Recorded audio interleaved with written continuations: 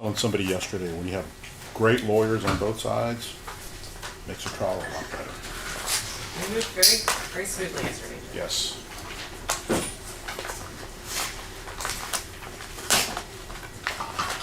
Despite the juror stuff we had. It was an interesting start, right?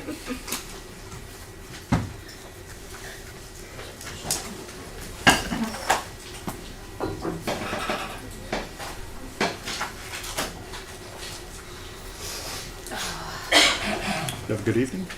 Yes. Good. Yes. Did you enjoy your event? I didn't have that. No?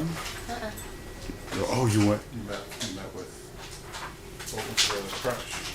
I just had to have it to get in and out of my shower. Like I had to have both of them. And I accidentally left one of them here. So thank you for letting me know. About no skin off. You need anything. Yeah. I'm glad.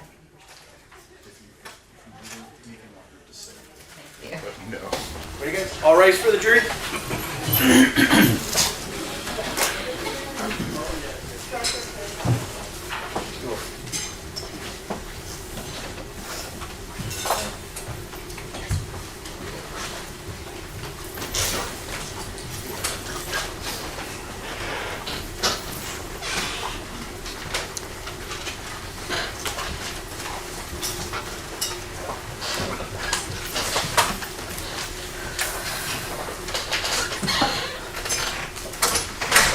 Maybe seated. All right, welcome back, members of the jury. Hope you had a pleasant evening and a good morning so far. As I mentioned to you yesterday, the instructions I gave you will continue till the conclusion of the trial. Please let me know if you need a break for any reason whatsoever. I anticipate, based on the way we went yesterday, we went faster than I think we expected. So I don't see us going past 5 today with the evidence in this case. I'll definitely give you a lunch break, and you will have any breaks that you need in between. All right? Any questions of me before we get started for the day? All right, there being no questions, State, we're in your case in chief. You can call your next witness. Thank you, Judge. The state calls Detective Juan Espinosa.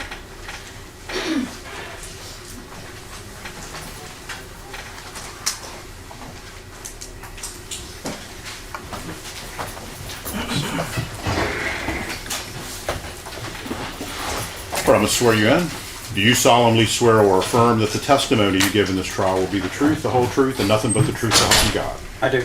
All right. You may need to adjust the microphone there, make sure everybody can hear you. It is a powerful mic. Can you introduce yourself to the jury and spell your name for the court reporter, please? My name is Juan Espinosa, Juanespinoza. All right, State. Thank you. Detective Espinosa, how are you employed? I am a detective with the San Antonio Police Department, What unit do you work in? the homicide unit. And the jury's heard a little bit about the homicide unit. Can you explain to them kind of the different units in the police department and homicide specifically, how it's broken up? Homicide unit, there is a section which is the murder details, which I'm part of. There is the aggravated assaults, which is incidents where people are injured but survive their injuries. They also handle misdemeanor cases such as assaults, harassments, terrorist threats. Also underneath that, there is traffic investigations. They investigate all fatalities, including intoxication, manslaughters, or assault as well. Okay. And how specifically are you assigned cases? We're on a rotation. We have 2 teams. Those teams are based off of the supervisors that we're assigned to and the set of days off that we are assigned to. How long have you been with SAP? 19 years. How long have you been a homicide detective? In the unit, it'd be 11 years. And back in 2017, were you in the homicide unit on the murder detail? Correct. During that particular time, were you assigned to a case, in August specifically, were you assigned to a case involving a missing person? I was. Okay, tell me about that. How did you first become involved in that case? How were you notified? On that day, we were notified that there was a report of a missing person and that a family member had found the vehicle on the side of a highway. And I think the patrol officer that responded to that location found something inside the vehicle that kind of looks suspicious Okay. and notified us. Is that when you were notified that there should be a homicide investigation initiated? Correct. Okay. And as part of your duties as a detective, do you create a report about your investigation? I do. Would that report help to refresh your recollection about the details of your investigation? It will. May I approach that? Yes. I'm going to hand you what's been previously marked as State's Exhibit 49. If you take a look at it and make sure that that is, in fact, a copy of the report that you submitted about your investigation.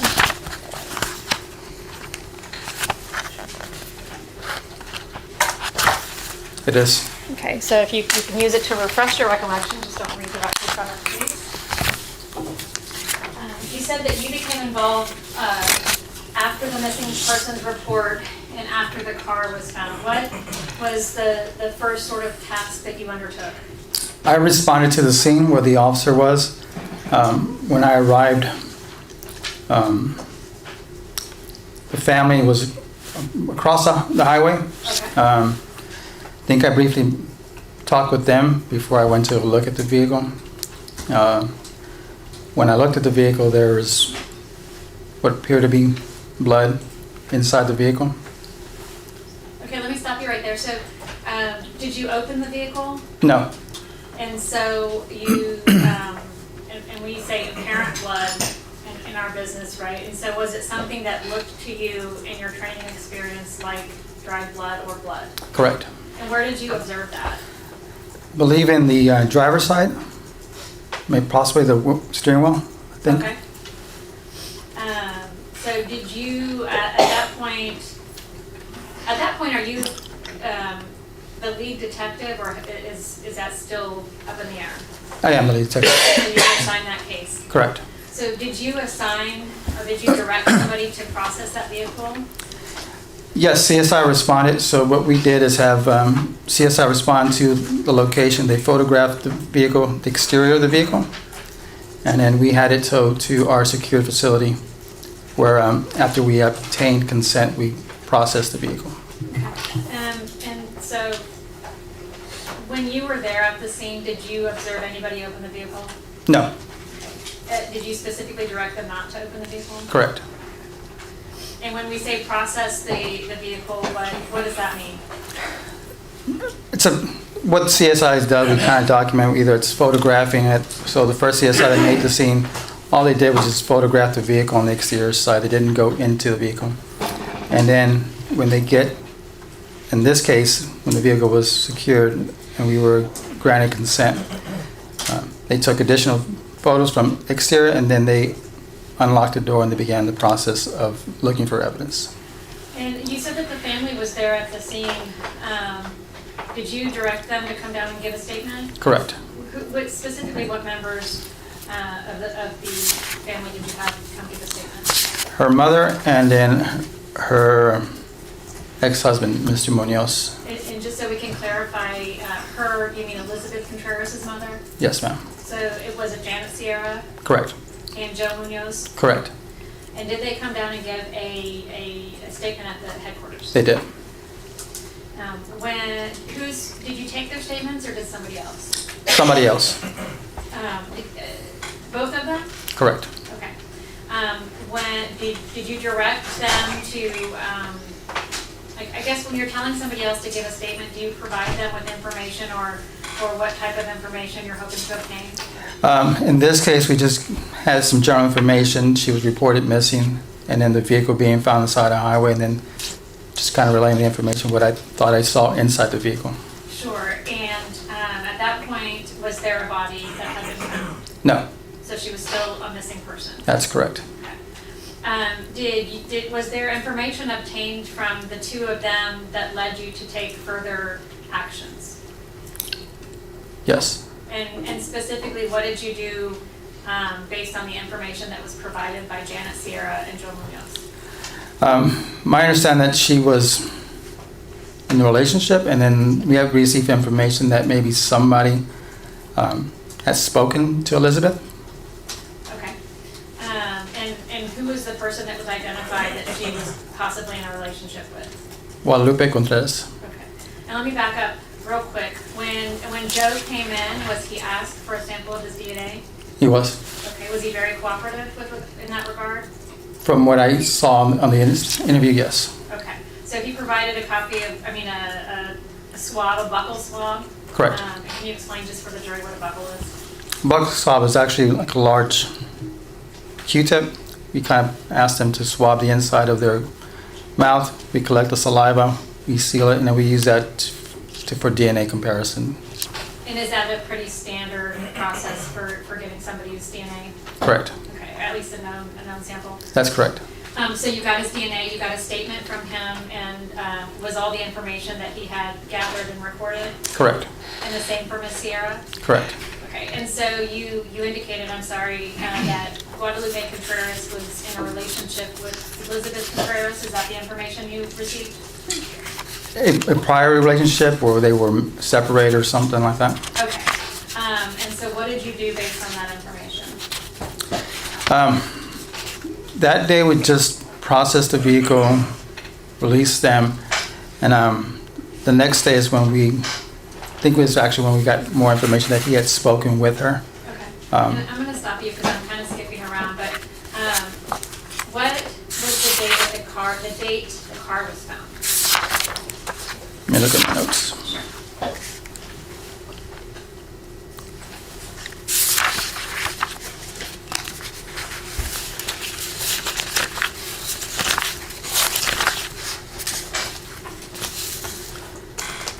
August 4th. Okay, so August 4th. The missing persons report was made when? August 2nd. Okay, so the car's found 2 days later, and that same day, August 4th, is that when you brought Janet Sierra and Joe Munoz to headquarters to give a statement? Correct. That's when the first time I met them. Okay, now moving forward where we were, what did you do after that? The following day, I think it was on that day. So statements were taken, the vehicle was transferred or transported to 9th Street. We also got consent from Joe Munoz to process the vehicle, and they began that. It wasn't, I think, till the following day where we decided to go make contact with Mr. Contreras. And before we get to your contact with Mr. Contreras, when Joe and Miss Sierra were there, did you get any personal information about Elizabeth, like her phone numbers, or did you learn that she had 2 phones? So at the time I learned she had 2 phones, and Missing Persons was actually the one starting they kind of initiated everything. It's obtained phone records through the companies under exigent circumstances, and then those were provided to me. Okay, so let's kind of talk about that for just a moment so that the jury kind of understands what that is. Is Missing Persons a different unit? It is. And you said that they obtained phone records through exigent circumstances. Can you explain that? There is times when under exigent circumstances where they believe the person is still alive and they may be in danger. They can request phone records immediately, and the company will provide those records under those exigent circumstances. And so they requested those phone records, and you're using it as a plural. Did they request records for both of Elizabeth's phones? I received 2 sets of records. So is it safe to say that they had received information themselves that Elizabeth had 2 separate phones? Correct. From her family members? That's correct. Okay. And so was that data made available to you? It was. And did you do anything with that information? I started going through it and kind of learning how to read the data. At that point, I was familiar with the different formats for each company, and I just started analyzing the data to kind of gather an idea where phone calls, location data, and stuff like that. When you started reviewing it, did you notice any particular location standing out to you? There was data that started pinging off somewhere towards the end, I guess when the cell phones started losing their power. The last location of the cell phones, it was somewhere off of 281 in Hildebrand. And so when moving forward, First, did you act on that information right away, or did you go see Guadalupe Contreras first? No, I didn't act on that. So you went to go see Mr. Contreras on the 5th, That's correct. and how did you go about doing that? We went and knocked. Don't recall who answered the door, but eventually Mr. Contreras answered the door, explained why we were there, then asked him to come down, and I think also we also asked Alice to come down, Alice Diaz. And what was your understanding of Alice's relationship to Elizabeth and Guadalupe? They were half-sisters. Okay, and then what was her relationship, Ms. Diaz's relationship to Guadalupe Contreras? Common law wife. Okay. Was he still legally married to Elizabeth Contreras? My understanding, yes. Okay. But he lived at the location that you responded to with Alice Diaz? That's correct. And what was the address of that location? 331 Marbach. When Guadalupe came into the station, how did he arrive there? He was transported in a patrol vehicle. He was not handcuffed. So he was transported in a patrol vehicle. Did he voluntarily go down? Yes. When he was down at was it at headquarters? Correct. And you take him to an interview room? That's correct. Did you let him know that he was free to leave at any time? I did. And at any time, was he placed in handcuffs? No. Did you Mirandize him? I did. And what was the purpose of that if he wasn't going to be under arrest? The reason was, from my practice, whenever someone is transported in a patrol vehicle, I still want to read them the rights to make them understand that their rights, and also explain to them that they're still free to go, regardless of whatever statements they make to us.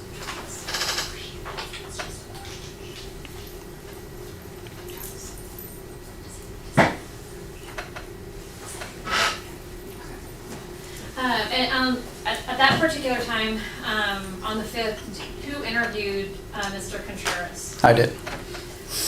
What was the purpose of that interview? To gather information about Elizabeth, find out, there's the reason why she could have been missing. Was there other reasons maybe he knows that nobody else knows, as far as maybe somebody else? Just give me a background on their relationship and maybe a deeper background on Elizabeth. When you interviewed him, was that interview recorded? It was. How was it recorded? In the room that we have, there is 2 cameras and they are recorded. We have a viewing room, and that's where the monitors are at. And when you did interview him, did you gain information during the course of that interview that you used in furtherance of your investigation? I did. What information did you gain? I learned that he... Can we approach that? Yes.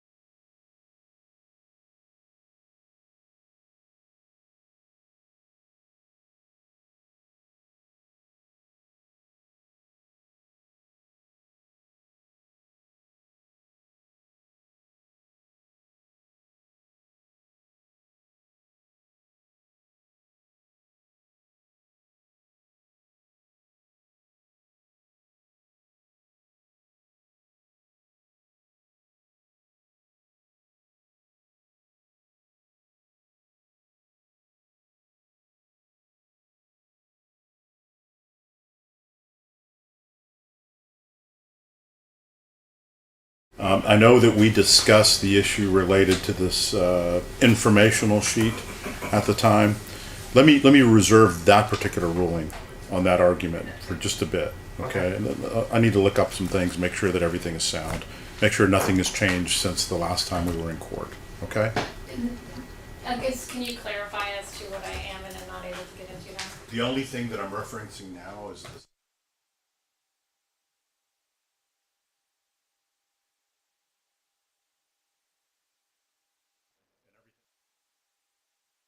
Okay. Ready, guys? All rise for the jury.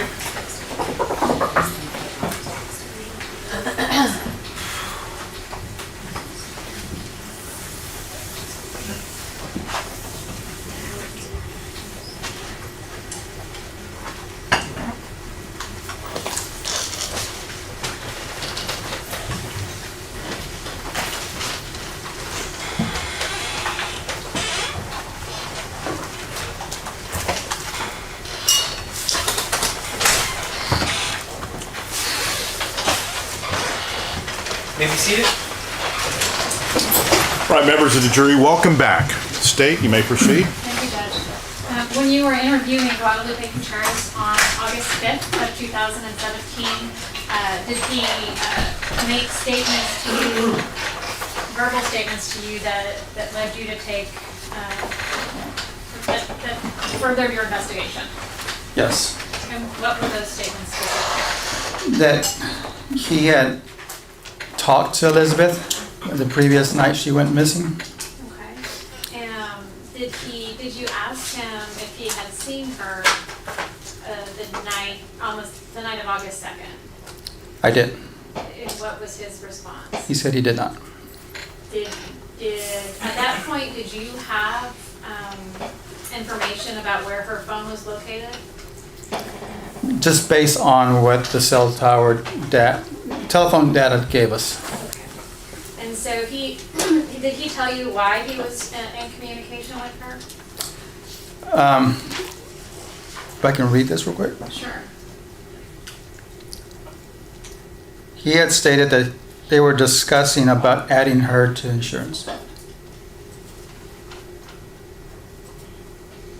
Okay. Did he indicate to you what the nature of their relationship was? My understanding they were separated still.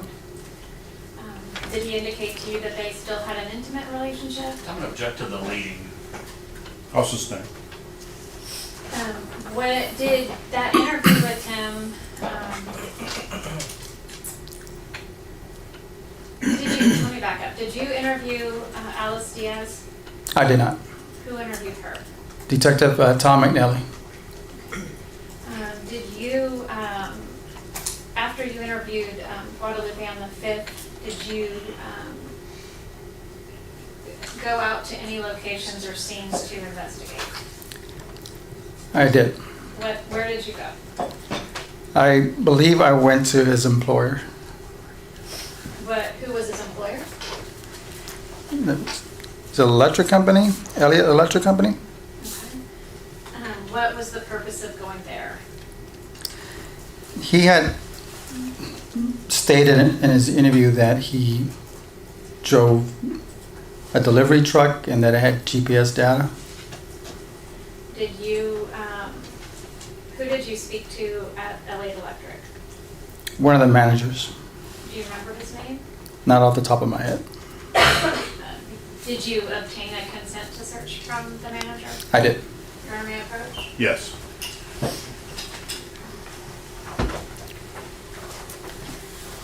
I'm going to hand you what what has been previously marked as State's Exhibit 77 for identification purposes. Do you recognize that document? I do.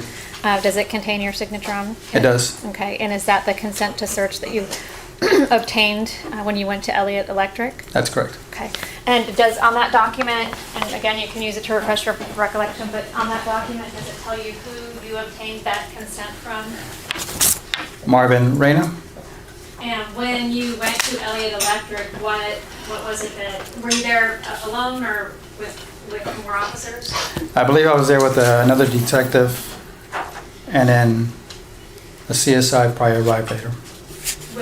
what was it that you were hoping to learn or obtain at Elliott Electric? First was just to ask about the GPS data and what information they had on it, or if they had anything they can provide as far as movement of that vehicle. What type of information did you gather that you could take with you as evidence? There was screenshots that he provided of the movement of the truck that he used that night. And then there was also, I believe, GPS coordinates that either I received that day or later on that day, but there was definitely coordinates of longitude and latitude. Okay. So you received the GPS coordinates were they specifically for Mr. Guadalupe or Mr. Contreras' truck? They were specific for that truck that he used that night. Okay. And what was the purpose of CSI coming out? Just to gather some information, just in case there was possible evidence that we needed to look at. And what did the CSI look at? They photographed the vehicle. I think they removed some shrink wrap from inside the vehicle. After was there anything else gathered from Elliott Electric besides the GPS and I guess processing of that truck? Not that I remember. Did you receive a video? I did. What was the video of? It was two videos. One was of Mr. Contreras at the store in Kennedy, Texas, where he was scheduled to deliver some items there. And then there was video of him back at the main office inside where I guess the terminal where they monitor the trucks and stuff like that. And the jury has seen both of those. Did you find anything of relevance on those videos? Not at that time. Okay. What was the next thing that you did after going to Elliott Electric? Well, once we kind of reviewed the data that they provided, the manager kind of indicated he kind of went off route. And where he went off route was kind of in the area where Objection, that's going to be hearsay. Response? It's not offered for the truth of the matter, it's just evidence that he's using in furtherance of his investigation, Your Honor. All right, so in that case, make sure the question specifically relates to that. Thank you. Did you, based on the information that you obtained from Elliott Electric, did you travel to another location? Yes, And what location was that? the Chive Drive. Okay, and the jury's heard a lot about that. Did you go out to that location? We did. Who, and you say we, who's we? The same, it was Detective Bettis. I know the CSI that was there processing the vehicle, and then I believe another CSI met us there as well. What did you find anything of significance at that location? So we did two things. So we called some cadaver dogs to kind of search the field. And let me back. So the day she went missing, we called cadaver dogs and we kind of searched where the vehicle was found. To the right is a field, either for farming, and we had dogs go there to kind of maybe search that field looking for her. On this day, Let me stop you real quick and kind of remember where you're at. With the cadaver dogs, were they searching where her body was found ultimately, or were they searching a totally different area? totally different area. Okay, and so did they find anything? No. Okay. And then on this day, when we got information of that location, which is right next to where the highway is, where the vehicle was found, there was a field north of that. So we called them out again and we had the dogs search that field. And as they're doing the search, Detective Bettis found, there's a small little cul-de-sac, you would call it. There's trash, tires, and stuff like that. And she came across what looked like blood and maybe some hair fibers. Okay. Where were those blood and hair fibers located specifically in the cul-de-sac? I think, if I recall, there was some on a tire. There was a hairband with hair, and there was some other stuff that we collected, like soda cups or cups like that, and then there was probably blood on the pavement. What did you okay, so that you said we collected it, CSI collected? That's correct. When CSI collects those items, first of all, do you do any of the scene processing yourself? No. When CSI collects them, what is it that they are supposed to do with those items? So if it's blood, they use a swab to collect the blood. In this case, the hairband was collected. Some cups that we thought maybe would be relevant, we collected those in the event. And they do is package those individually, separately from all the evidence. And then they write the report and they put those in the property room. And from the property room, what happens to them next? So our responsibility now is kind of submit that evidence to the crime lab. We fill out a form for the crime lab. We itemize each label, and then we ask them to, in this case, when we're talking about the swabs of apparent blood, we ask them to conduct a serology analysis, if there's any DNA. And if DNA is found, to compare that to, in this case, down the line, we eventually compared it to Elizabeth. And after you were there at the Chive Drive location and processed it, what was the next step in your investigation?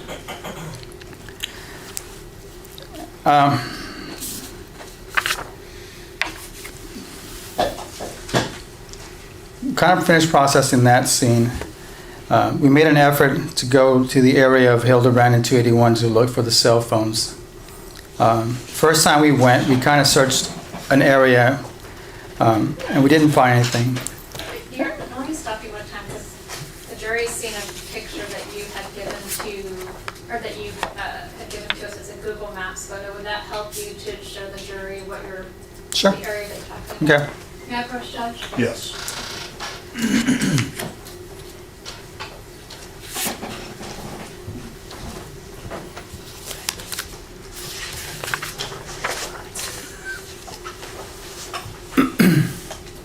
I'm going to hand you what's previously been marked as States 51 for identification purposes. Do you recognize that?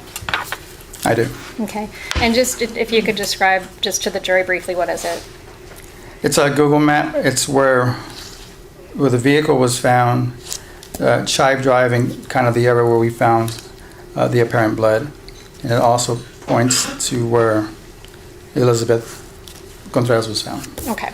And so I'm going to put this on the overhead so that when you're talking, you can use that screen to Okay. point out what it is you're referring to.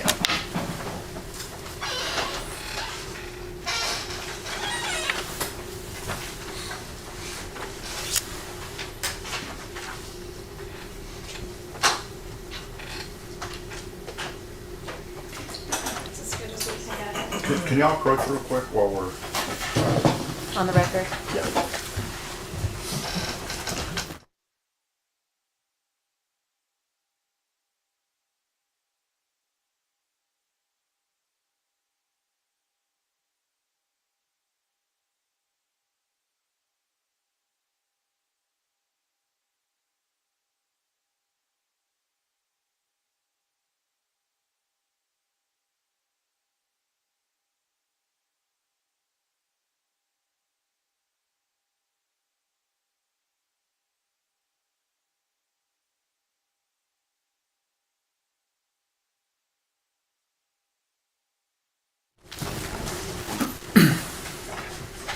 Okay, can you, I guess continue, and then if you could use your finger to make a mark where, in the areas that you're talking about.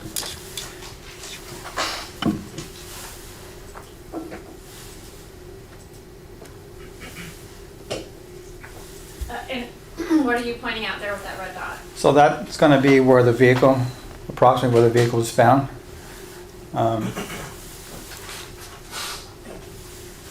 That's Chive Drive. That's the area where we found the apparent blood and some evidence there.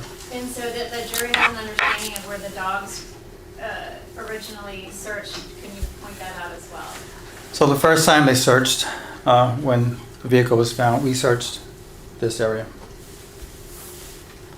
And then when we learned about the second location, we searched that area. Okay, so kind of behind on the backside of Chive Drive.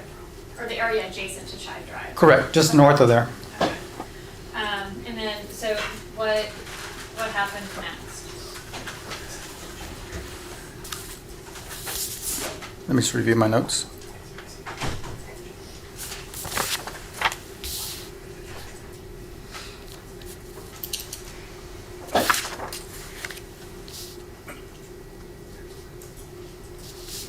So it wasn't until the following day, which is August 7th, we went out to the area of 281 in Hildebrand, Detective Bettis and I.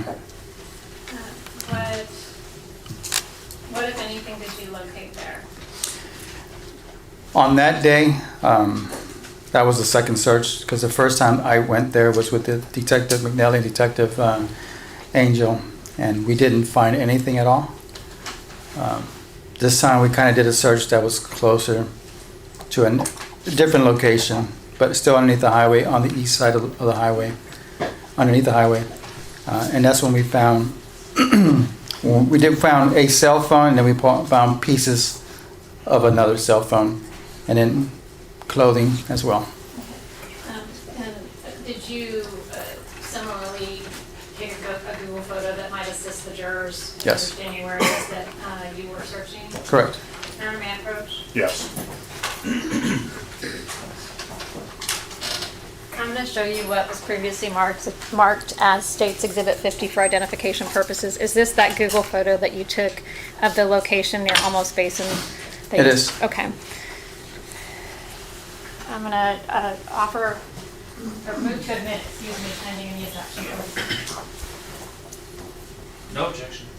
Can I, just so that, and if you could clear that up there, I'm gonna put this on top of the other exhibit so that.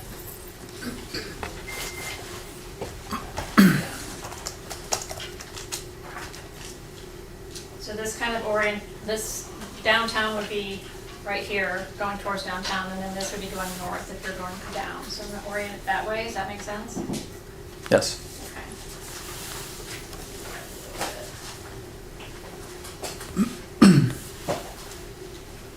And so, when you're saying that you're searching, are you searching on the highway or under the highway? Underneath the highway. Okay. And so the area that you're searching, could you point that out? So when we arrived, there was a road here, and we just kind of walked up in this direction.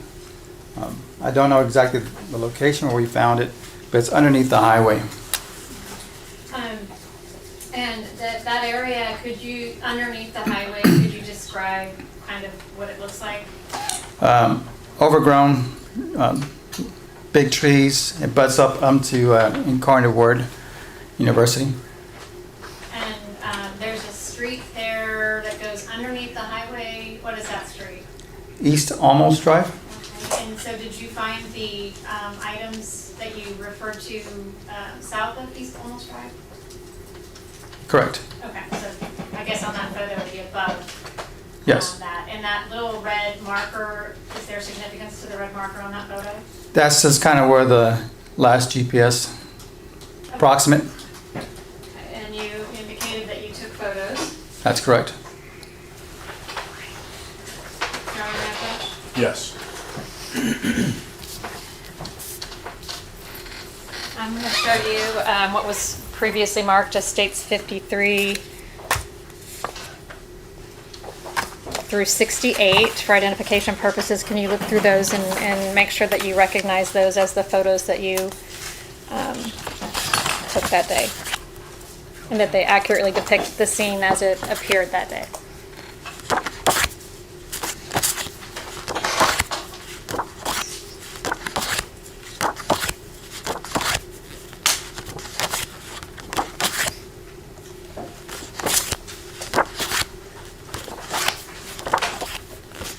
Yes. Your Honor, at this time, we move to admit States 53 through 68 pending any objection from defense.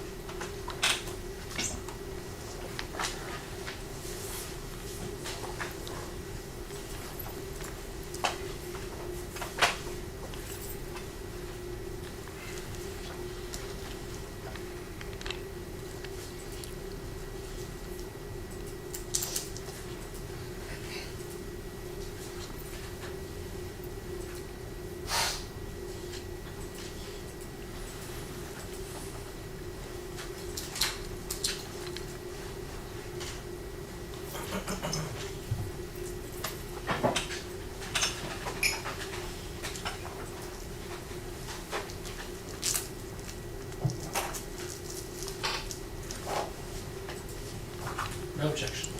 All right, states 53 through 68 are admitted. Permission to publish, Your Honor? Yes. Thank you.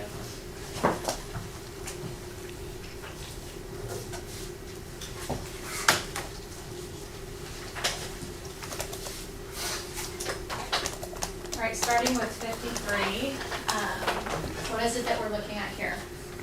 You're looking towards the highway. There's a container there. Ground cover. Who's pictured there? The That would be me. Pardon? That's going to be me. Okay, and so looking towards the highway, is that 281? That's correct. Okay. So you're facing west. Well, the photograph is facing west. So 281 is right here, Correct. and the items, where are they found, if you could point them out?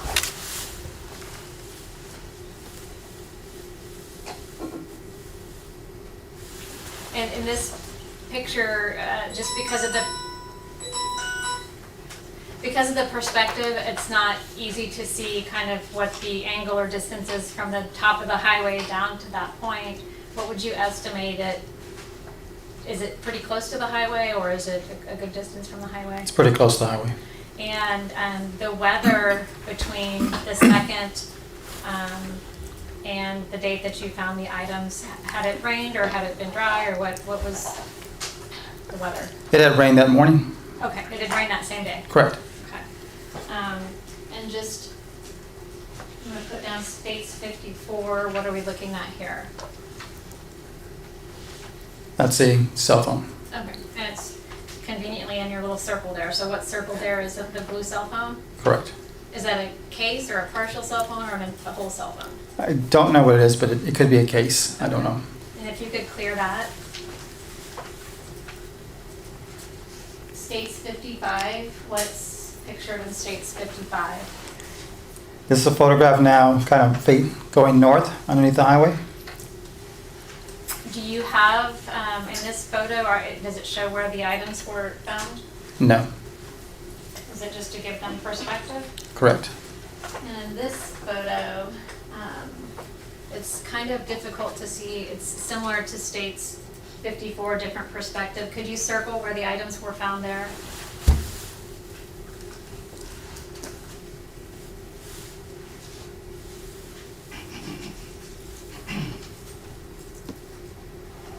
And so this probably, would you agree with me that that gives a better perspective of kind of the angle from the top of the highway? It does. Okay.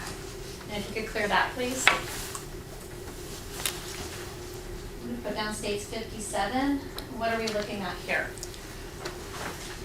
Here's we're looking towards a tree line, and then to the right of that is where we found that. Is it that maroon colored object? Correct. What was that? A jacket. Did you learn whose jacket that was? I did. Whose jacket was that? Mr. Munoz. What are we looking at in states 58?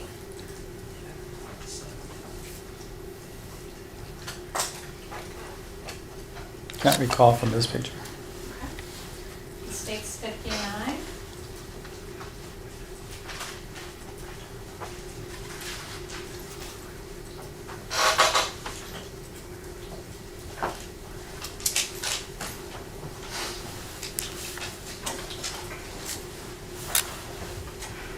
I can't recall from this picture.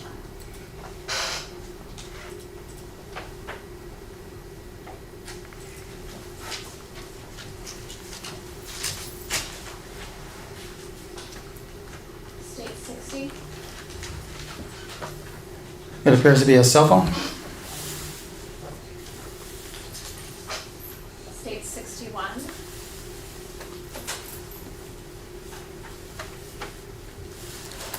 I believe that's part of parts. Parts of what, sorry? Cell phone case, I believe.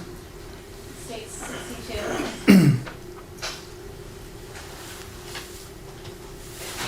Is it just out a distance? It appears that way. Okay. Right there, is that an item of significance? Correct. Okay. And this is a closer up of that same item, state 63. Correct. And state 64, what is it that we're looking at here? The maroon jacket and then a black top shirt. Is it a t-shirt to the best of your knowledge? Yes. Okay, and we can see the condition of them. How would you describe the condition of them? Wet. And then they have markers next to them. Could you tell the jury the significance of those markers? These are what evidence markers, so they're numbered in this case. They're 11 and 12. Then on this one, they're state 65. There's another evidence marker, 13. What is that? What is it that you're showing here? I know it's a piece of dark clothing.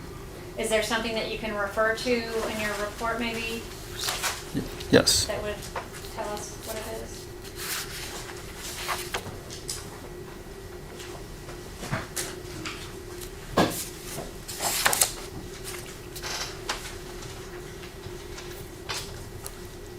There was 2 black tops and then a maroon Texas A&M jacket. 2 black tops, I'm sorry? Yeah, that's what I documented in the Okay. details. I can look at the evidence log that I have on my proscribe. Sure, we can do that. Just so that we can be clear about what it is that we're looking at. That would be great.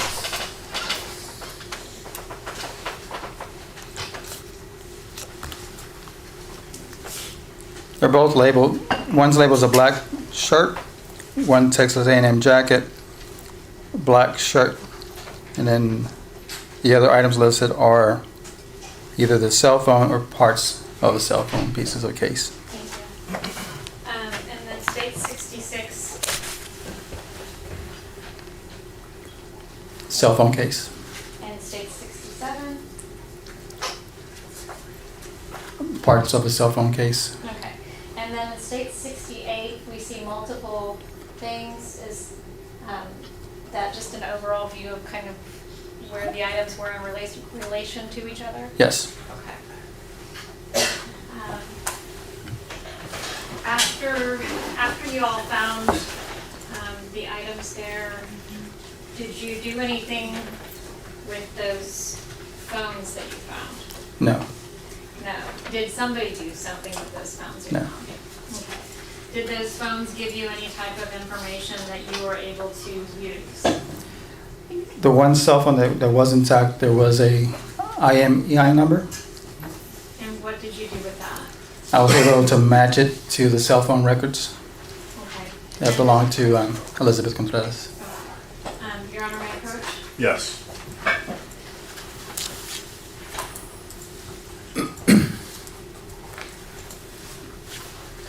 And you just gave an acronym. What was the acronym that you stated? I'm sorry.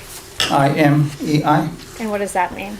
So each cell phone, from my understanding, comes with kind of like a identification number, and sometimes that is tied into your phone bill, and it will identify your phone number to that cell phone. Every time you purchase a new cell phone, your IMEI number changes because you have a different cell phone number, and then it's on the same account that IMEI, based on what my experience, it pops up, and it will update the new cell phone and identify what type of cell phone that is. Okay, I'm going to hand you what's been marked as 82 through 85 for identification purposes. Is that, do you recognize those photos? I do. And what do you recognize them as? The cell phones that we collected from the scene. You say cell phones, is it? Oh, cell phone, sorry. So at that scene, just to clarify for the jury, did you only find one phone? One, And then you found a case for another phone? correct. Okay. And so is that a photo of the intact phone that you found? It was. And were you trying to document the IMEI number? I was. Okay. Your Honor, at this time, we move to admit states 82 through 85, pending any objections.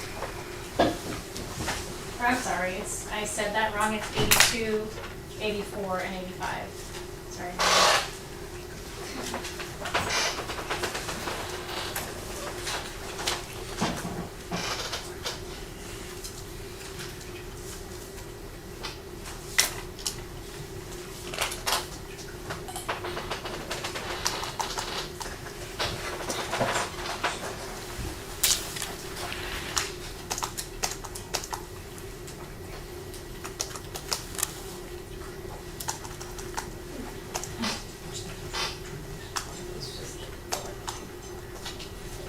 No objection. And Your Honor, may I approach him? I'm sorry, go ahead. Yeah, well, No objection to 82, 84, 85. all right, Sorry. so we'll admit 82, 84, and 85. And yes, you can approach. Just found what was marked as states 83. Could you look at that and see if you recognize it? I do. Okay, what do you recognize it as? The back of the cell phone? At this time, the state moves to admit 83 as well. Any objection?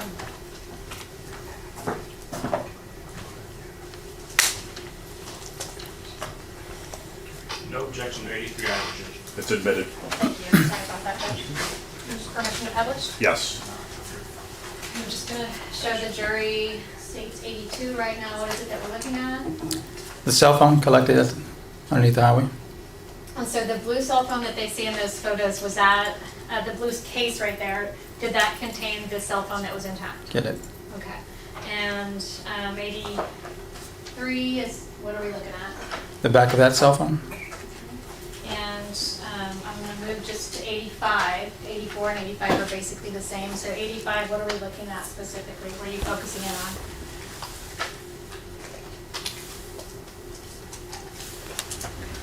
That number? Thank you. And you previously indicated that you used that to match it to Elizabeth Contreras' phone number. Correct. Okay. What did you do with that information? It just provided a link that those were the cell phones that belong. Do you know what happened to the other cell phone? No. And after you, you all collected the evidence at that site and you took those phones in, what did you do next? So the day before when we were on Chive Drive, there's a business at the end of the block. I made contact with them. They did have cameras that face the field south. So the following day, I got a call from the manager and they had video available for us. Okay. So we drove there to go collect that video. And one month.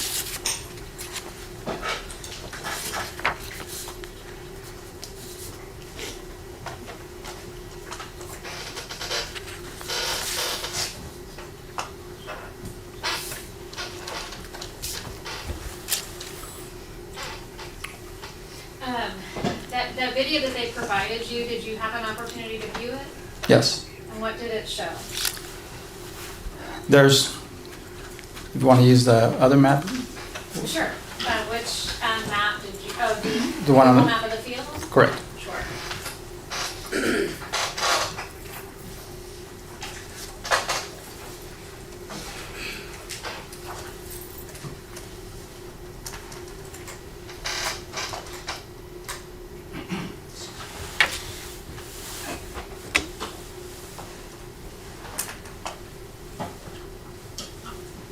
So one camera kind of focused the south direction. Objections testifying from something not in evidence.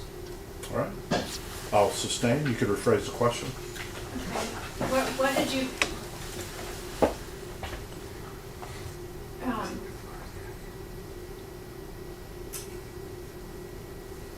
Your Honor, I previously asked him if he, what did he view, and there was no objection to that, so I don't know if, would you like me to ask him that question again? Well, you could ask him a question that doesn't refer to anything related to evidence that has not come in before the jury. Okay. Were you, did you view anything on the video that assisted you in your investigation? I did. Okay. And what actions did you take as a result of you having viewed that evidence? It just helped part of the investigation, what later on I concluded. Okay. And so what is the next thing you did after you received video from that business? For that day, I think we were just pretty much done. The following day, So that the jury knows what day, the following day is what day? it's going to be August 8th, which is going to be a Tuesday. What did you do on August 8th? I was off, but I know that I came into the office and I sat down and spoke with my supervisor, which was Sergeant Evans. I had kind of, up to that point, I had been studying all the data from the cell phones for Elizabeth, and I found an area in that, looking at the data, that when you start tracking and then plotting it, it kind of was stationary for several minutes. Told them that. I said maybe we can kind of focus in that area and hope we can, what we find. Did you ask him to assist you in the search of that area? I did. And did he, in fact, go through that? Yes. The jury's heard from him. What area did you ask him to go take a look at? Can I use the map? Yes. And just for the record, he's pointing at States 51.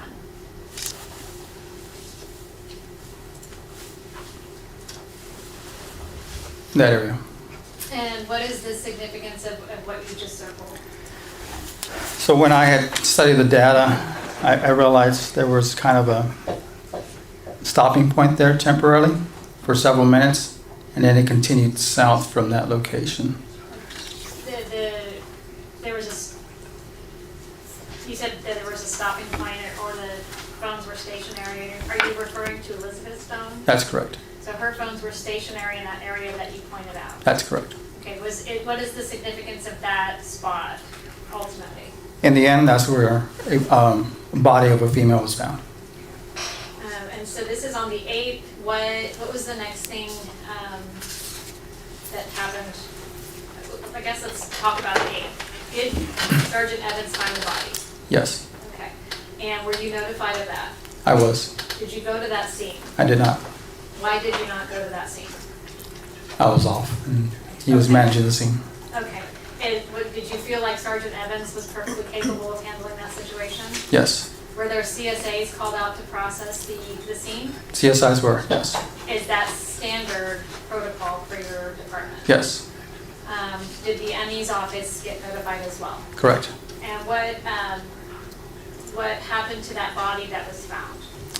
The ME took custody of that body and transported it to the medical examiner's office. Is that standard protocol for the department as well? It is. At that time, were you able to identify that body as Elizabeth Contreras? No. Why is that? The state of decompetency? Okay. Was there any identifying information found with the body? No. After that, what's the next thing that you did as part of your investigation? The following day, I attended the autopsy. And tell the jury about that. Based on the autopsy, the ME requested dental records for a positive ID. I contacted Mr. Munoz. If there was any dental records, he provided the name of a dentist, and I passed that information over to the medical examiner's investigators. Okay. Was Elizabeth's body identified? Yes. What happened next in your investigation? That same day, I went back to Elliott Electrical Company and obtained additional evidence, screenshots from the company itself. Specifically, what screenshots? If I can read this real quick. Sure.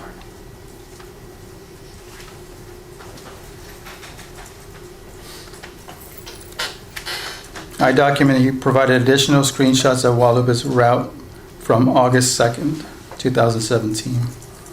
And he also provided other dates where his GPS on the truck that he used that day were also on the 5,000 block of Chive Drive. Okay, so, and just so that I understand correctly, and correct me if I'm wrong, you've got additional screenshots for the 2nd, Correct. and then there were screenshots of Mr. Contreras going off-route at Chive Drive on different dates. Correct. Okay.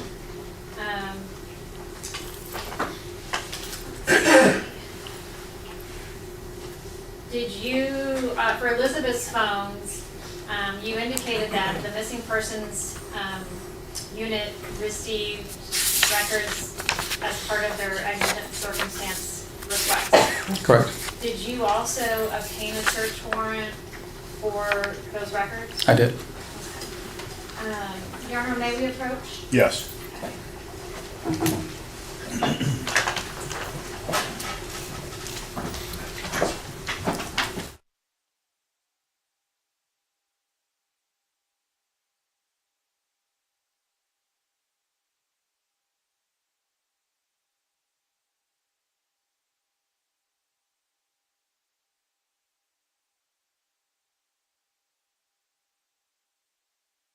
I'm going to give you a break. Now, we're going to take a break for a moment, but we're also going to take up a matter outside your presence, so I don't know how long it'll be. We'll let you know when we're ready for you. All rise for the jury.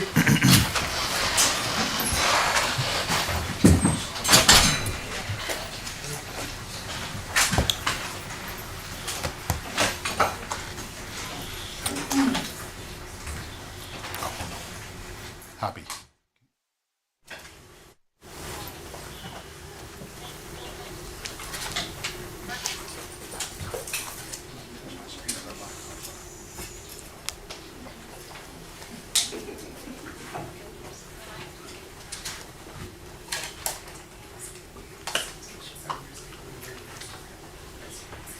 You may be seated. Let's take a short break.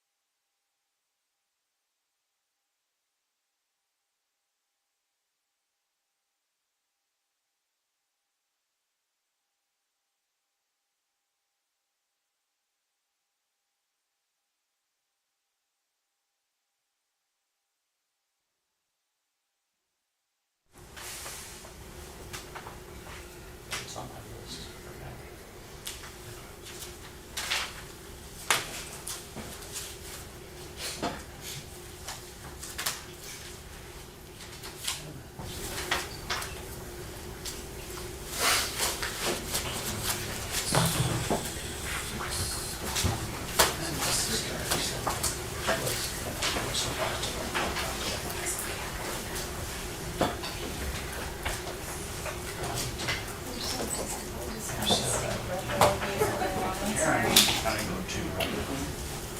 That's coordinator 2. Karen Dominguez, is that her name? Isn't that Melissa Simon's person, Karen? Oh, it's Ashley. Ashley. What?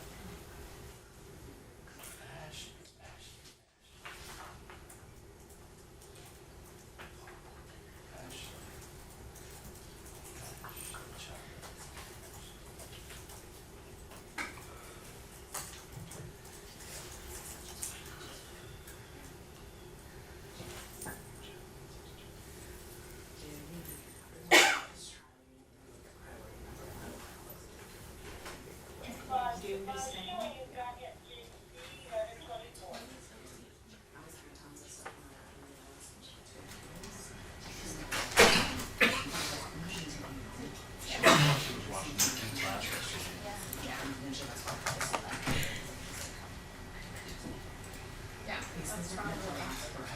No, and like, I think part of the problem is that you take a ton of self-help products. So you're not installing them, but like. Yeah. We don't have a lot of.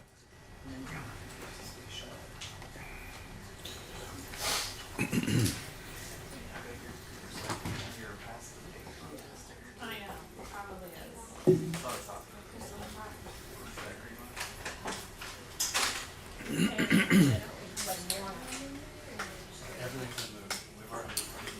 What's that white thing? So, for your warranty, 3/24. Wait, is that really expired? Cause mine's 3/23/24 too. I went over there, I was having. Yeah, I knew yours was different because you have a different charger. I went up there because my computer was acting up, and I knew what it was, and I was like, I think it might just be time. They're like, we don't have any, and I was like, I don't believe you. Yeah, I've seen your little box of goodies already. All right, we're back on the record. State versus Guadalupe Contreras, 2023 CR 4792. We're going to have a hearing. Now, what I was related to up here at the bench conference, the court had reviewed State v. Cruz, 461 Southwest 3rd, 531. And so the question that I have related to the document that indicates that the defendant had filled out some form and included his phone number and other relevant information. So the question for the court then, is this part of the interrogation or is it part of that booking exception? And this particular case kind of goes into the analysis. You're welcome to review it, but that's what I'm I've actually looking got it in front of me, Your Honor. That's what I'm looking for. And I think the big distinction between what our case is and State v. Cruz is State v. Cruz, the defendant was in custody. So Miranda applied to him whenever Detective Espinosa got the information from Guadalupe Contreras. It was the first interview, which was a non-custodial interview. So he wasn't even required to Mirandize Mr. Contreras at that time. He did in an abundance of caution. So I think that's one big distinguishing fact in our case and State v. Cruz. And the other thing is this the SIS form. I think Detective Espinosa would back me up on this, is the SIS forms are given to every single witness that comes into police headquarters. So even if Mr. Contreras was in custody, it's also very different than Cruz in that I think in the Cruz case, the defendant had multiple names, I guess, or pseudonyms or whatever. He went by many names. And so even just giving his correct name, he implicated himself in a crime about false information and false documents. Different here, who knew it was Mr. Contreras? Mr. Contreras was Mr. Contreras. They picked him up at his home. They already had that biographical information. And in addition, on that same day, Detective Espinosa got the same form from Alex Diaz. He got the same form from Janet Sierra. He got the same form from Joe Munoz. Am I leaving anybody else? Detective Espinosa? Yeah. Well, you know exactly what I'm looking for then. And this trial, you know, I know we had to wait because of the appeal issue or the appellate issue that existed. This trial was back in June of 2023, so I don't have a very good memory related to that particular issue. So you know exactly where I'm going. If you want, I'd love to hear some testimony related to that, and then I can make a ruling as to the admissibility of that information. Thank you, Your Honor. You're welcome. May I proceed? Yes. So Detective Espinosa, speaking to what I was just arguing for the court, could you confirm that when you took Mr. Contreras's, the SIS form or a statement information form, I think that has already been admitted into evidence for the court's purposes. Let me get the number.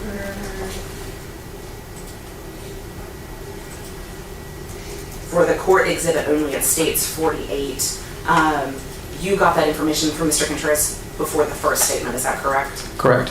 And that SIS form or the statement information form, do you get that from every single witness that comes into the statement, that comes into headquarters before they give you a statement?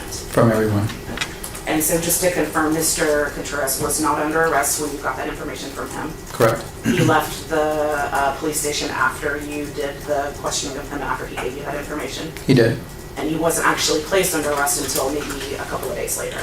Several days later. Pass the witness. You said he was transported in the police car? As he was. Why wasn't he allowed to go in his own vehicle? Don't recall if they had a vehicle or not. We just offered a ride and he agreed to it. And the room that he's taken into, is the door locked? No, there's no lock on it. And how long did this taking of the statement last? Don't remember. Maybe an hour. More.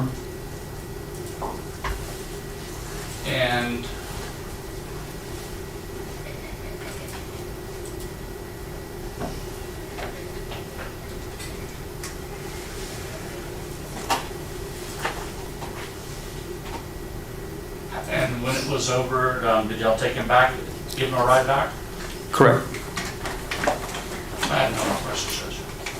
Anything else? Nothing else, unless you'd like to mark the witness that obviously. No, just based on the information that has come in, the testimony of the officer, I have a better understanding as to what's going on here. All right, so any other argument related to that issue? No, Judge. I think everything's been on the record. All right, and so then I'll stand by the ruling that was made back in June of 2023, and we'll overrule the defense objection. Anything else? Not at this time. Nothing from the state. All right, let's bring him in. I anticipate a lunch break about 12:30, so y'all know.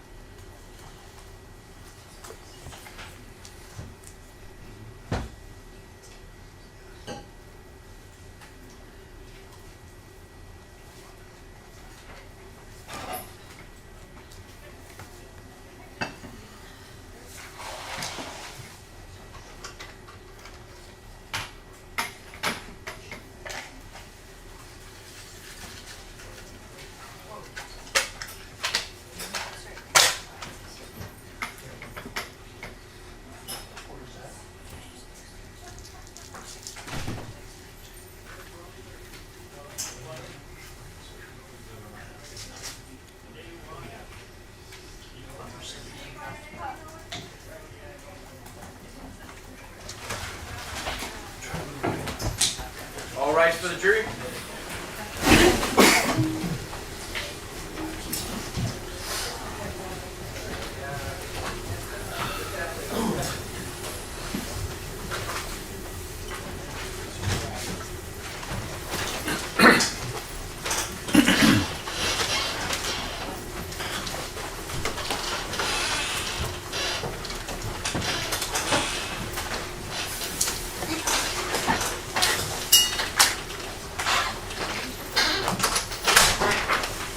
May be seated.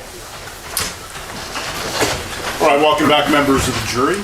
Just so you know, so you can plan accordingly, I anticipate a lunch break about 12:30, an hour or so, and then we'll come back in the afternoon. All right. Remember the instructions I gave you? Do not look up anything online that could potentially be related to this case. Once the trial is over, then you could do all that. But while the trial's pending, only information from within this courtroom. All right? State, you may proceed. Thank you, Judge. I think the last question that I asked you was, did you obtain a search warrant for both of Elizabeth Contreras' phones? I did. And was that based on the information that you had already received from the missing persons information? Those 2 phone numbers, yes. Okay. And then did you also obtain a search warrant for Guadalupe Contreras' phone? I did. How did you get the information for that? Information from the first interview? Okay. Just so that the jury understands, when a witness comes in, do you obtain certain information from all the witnesses? Correct. What is that information?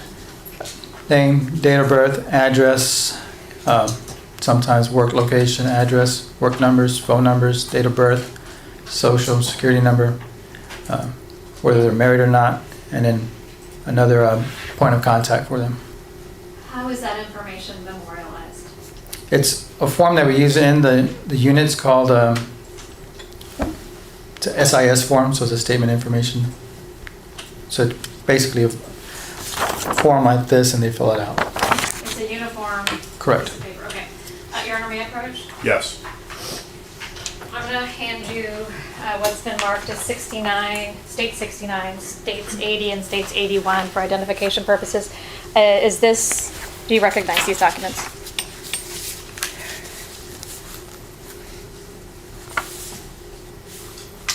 I do. And what do you recognize them to be? Search warrants for cell phone Okay. records? How is it that you obtain a search warrant? Just kind of walk the jury through that process. In this case, we're able to provide details about the case that led us to create the probable cause, the reason why we wanted the records for these phone numbers. And what we're gathering is actually call logs, text logs, cell phone tower data locations and stuff like that. Okay, and just so that, I guess my question really was, what information do you provide to somebody in order to get a search warrant, and how do you memorialize that information? On what? In the details, you provide a probable cause statement And who do you provide that probable cause statement to? in this case, because there's cell phone records, you provide it to the district judge, district court. So is it an affidavit? That's correct. You provide it to a district judge to determine whether or not that affidavit has sufficient evidence? Correct. And if so, do they sign it? Correct. And then you have a search warrant that you execute on? To the company, and once it's signed, a lot of these companies now have an email, so a portal for law enforcement, and we submit the search warrant to them. And then sometimes within days or weeks, if there is any records available, they will provide those records. And it's also based on the time frame that is stated within the affidavit as well. In this particular case, for those 3 phone numbers, did you get a return for the information that you requested? I did. And specifically, whose phones are you requesting information for? The 2 cell phones that belong to Elizabeth Contreras and the 1 cell phone number that belongs to Mr. Contreras. And the jury, they've been entered into evidence already and admitted. Did you have an opportunity to review those things? I did. And based on that information, did that aid you in furthering your investigation? It did. What's the next thing that you did? After the search warrants, Yes. just reviewed them, kind of analyzed them, so back then we just used Google and would map them and try to find where that cell tower may have hit or where they were traveling on a certain road or so within the vicinity. Are those the only numbers that you requested warrants for? I did. Did you ever request or try to obtain a warrant for Joe Munoz's cell phone? No. Why not? At this point, the evidence that I had was leaning towards Mr. Contreras as becoming a person of interest. Was Joe Contreras Joe Munoz ever a suspect in this case? No. Why not? He was cooperative. He provided information. If nothing had come from Mr. Contreras, then I would probably have to focus on Joe Munoz. But when this investigation was going on, it was leaning, the evidence that I was obtaining was leaning towards Mr. Contreras. And did Mr. Contreras make statements that conflicted with the information that you had? Correct. What's the next thing that you did? Regarding the phone records, No, just as part of your investigation. Did you ask Mr. Contreras to come for an additional review? yeah, so on, if I can look at the date, August 11th, I had received information from the medical examiner's office. They have positively identified Elizabeth Contreras. So what did you do? So I did, based up to that point, I typed up an arrest warrant for Guadalupe Contreras. Since he was still considered next of kin, because they were still married, I asked him to come in. He showed up at headquarters, walked him into our office, sat him down in the interview room, and I read him his rights and then informed him that he was under arrest. Well, first I actually informed him that the body that we had found was Elizabeth Contreras. Allow him to digest that a little bit, and then I told him he was under arrest. Wait.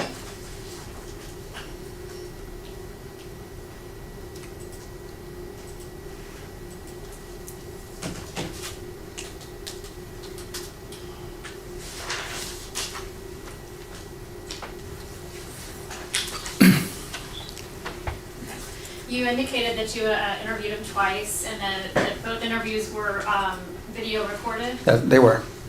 Your Honor, may I approach? Yes.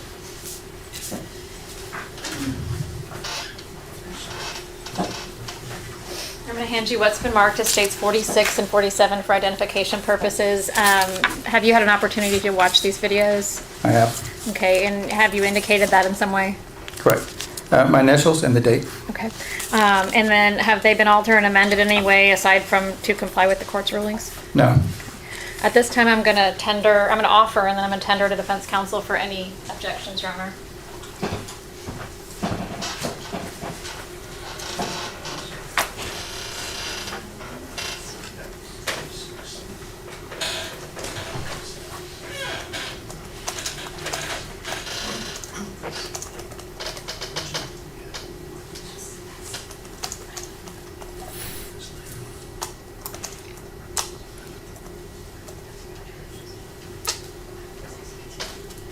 Okay.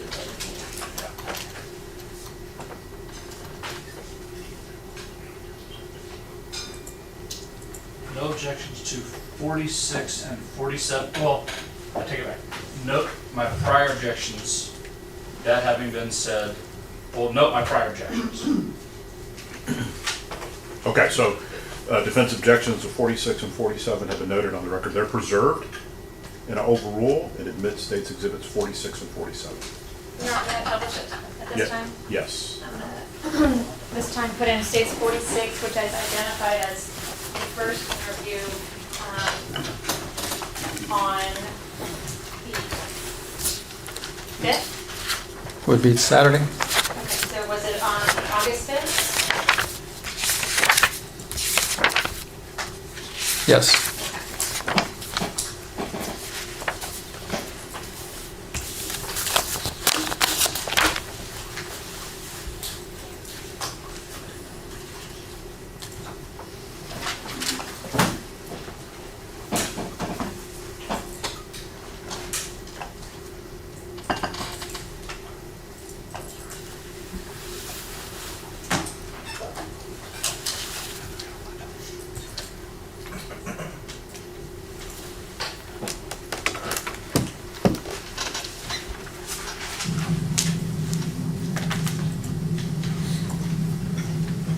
I'm just going to fast forward it till there's somebody in the room. Talk to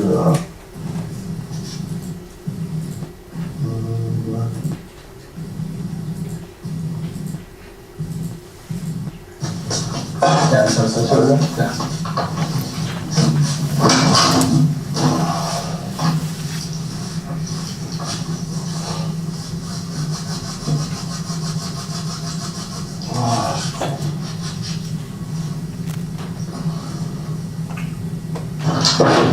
Ms. Lopez, can you do if I just fill this information out? Okay. I just hear information, work is information, and next point of contact in case we reach you then. My Yeah, just all your information. I did not know him, just. Oh, that's fine, whatever you know, whether the name of the company, whatever. Okay.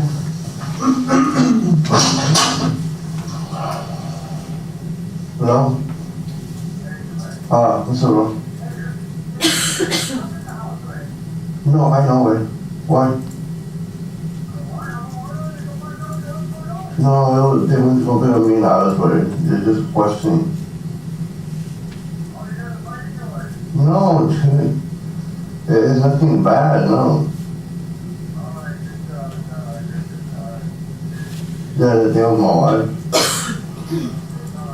Look, anyway, can you pick up Lucas? He gets out at 2 o'clock. At 2. Yeah. Okay, basically, you know I'm alright. Alright. Thank you, bro.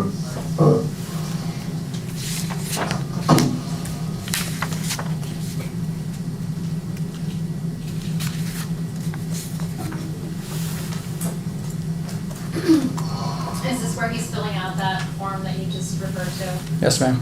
Okay. And I'm gonna skip ahead, because there's a large gap while he's filling that out to 12:47.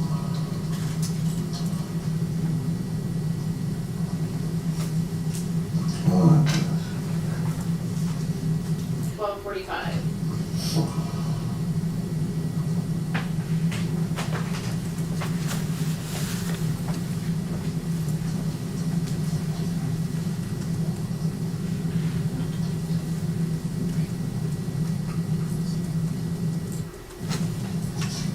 That you make will be used in. You weren't handcuffed or anything like that, but once.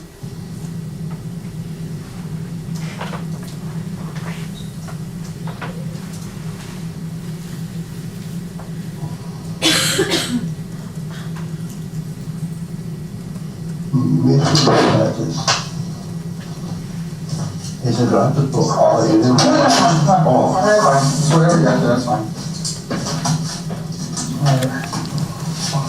All right, I'm Detective Espinosa. Again, this is just in regards to Elizabeth Contreras. What I'm gonna do, I mean, you're not under arrest, but I'm gonna read your rights only because you were transferred down here by police officers. You weren't handcuffed or anything like that, but once we're done, you're gonna go home. But just, I'm gonna pause it. Last time we spoke, did we discover that you made an error with regard to dates while you're talking to Mr. Contreras? I did. Okay, so can you explain to the jury so that while they're watching this, they can understand what was going on? So I believe when I was asking him about the last time he had seen Elizabeth, I think I referred to Tuesday instead of Wednesday or vice versa, so I got my dates confused on that. Okay, and so we were focusing on the first instead of the second? Correct. Okay.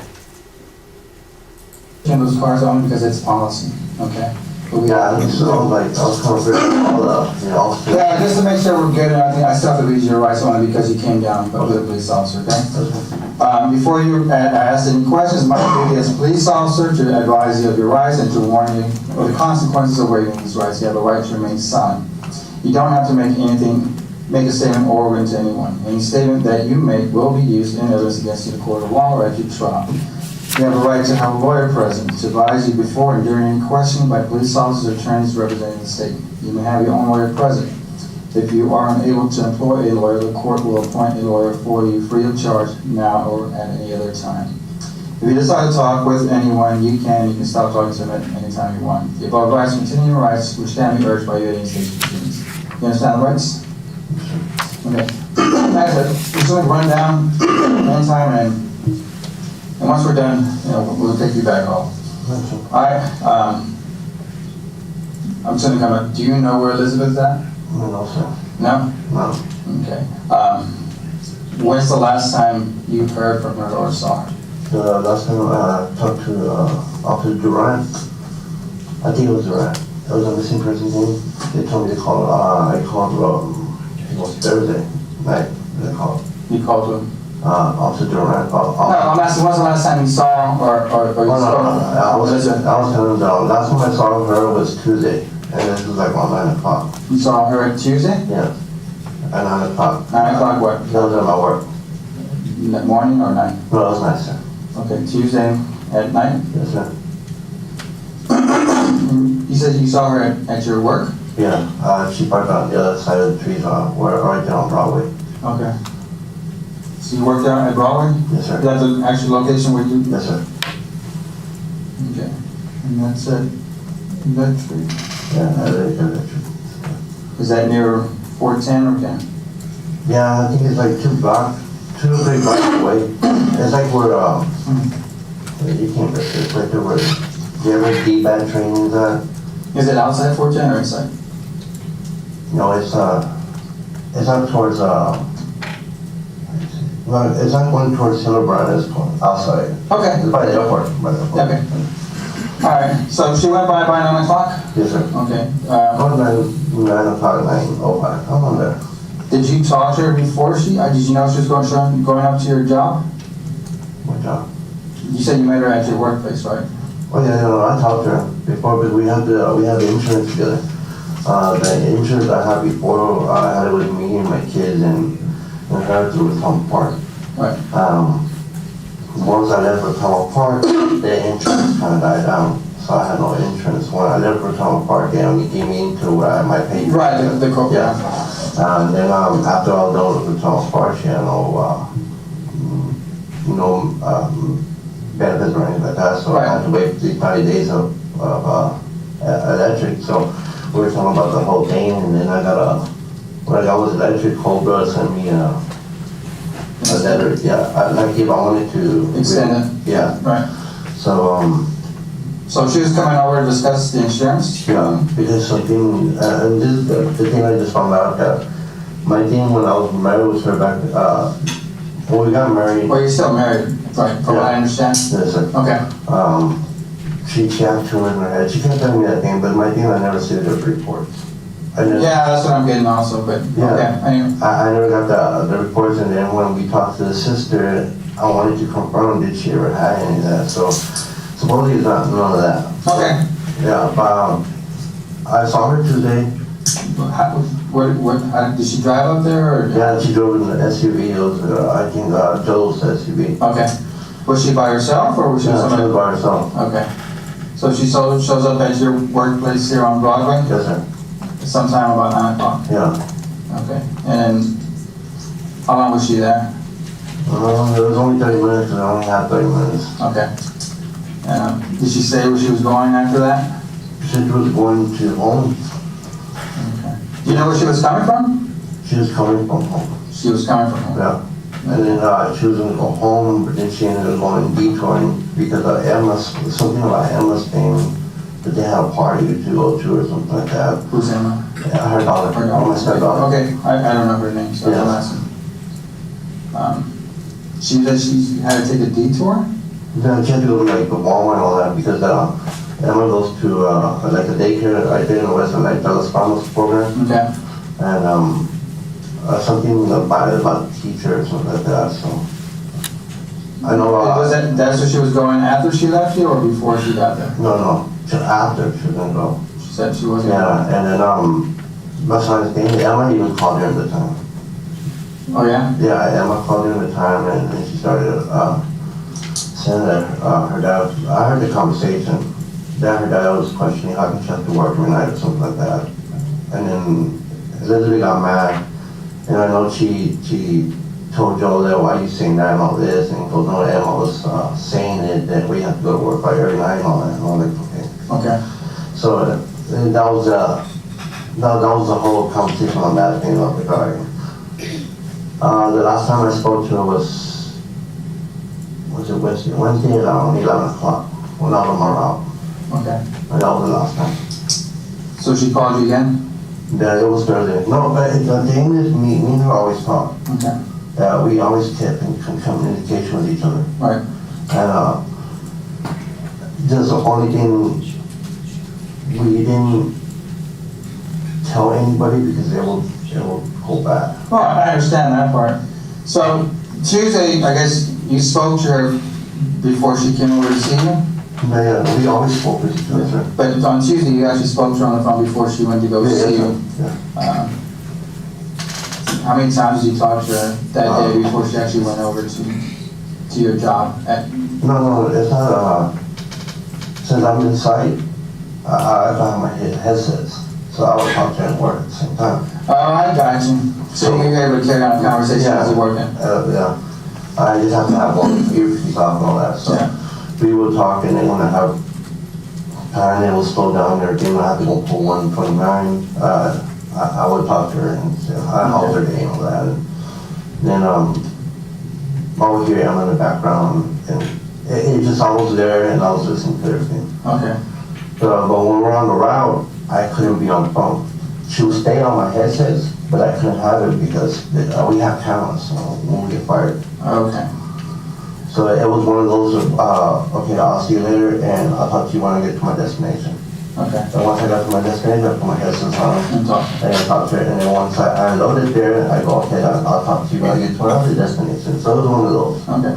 So, I guess, let's go back to 9 o'clock. I guess she says, hey, I'm gonna go. Why would she go in person to go see you? She wanted to talk, get out of the house.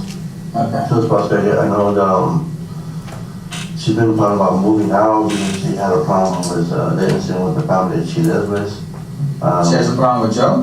No, not with Joe, it's Joe's family, like the mom and all that. Oh, so Joe's family, not so much Joe himself. Yeah, it was not so much Joe. I mean, they had argument and beef and all that, but it was a regular, Relationship. yeah, it was like, they'll tell you, they'll get into it, it's not thing. The thing is, like, after I just found out about too many of those lies and all that, she had told me that Joe had raised her hands on her. And like, but he hit you? He goes, no, he looks like he wanted to hit me. And I was like, okay, well, why are you living in that condition? Right. And then Joe's brother is associated with some, I don't know if it was La M or he's associated with things. And I told her, I go, hey, you kind of put an Emma in danger. Go, hey, why would you, put Emma in that situation? So, Who's Joe's brother? his name is Robert Munoz. Okay. Why would you know if he's in the ambulance or something like that? Because she had told me. Who told you? Elizabeth. Okay. Joe told you that Robert's in the ambulance? No, Elizabeth told me. Oh, okay. Because she knows, she's been with that whole family for 15 years. Oh, well, his name was in, I guess, 15 years. And then, so we would talk, have a conversation. She would tell me about her family, some of the problems, and then I would tell her about my problems, Okay. this before. So Tuesday is the last time you saw her? Listen, And then, when was the last time you spoke to her by phone? it was good, no, it was Wednesday at 11 o'clock. 11 o'clock. Wednesday? Yes, sir. At night or? Yeah, it was at night. I only work at night, sir. Okay. What number did she call you from? 612, The 612 number? yes, sir. She called your phone? Yeah, and there's time on Kennedy that I came with keep on going off and off. Okay. And that's your phone with her, 840? Yes, sir. Do you have it on your phone where she actually calls you? No, we would delete our things. So you keep it away from? Yeah, because she would look through my phone and it was a major mayhem when me and her got married. Her families did not approve and she got it, her dad doesn't even talk to her, so it was one of those little things. Not so much my family got in, but I got like earful from her family and then she was getting earful. You said you have a route, so, you deliver late at night? Yes, sir. Where's your route at? I'm around Pleasanton, Texas. Where do you deliver that? It's so late at night. We pull like items for those stores. So ours is like a warehouse. Okay. So we get like Pleasanton, we call it 88. We pull whatever items, we have like these sheets, and it gives them the part numbers and all that. No, all the parts that they need for that store. So I will pull all theirs and then wrap it up. And then I will take 119 to. 119 will be County, Texas. County, Texas? No, County. County? Okay. Yeah, so I will go 37 all the way to exit Pleasanton, then Pleasanton all the way to 97, to County, to 181 to County, and then 181 back out, Okay. I'm back home. What time do you usually go in? Me? What time do your shift start? It's like Sundays 3 o'clock, and it is during like this month, like at the end of the month, the inventory, we will have to go in at 3 o'clock, What about when? Tuesday? What time did you go in? 4:30. You went at 4:30 in the afternoon? Oh, it was 4 o'clock, wait. Was that the first? I believe so. Or the second.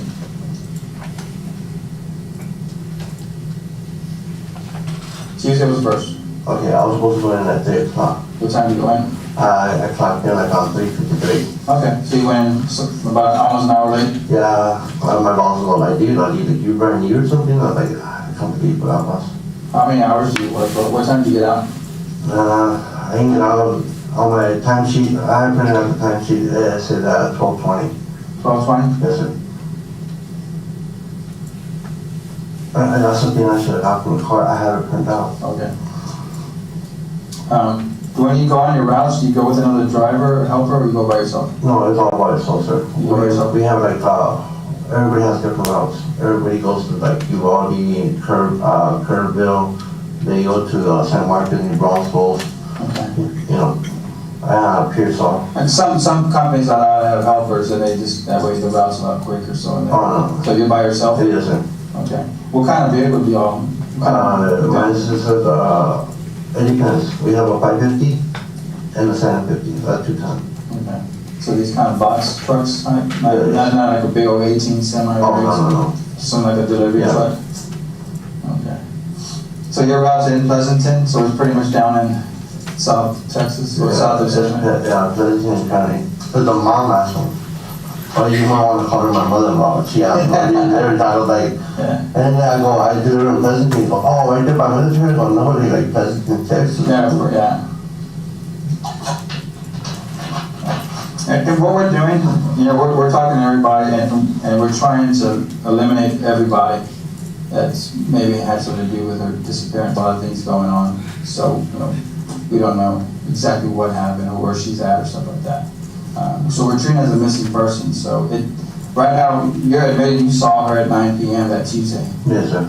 So technically now you're the last person to see her. I was the last one to see her. Because no one has seen her since then. No, Joe saw her. So is this where you got confused? So Tuesday is the first and Wednesday is the second. Correct. And so he's saying he met with her at his work the day before. That's correct. Okay. Well, Joe told us something different. I can't tell you what he told us. I can just tell you what I know. No, I was on the phone. Okay. Because her mom, when the mom said that they were, when she came after my door, she said, Elizabeth hasn't been seen since 8 o'clock. Elizabeth didn't leave the house until 10 o'clock. How do you know she left at 10? Because she was going to go get something for Emma. And then at 11 o'clock we hung up the phone. That was the thing, I gotta let you go because it's raining, it was a day it was raining and all that. And I go, hey, just be careful, just give me a call back later. Okay. And then that night, and that's why I screenshotted, that night she sent a private messenger through my messenger. And I didn't read it until the following day. You have it? No.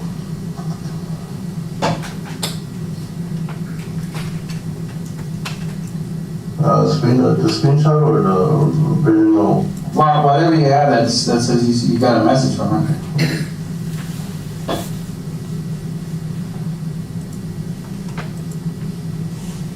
Let's see. What am I looking at? Elizabeth Sierra. Normally the blue is regular compensation, as follows the black is a secret compensation.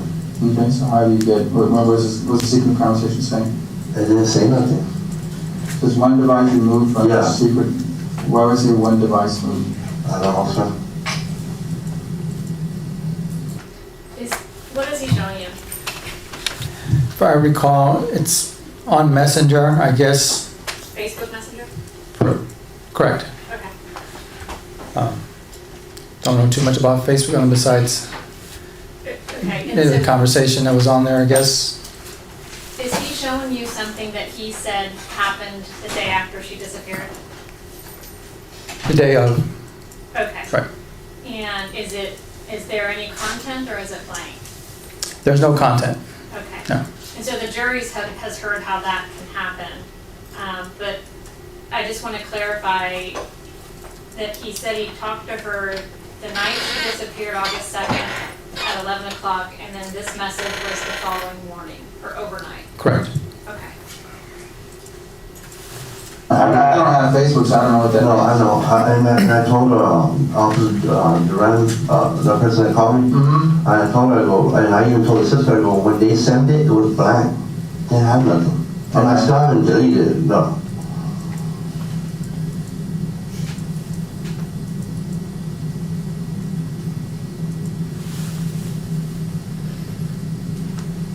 Are you able to go in there? Yeah, and it's, you see, when I opened it up, it was Thursday at 5:45.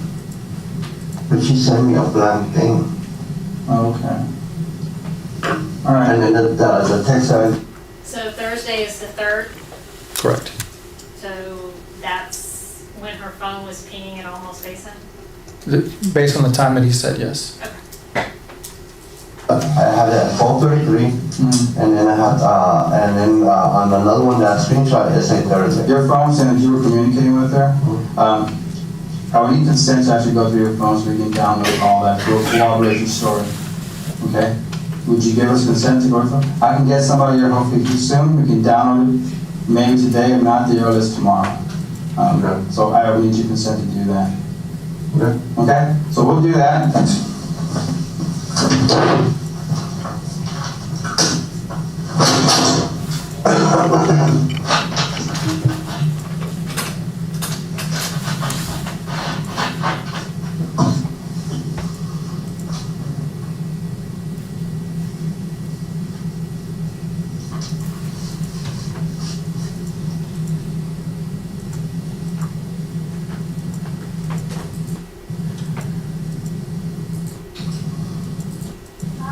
Dad, each has the spare keys.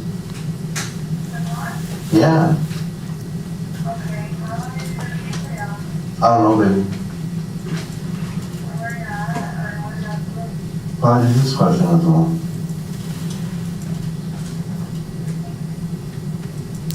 I swear.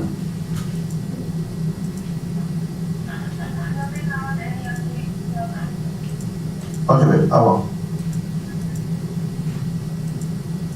Hello? Okay, babe. I love you, Dad. Mom. I know, right? Alright, bye-bye.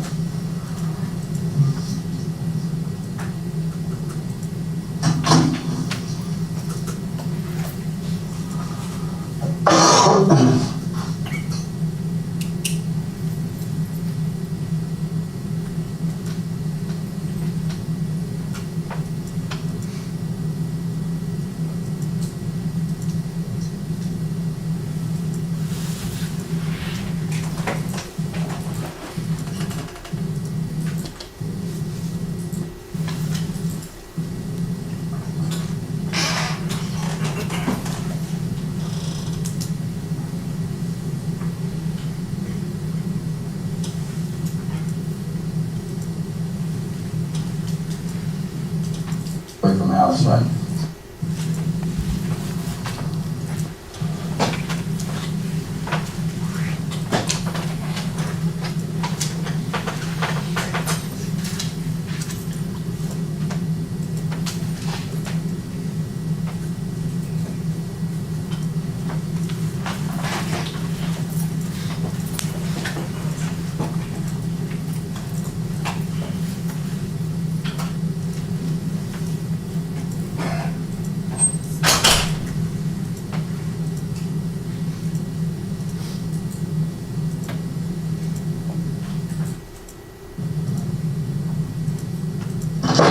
I have them download it form, and then once we're done with it, I'll give it back to you. We're not gonna do it right now. This is just a form that gives us consent. Okay, what we're gonna do is just download all the information so we can cooperate with yourself. Because you say you raise stuff, you keep it away from Alice, right? So we just need that information to cooperate everything. Okay? What kind of cell phone is that? It's a Samsung, an LG's, isn't it, sorry, it's an LG's Cyto. Okay. And then the telephone number is again, I don't have your information. 840, Mhm. 40, wait, sorry, 3645. I'm gonna call myself a lot. Neither do I. Hang on. All right. So just read that, and it's just asking. We put a lot of verbiage in here just to cover that. What we're looking for is just extracting information. We can cooperate to extract. Again, because you said they allow us to keep from Alice. So it's going to be there. So we just need that information. All right. Okay. Let me ask you something, sir. So you guys all come forward. You said Joe didn't see her. Well, I can't tell you what he told me. Oh, no, it's coming forward. Everybody's got different stories when they last saw somebody. In any case, so we just got to piece it all together. Yeah, my thing is just, how can you not see it? It was good. All right. You got me. You got me. So it just, you're going to read that sign and date and an initial and date.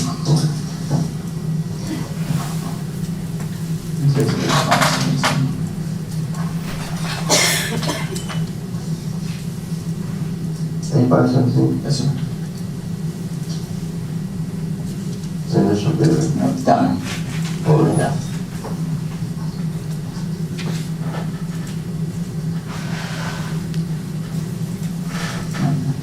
All right, we'll take a, and then, is there a password on there? 1952. On there. I'll take it off, sir. I'll take it off. Perfect. Take it off?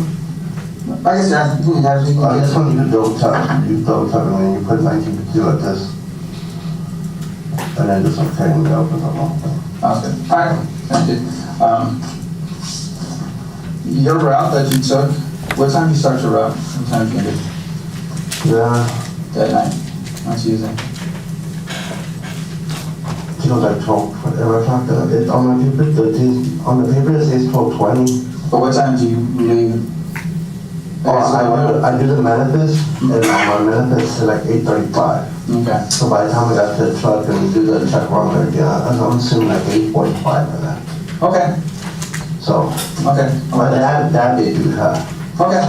And the same thing with the timesheet, I had printed out the timesheet just in case, and that day I'll do the boss call, they might print out all this, they come on all this, you know. Is there an office working on it? Anybody there? Does anyone work on weekends? No, sir. Okay, just on Monday to Friday? They were, yeah, it's Monday to Fridays, but like, we'll go in from Sunday to Thursdays. But we're there, like, the weight crew, they go and deliver the, I know that, but Monday to Fridays, they're there. Okay. So if you had to go in tomorrow, what time do you go in tomorrow? Tomorrow, Sunday is 3 o'clock. In the afternoon? Yes, sir. Okay. All right. Be right back. We need to know where she's at. I know you know where she's at. Okay, but I'm sorry. Well, listen, this is what I have to say, okay? Understand this. Think about her daughter, okay? I do. Okay, and also think about the fact that if we do find her and you don't help us out, look how bad because if it finds out, I know she didn't meet you at your work. I know that for a fact. Okay. I know she didn't meet you Tuesday at your job site, at your job on Broadway. I did. No. Yeah, because I have cameras on it. I did. And just once again, were you confused as to the date? Correct. Okay. And so, when you were asking that question, did you mean Wednesday? Yes. Okay. She was signed up there. That she was, sir. Okay. I'm telling you the truth, it was. Okay. Listen to me. Where is she at? Just, I'm not saying you did anything to her. Just take us to her. No, I don't know where she's at. That's the thing. And then right now you're telling me that she didn't show up on my job? And she did show up on my job. Where's she at right now? I don't know, sir. I don't know. And she was there Tuesday. She didn't show up on my job Tuesday. Because I didn't go on no route. No, you did. You just told me you started your route. Sir, On Tuesday, I didn't leave the warehouse. I stayed. No, you told me your route started. Sir, I could go to Manifest. Mm-hmm. You said your route started and you came back about just after midnight. No, sir. Yes, you did. That was Wednesday, sir. No, sir, Yes, it was. we weren't talking about Wednesday. No, that was Wednesday on my thing. Tuesday, I did see her at my thing. We weren't talking about Wednesday when we talked about the route. No, but I swear, I had everything. Okay. I'm telling you what you told me earlier, and I know what you said, and we were talking about Tuesday. We never mentioned Wednesday. We never did. Tuesday, I did see her, and you said, what time did you see her? I go, she met me at my work. Okay, but what I told you also, what time you started your route on Tuesday, and you said about 8:53. You No, didn't get back. I even had the manifest Mm-hmm. of what time I left. And on the manifest, they have the computer, it shows you when you log out and when you go on delivery. Okay, So I do that, I had that. okay, that means you went on a route, right? I didn't go on the round until Wednesday or Thursday, sir. But you told me you went on a route. No, Tuesday I didn't. I stayed in the shop. Monday and Tuesday I stayed in the shop. Sunday, I think it was Sunday. But I do have printouts of when I went to the route, sir. But you told me Tuesday you were out on a route. No, it wasn't. I told her Tuesday she went to go meet me at my job. Because I just got yelled at for that. Mm-hmm. Because she met me. And it was Tuesday. Wednesday, that's when I went on my route. And it was the day it was raining. That's what I was telling you. Okay. I don't know, sir. I'm telling you. I'm looking clear today. I do not know. We're not asking if you heard, we just want to know what she You know said. what I'm asking you, and I'm telling you, I don't know. You know If I knew, then I would have told you a long time ago. Well, I don't know that. That's the first time I ever mentioned. I know, but why would I want that grief? Hmm? Why would I want to go to that thing? Why would I want my kids for that? Then just, let's do that. Where's she at? Okay, but I'm telling you, how would I know? Where's she at? I'm telling you, I do not know, sir. So, everything you told me now is you stayed home, you stayed at work on Tuesday. You Yes, never, sir. you never left that facility. No, sir. Never. No. I didn't go on the deliveries. I even have it on the computers, I didn't go on deliveries. Okay. Because every time you have to go on the delivery, you have to sign off to the truck, you have to sign off where you're going. And then programs are a thing when you took off. And then what about, did you ever take off for any time? For It lunch? was just to meet her for the entrance. That's what I was telling you. So where'd you meet her? By there my wife, she picked me up. We stayed right there. And she was in the SUV. So why would I meet her in the SUV if I was on the route, if I had my own truck? I don't know. That's what we need to find out. Okay, that's what I'm asking, that's what I'm telling you. But everything indicates that you know where she's at. And I don't believe the fact that you were not on the route. I mean, how do I know that? Because it's all computer on my thing, at my work. Even if I even print out the time thing. Do you always print it out? No, this is the first time I printed it out. Why would you print it out for But I the told my day? boss, I gotta go talk to the popo people, they do. The only thing, just do the thing. And I had to come. So, where did you have to go talk to the police? Where did you make that comment to your boss? Oh, that day on the night when I was told that I need to talk to Officer Duran. Later on what night? It was at night, it was Thursday night. Thursday night? Yes, sir. So you decided to print it out or what? Yeah, I printed it out, sir. Do you always do that anyway? No, this one I need to, for other reasons. But this is the only thing I didn't want to print it out. Well, right now you just said that she came by and she picked you up, so where'd y'all go? That was just around the block, that's it. Where's around the block? No, around the block, it's the next street over, that's it. From your workplace? Yes, sir. So y'all didn't stay on their property? No, and then we came back and then we were in front of the trees, and then I saw her take off. But I didn't go nowhere. I honestly thought you were talking about a Wednesday. A Wednesday I did. No, sir, I think I was clear about what days we're talking No, but about. I'm clear. No, I'm clear what day I was talking about. No, but I'm clear too. I know where I was at. But I don't know if you're clear. That's what we're trying to get, because now you're back and forth. Earlier, when our conversation started, you told me, yeah, You know, when you said, hey, she came by about 9:30, then yeah, I went on my route, and then I was heading back. Okay, I didn't go on my route. There's no way that you can make 2 routes like that. And then before the route on Tuesday, what time you start, what time you It end? was like 8:35 that was programmed there. Mm-hmm. And then and on my thing, on the time clock, it said 12:20 I clocked out. Yeah. So that's the time you ended your route, right? Yeah, but that was Wednesday, but there's no way. No, we're not talking about Wednesday, and I asked you about Tuesday. I know we Okay, asked you about Wednesday. okay, but I just explained to you, on Tuesday, I was in-house. Okay. So how do I prove that you were there? The computers, the printouts, that's all I have. So why didn't you print those out when you said you were gonna call I it? didn't, I know, I couldn't print out the other thing. But my timesheet, I did print it out. Okay. And then on my phone, it even has it. I took a screenshot of it. Why would you take a screenshot of that? Do you always take a screenshot of that? No, and when they found out the whole thing, I was coming to the department. When were you coming down here? Because I thought we were supposed to come over here. Okay, I had to go look for you. Did you know I was looking into it? No, it was always, I didn't even know you existed. It was only Officer Durant. Nobody else would tell me. Okay, so, I mean, obviously they were looking for Elizabeth. I mean, Alice was talking to the family, wasn't she? She could have known who they were talking to. Did you even ask Alice? She'll tell me off and on about the whole shit and about the, we even called about knowing about the tumors and all that. And then all of us told her a lie. Well, I'm not talking about the tumors. I'm asking you, if Alice was also concerned about Elizabeth, would you have asked, hey, where do we need to go? Did they say who we had to go talk to? Did you even ask her that? What do you mean, what do we have to go? You said you wanted to come down and talk to us. Oh yeah, she gave me the number. And we called him. As soon as we were leaving, I was driving home. And he goes, hey, Luke wants to go meet because he already printed out. He goes, no, y'all can't come over here because we're on the 3rd floor. He goes, okay, he just got off of work, we're on the way home. He goes, okay, just call us when you get home. And I did. And who'd you call? Because you didn't call me. Durant. Okay, Durant's not a detective here, sir. Okay, I'm a missing person, I'm telling you. Okay. Well, I've been involved in this case since Thursday, okay? So, they know the point of contact is me. So you never reached out to me. No. So I don't know if you're actually lying about that or not. No, it's on my call log. I called it 270. Okay? I mean, 207. Okay.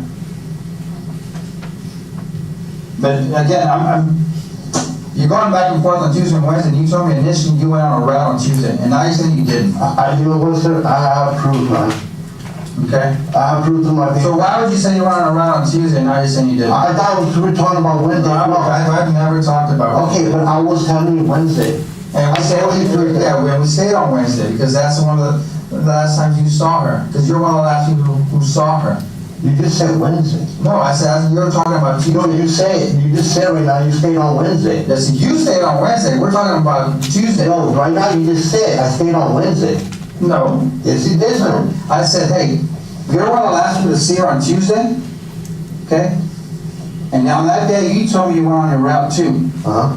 And now you're saying you didn't go I on your didn't route. go on the route. You told me in the beginning of our conversation. I didn't have my boss and everybody on my alibi. I was stopped. I was getting made fun of because I was grounded.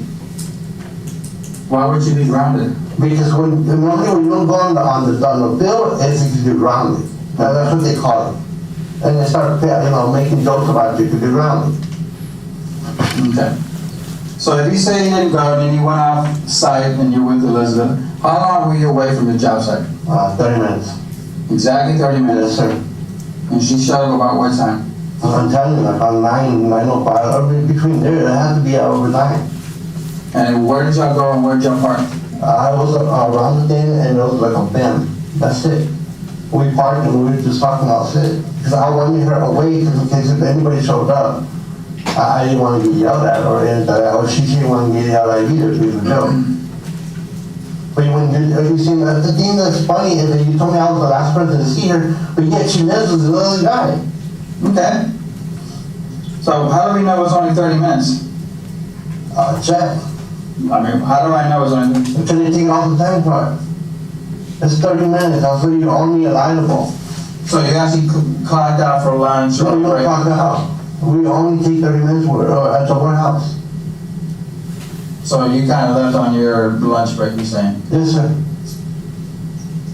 That's what I don't get. I'm telling you that I was there at the warehouse Tuesday. So how do I get those records now? I can print them out. You can go to your job right now. Not right now. Well, who's your supervisor? Marvin, right now. And it's during the day or at night? At night, he's away from the boss. Okay. And when is he there? He'll be there tomorrow. At what time? At 3 o'clock. I go in at 3. But what time is he there? Nobody, you don't get there like on 2:30, 2:45, depending on him. Okay. You ever watch a criminal trial on television? No, sir. Okay, you never watch cop shows or anything like that? No. Well, let me tell you what's gonna happen. Ultimately, do you know there was blood all over inside her vehicle? Do you know that? We found her vehicle. Okay, can you explain who's in the room right now? Detective Tim Angel. Okay. We approached it? Yes. Or Judge, I mean, we just didn't know if you wanted to go ahead and break for lunch. The video obviously has a little bit of time left to go. Okay. I guess, thank you for that. I guess it would be a good time to break for lunch. It is currently 12:25. Let me give you about an hour and 20 minutes. Make it no later than 1:45. All right, remember the instructions I gave you? See you at 1:45. All right for the drink?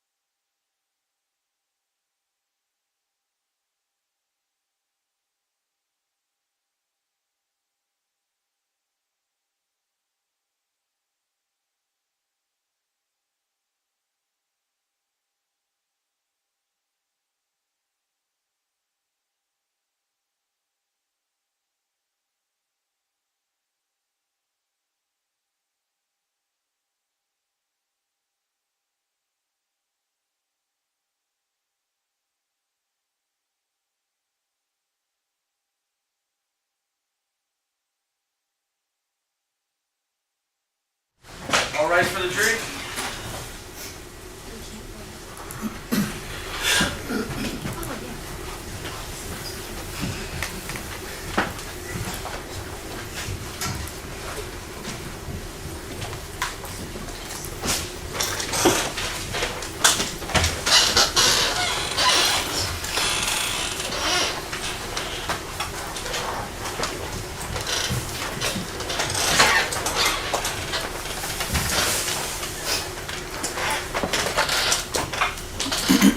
You may be seated.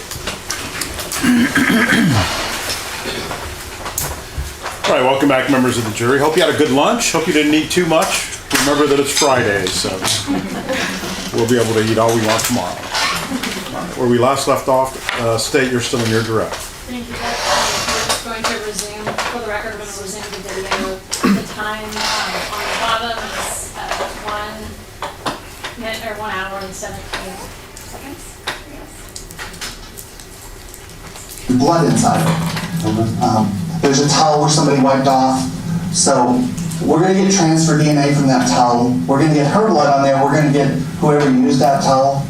I'm pretty sure it's going to be you, but I don't care about that. I don't care if you hurt her. I don't care.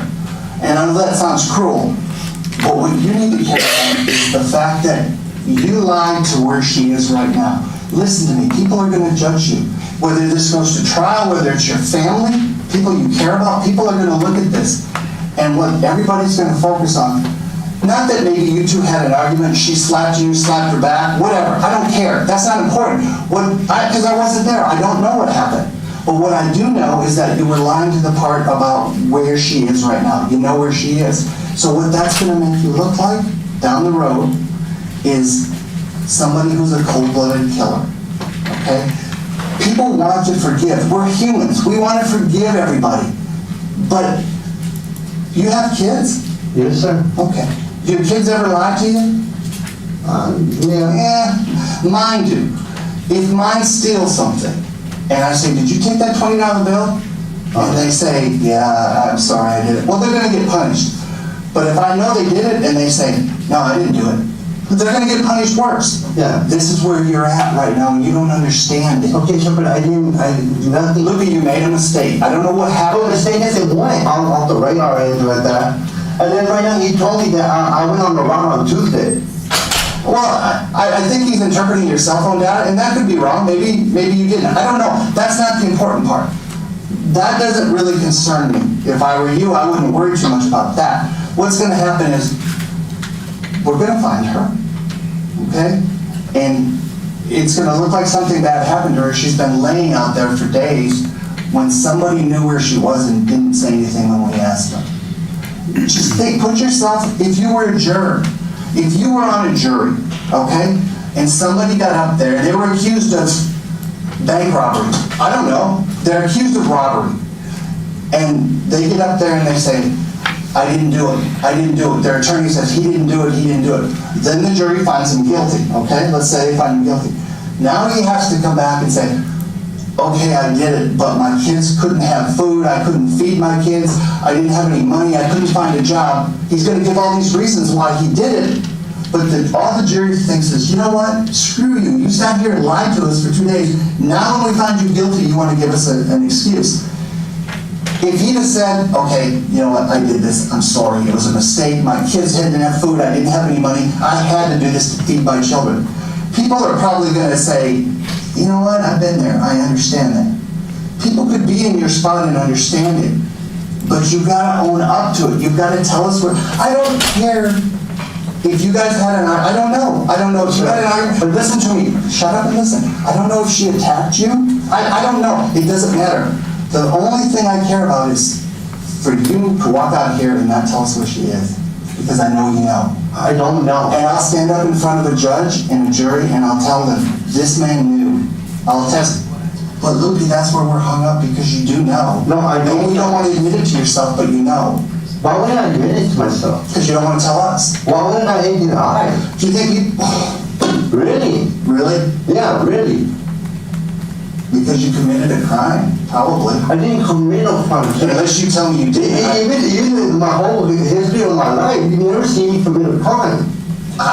Yeah, then maybe this is your first one. Really? But even if it wasn't a crime, it's a sin. It's a sin against God. Okay, Not tell us where she Okay, is. that I do know. There are vultures out there eating her. Okay, but I do know about that. Don't start into the You do know? No, about the whole religion thing. Okay, then how can you live with yourself? Because I know you know. Really? Yeah. If I live myself, I want to be able to sleep or do anything like that. I don't know that. I don't know. Okay, but running normal life with my kids and family. What do you think's going to happen now? I mean, you tell me. I'll tell you what I think is going to happen. I think you're going to walk out of here because we're not going to arrest you. We're not. Because the only question I asked you, I on purpose didn't ask you if you hurt her. I asked her if you knew where she was. Yeah. And that's the only thing I care about right now. And that's all we care about. But the dogs, the helicopters, the search teams, they're gonna find her. Even if we have to search the whole city, they'll find her. We always find them. There's only a couple we've never found, and those are taken out of the area and dumped. So I think we're gonna find her body. And as soon as we do, we'll be back at your house with an arrest warrant. And then anything you try to say won't matter.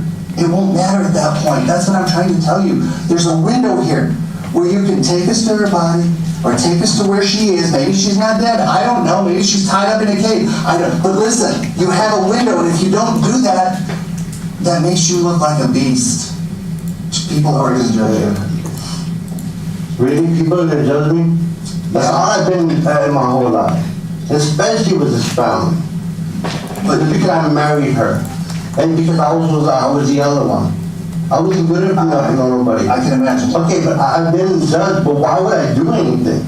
I don't know. I don't know you. Maybe you got angry. Maybe you were defending yourself. I don't know. Depending on myself, when? Maybe she attacked you. I don't know, and it's not important to me. What's important is that I know you know where she is, and you won't tell me that. I don't know. Okay. I'm telling you. And in the Bible, this guy came out this call saying that about Tuesday, I even literally told him she met me at my work.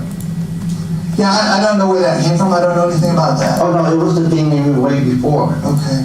And then I told him the whole driving thing and all that, the manifest and all that crap, it's all there.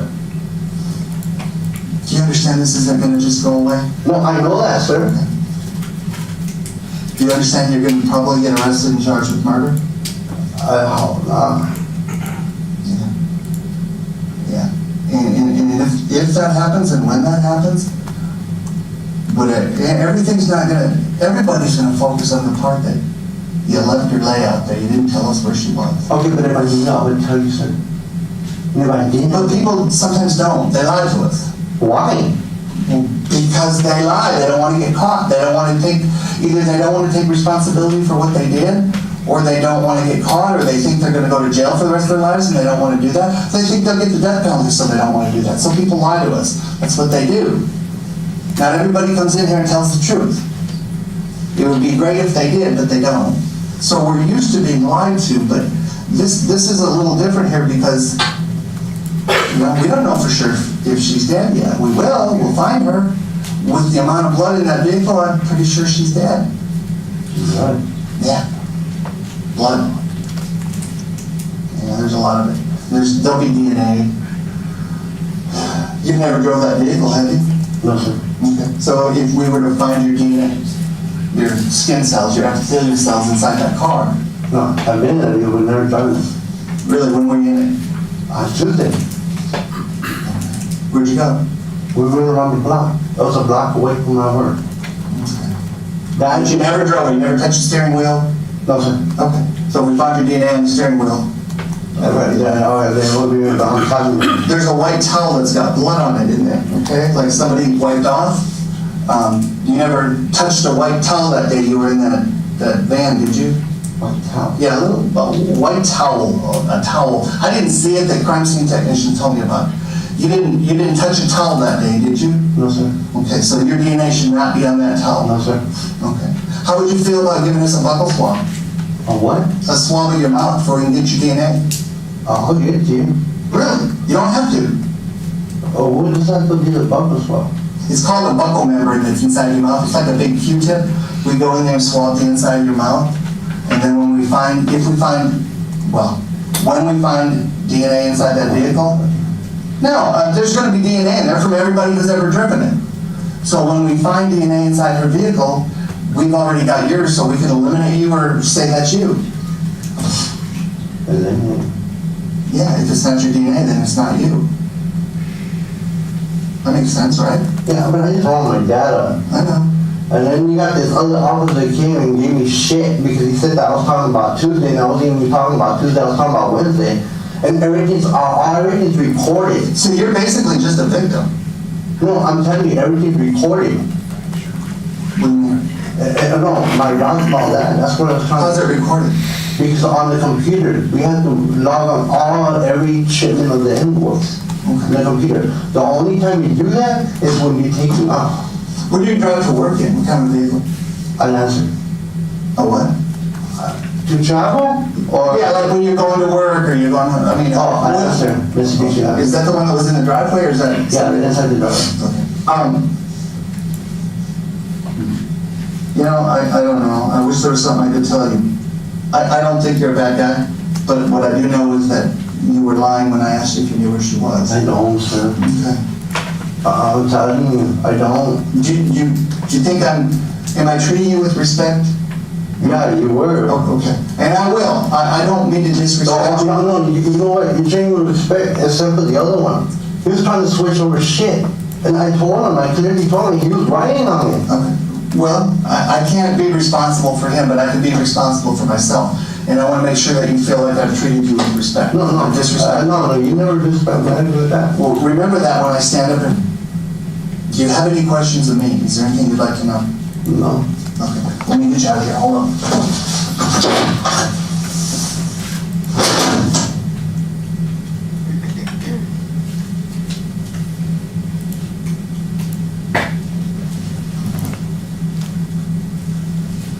I swear to God. This is bullshit.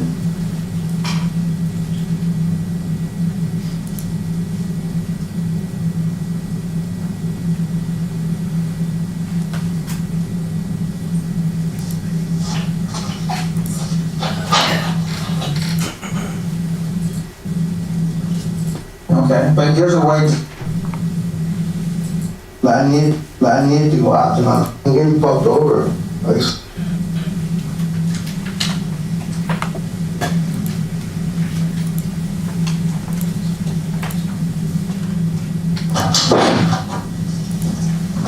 But I guess, Andrew asked me about providing a buckle swap.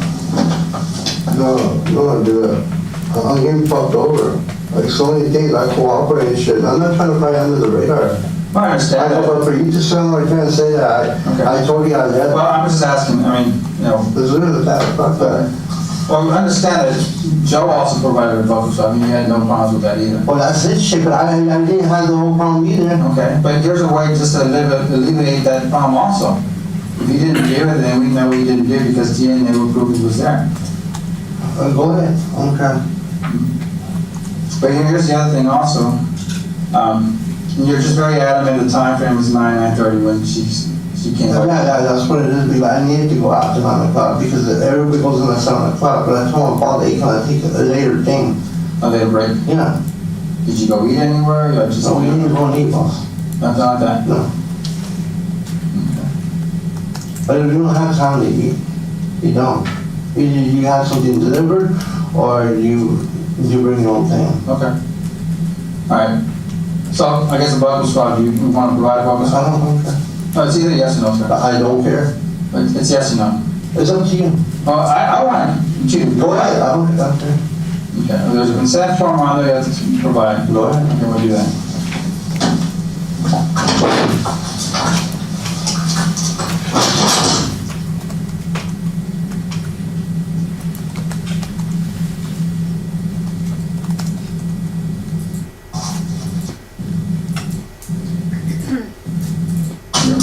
Take those two out and leave them kind of in the corner of your jawline. You get it? All of it. Alright. Oh, yeah. Yeah, kind of right in the finish line. Just kind of doing that for a few seconds. Roll them around a little bit. There you go. That's it.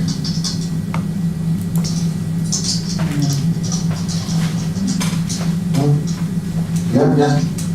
Present here. And we would, Oh, that's fine. All right. Initial this, your initials, today's date.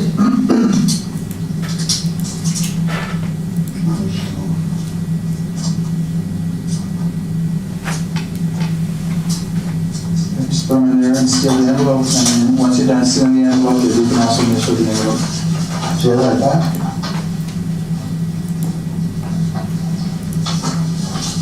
And put your initials kind of big across this way. Well, even over this lap, that way. Overlap? Yeah, over, What is it? yeah, here and here. Yeah, there you go. Perfect. And today's date.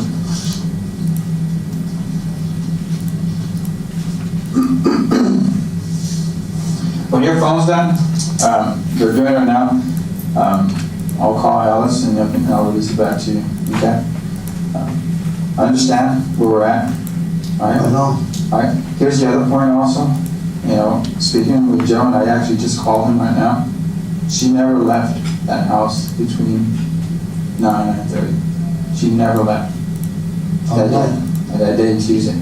She is. Okay, well, I understand where we're at. No, no, I met her at 9. But I understand you leave at 9 something. Okay, but I understand what we're talking about, okay? Okay, you've got family on this side saying that, you know what, she was home all day until she left at the last time we saw her, closer to 10. Never did she leave before 10 o'clock. What day are you talking about? Well, I'm talking about Tuesday, man. That's the only day I'm talking about is Tuesday. Okay, no. Yeah. Tuesday, I know when. Well, I'm just letting you know what we're talking about, okay? Okay. Alright? So, you mean, you can tell us that she met you at 9:30. And I hope you're right, because we were able to look at everything. Go ahead. Okay? I hope you're right. And we'll move on from there. Yeah, because even on the manifest, I'll tell you I didn't go nowhere. Okay? So, give me 1 second, and then we'll go on.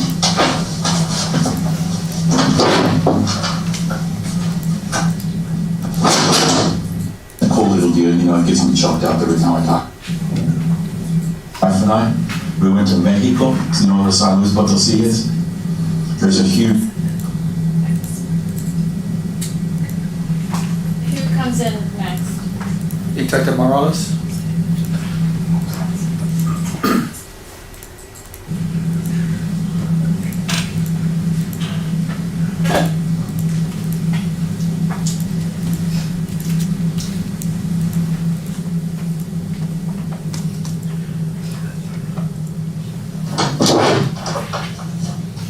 hey, how you doing? What's your name? Mario Contreras. Guadalupe? Contreras. Hi, I'm Mark Morales. You know some Spanish? Yeah. This is not my case, I just was over here and everything, and I just got back to work. I've been gone for the last 2.5 weeks. My wife and I, we went to Mexico, you know where San Luis Potosí is? There's a huge church over there for a bunch of orphans, and we went with the church. It's kind of a cool little deal, you know, it gets me choked up every time I talk about it. But these kids, they lost their parents, and more of like the border, you know, the people that cross the border, well, they lost their parents trying to be, you know, trying to make it better for the kids and all that. But we went down there to help them out. It was quite an experience. I mean, it was something else. It was, and I heard what was going on with this, and I don't know if you wanted to pray with me right now. You know, he helped out. The last 2 weeks we've been gone. These kids, they have nothing. They have nothing. They lost their parents. And I mean, kids 2, 3 years old, man, it was just real sad. You know, I like to help people out in hard times, and because prayer goes a long ways. Oh, no, I do it, sir. You what? Oh, no, I do it, man. You do? Do you pray and all that? Yeah. How often do you pray? I pray at night. At night, yeah. But it's like sometimes prayer goes a long ways. It gets on like a little nerve because I do my crossing and the thing that God told me. And then I wish everybody like even my enemies. I wish them that nothing happens to them like that. And then I had to do But then again, just because I move the bed a lot, they're all like, stop. I don't know. I have to do it. You don't get it. Well, so you pray for your enemies too? I pray for everyone. Yeah. It's like, in a time of need, in a time of hard times, the prayer is the best thing that can happen in people. And people tend to forget that these days. You know, there's a lot of hurt in this world, but there's also a lot of good, you know. And sometimes prayer goes a long ways. So I'm working on other cases. I just got back, like I said, 2.5 weeks been gone. But I was walking by and I hearing what was going on. Not my case, but I was just going to see if you needed any prayer right now. You know, prayers aren't meant to be done at night. They're to be done at any time of the day. Anytime you need the good Lord, the good Lord helps you out. And if you want me to pray with you right now, I'll be more than happy, Guadalupe. Yeah, You're a spiritual man, aren't you? Oh, yes, sir. Okay, Guadalupe, what's your last name? Contreras. Okay. If you want to bow, or however you pray. And I don't know what you're here for, Guadalupe, but Lord, please, listen to my prayer right now. And you come down and you help Guadalupe. Talk to him, encourage him. Be the man that I know you are, Lord. The way you heal, the way you're powered, everything about you, bring it down. Bring the power of you, Lord, and give it to Guadalupe at this time right now. Help him through these hard times, dear Lord. Guadalupe is a good man. Guadalupe needs your help right now. He seeks your guidance. He wants to listen to you, Lord. Please guide him the way you need to be guided. Lord, Guadalupe is asking for your help right now. I can tell that he is hurt. He's deeply hurt by something right now. And Lord, please give him the courage and the strength to do the right things, Lord. We hear this in your name, Lord. Amen. So, prayer goes a long ways. I know, sir. And like I said, you told me to pray at night. Yeah. Sometimes, you know, I've done some bad things though. Like, good Lord, He sees it and He knows it. At night, if you tell Him everything, and you come clean about everything, He's looking out for you. I agree. My boss told me forgiveness, you ask forgiveness to the Lord, it helps a long way. My boss is the same thing, he's a pretty sure guy. He goes to church every Sunday. Yeah. Before we go to work and all that. But this is a mess. And no matter what, what is this? But you're irritating me. I understand where Mr. Angel was coming from and all that. And with the other guy, the ball one, on the good coach. Espinosa? Yeah, I didn't even talk to him. But when they told me to call, they told me to call off do around, and I said, hey, it's missing for a payment. Mm-hmm. So he was the only person I talked to. Oh, you gotta tell me what's going on. I don't even know what's going on. My wife is missing. Your wife's missing? Oh, I'm sorry to hear that. No, my wife is No, I didn't know that, or else we would have prayed for your wife too. my wife is missing. And I told these people, I saw my wife, last time was Tuesday. That's saw my wife. I was at the warehouse. I didn't go on any route on delivery. Wednesday I went on my delivery, and Thursday I went on delivery. I've been stuck in the warehouse. And then he goes, well, on Tuesday you said you went out. I didn't even do that. Why would I make a mistake like that? That made no sense. And then for somebody else to be hurt, no, it didn't make no sense. I done some stupid ass shit in my life, but I'm looking like this. And a woman, it's not me. I don't teach my kids like that. But this guy to come off like a hard ass, it's not right. He needs to get his picture straightened or his back straight, because on Tuesday, she did leave the house. Now you got the other time who said she never left the house. It's all. Well, the good Lord knows, right? Exactly. He knows the truth. At the end, everybody pays the price. At the end, everyone pays, and the good Lord knows. No. And that's how you make peace with the Lord, right? You make peace with the Lord. If you did something, you know, and when I was a little kid, I did some crazy shit when I was a little kid. And it's like, holy shit, you know, what am I doing? And the good Lord, if you confess everything to Him, You forgive?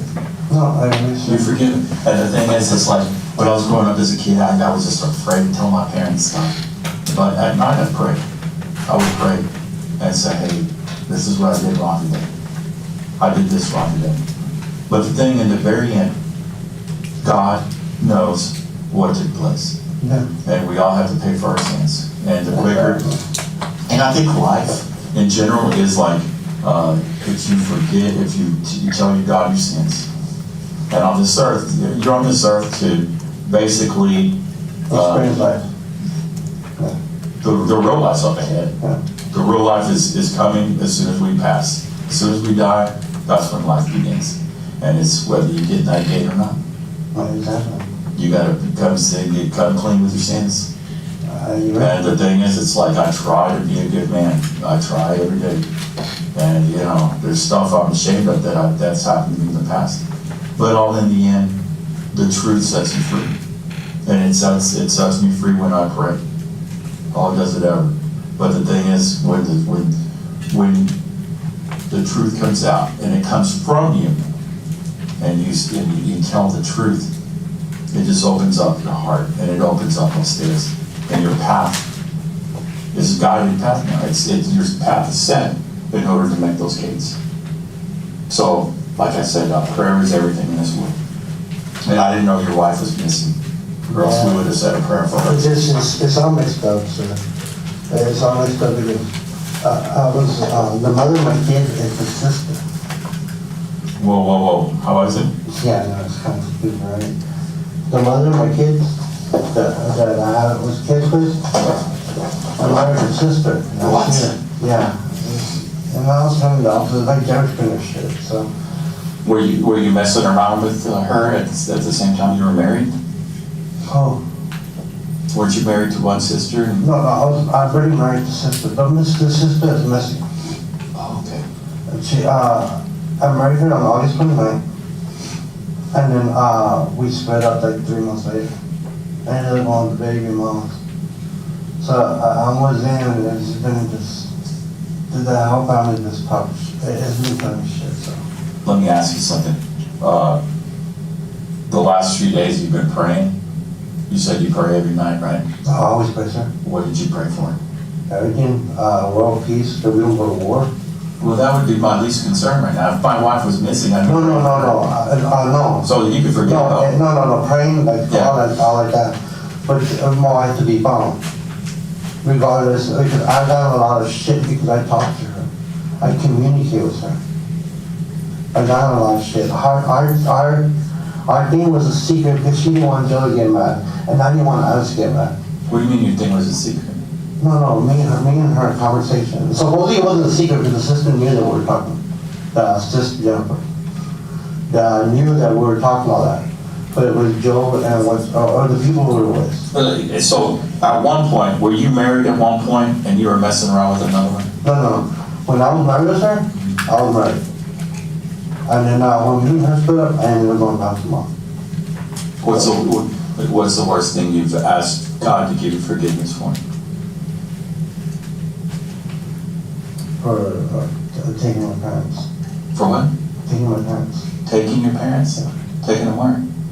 But when they were gone. I lost my dad at the age of 9, and I lost my mom at 2014. Okay, but you prayed for, that's the worst thing you've done? No, because you know when you're mad, start cussing at him upstairs and all that. I don't even know I'm supposed to do that. You're not supposed to take the Lord's name in vain. Yeah, or Basically, that's what you're saying. start telling, like, he's another person, and you start Right. cussing at him and all that. You know, so you're a man of the Bible, right? You read the Bible? I don't read the Bible, but I do have to read. I'm not like other people that they see the picture of God and they're all like, well, I don't believe in that, so that's on him. I'm not like that. I'm a Catholic, and that's what it is. I'm not Christian. Have you prayed to God, like, hey, help me find my wife? Yes, I Has he have. told you anything? He tell you my name or nothing. He hadn't told you anything. You hadn't seen a vision of where she might be. No, sir. That's the thing. My shit is that they're bashing me. The what? That they're bashing me. It's like this guy thinks that I'm just making with the shit that I didn't see her Tuesday. Her family said that she didn't leave Tuesday. That's impossible because I was at work today and I saw her. And I don't get any comfortable. I was talking about Tuesday. I go, no, you were talking about Wednesday. I ain't going around. I go, I have my thing. What do you do? I deliver for Elliott Electric Supplies. We pull returns and then we go deliver them to like electrical little stores that they have out here. So I deliver to Pleasanton, I deliver to Kennedy, Texas. But that's the thing, I don't get it. And it's all the thing, I told him, I go, look, I have all the proof in the world. I go, when I worked, when I left, and all this. So he goes, well, no, you told me Tuesday. I go, you still stuck on that Tuesday. I go, I told you I didn't go over her. How was I going to meet up with her if I have my truck? Mm-hmm. So please tell me that. A work truck. Yeah, I didn't go nowhere. Right. And I drive a 550 and a 750, a 210. So why would I go meet her or anything like that? So it's I don't know.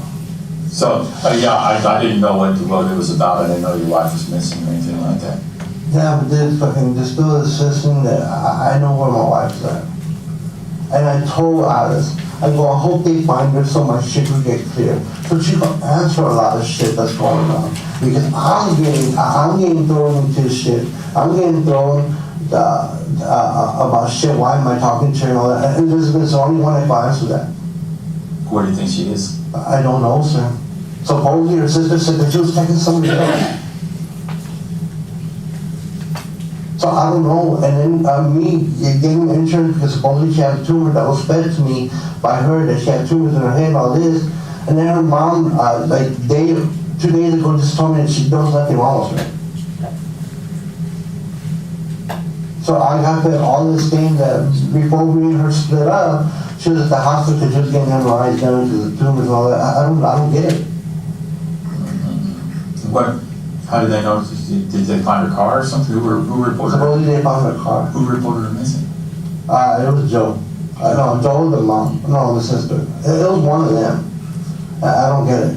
The only thing I know is that my mother-in-law showed up at my house and started knocking and found out if I knew anything, the whereabouts about Elizabeth. That she was been missing since 8 o'clock last night. 8 o'clock at night.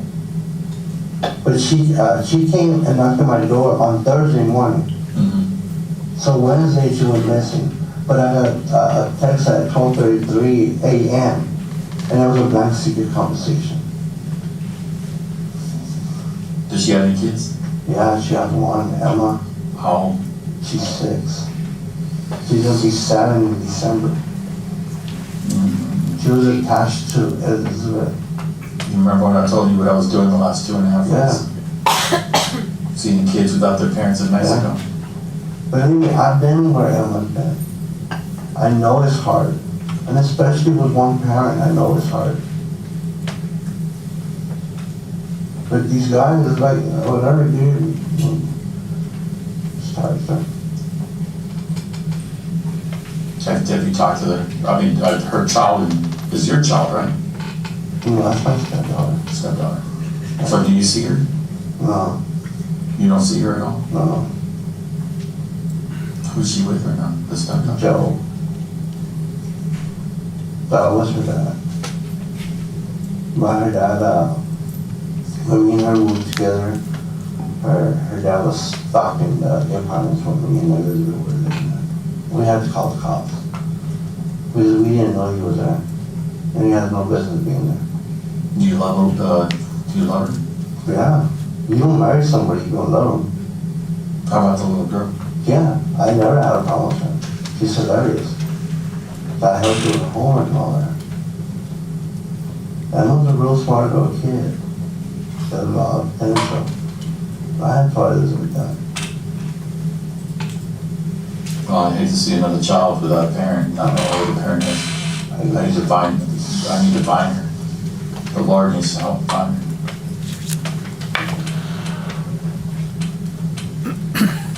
And you've prayed and nothing is going. Usually people get this, they get a picture in their head. They get a lot of people get these images once they pray. And they're like, hey, well, I see this empty field somewhere off the highway. This is where I see her. You know, they have a premonition, or they actually have a picture of where she actually is right now. And usually they lead police in that route. So I was wondering, maybe after you prayed for her safety. That's right.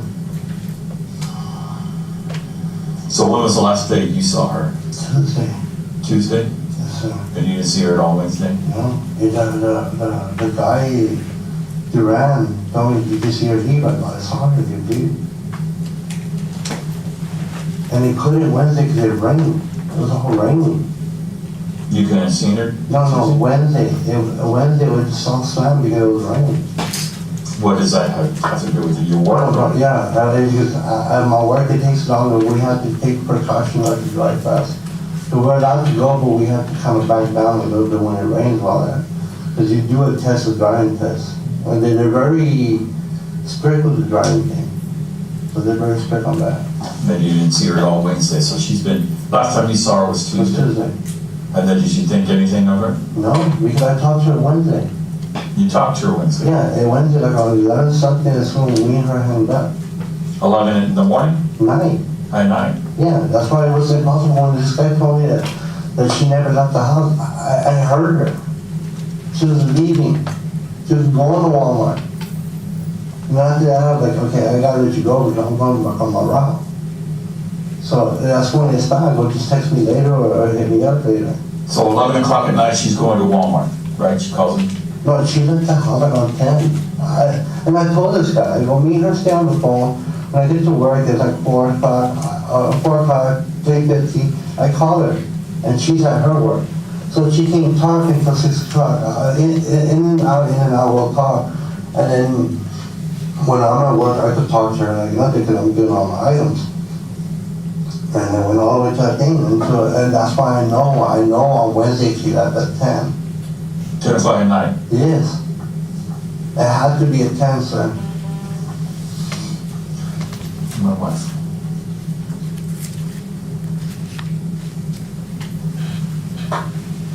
That's crazy. That's crazy.